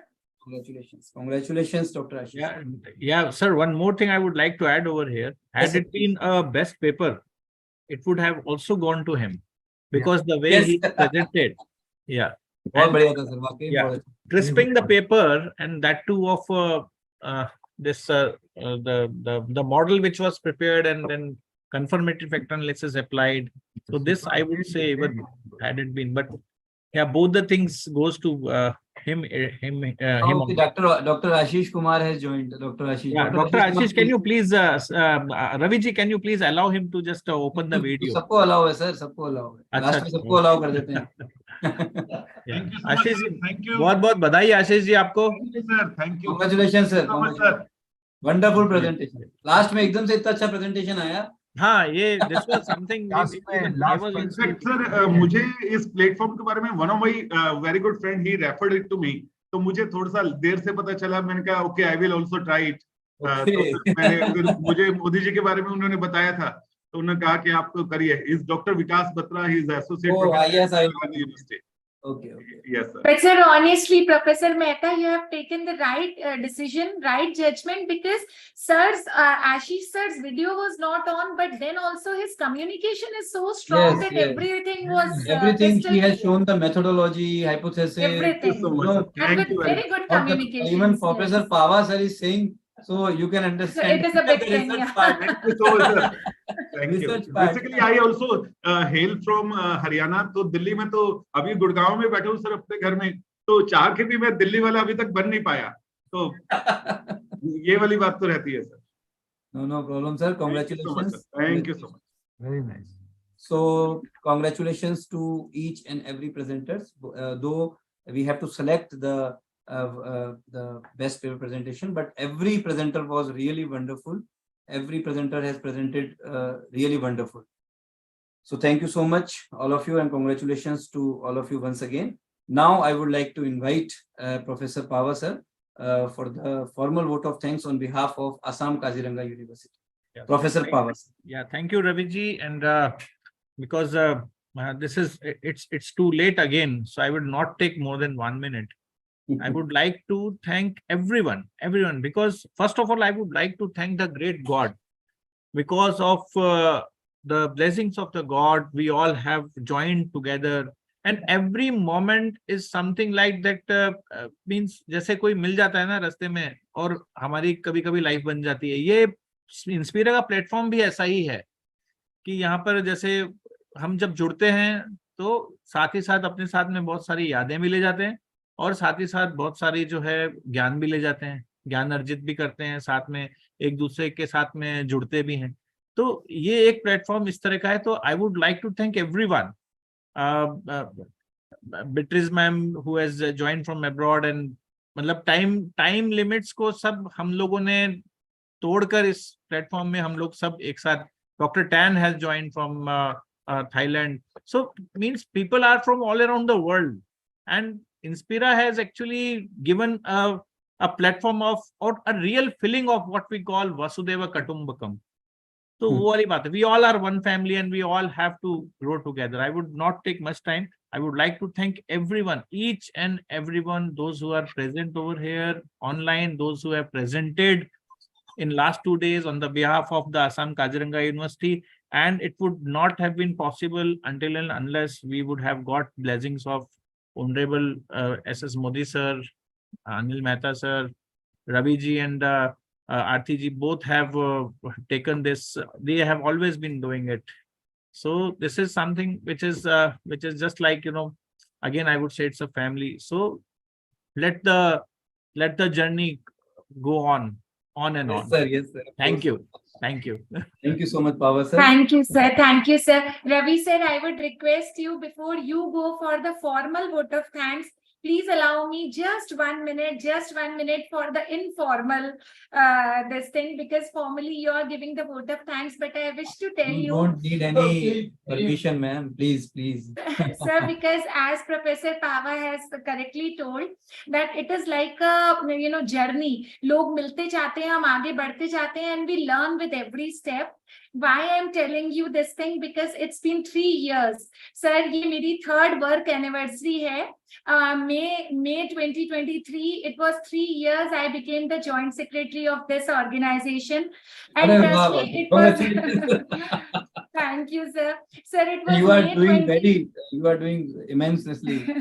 Thank you so much. Sir, it was May 2020 and suddenly one day Ravi sir, without even telling me, announced that Aarti ma'am is our joint secretary. So it is my 3rd work anniversary with Inspira.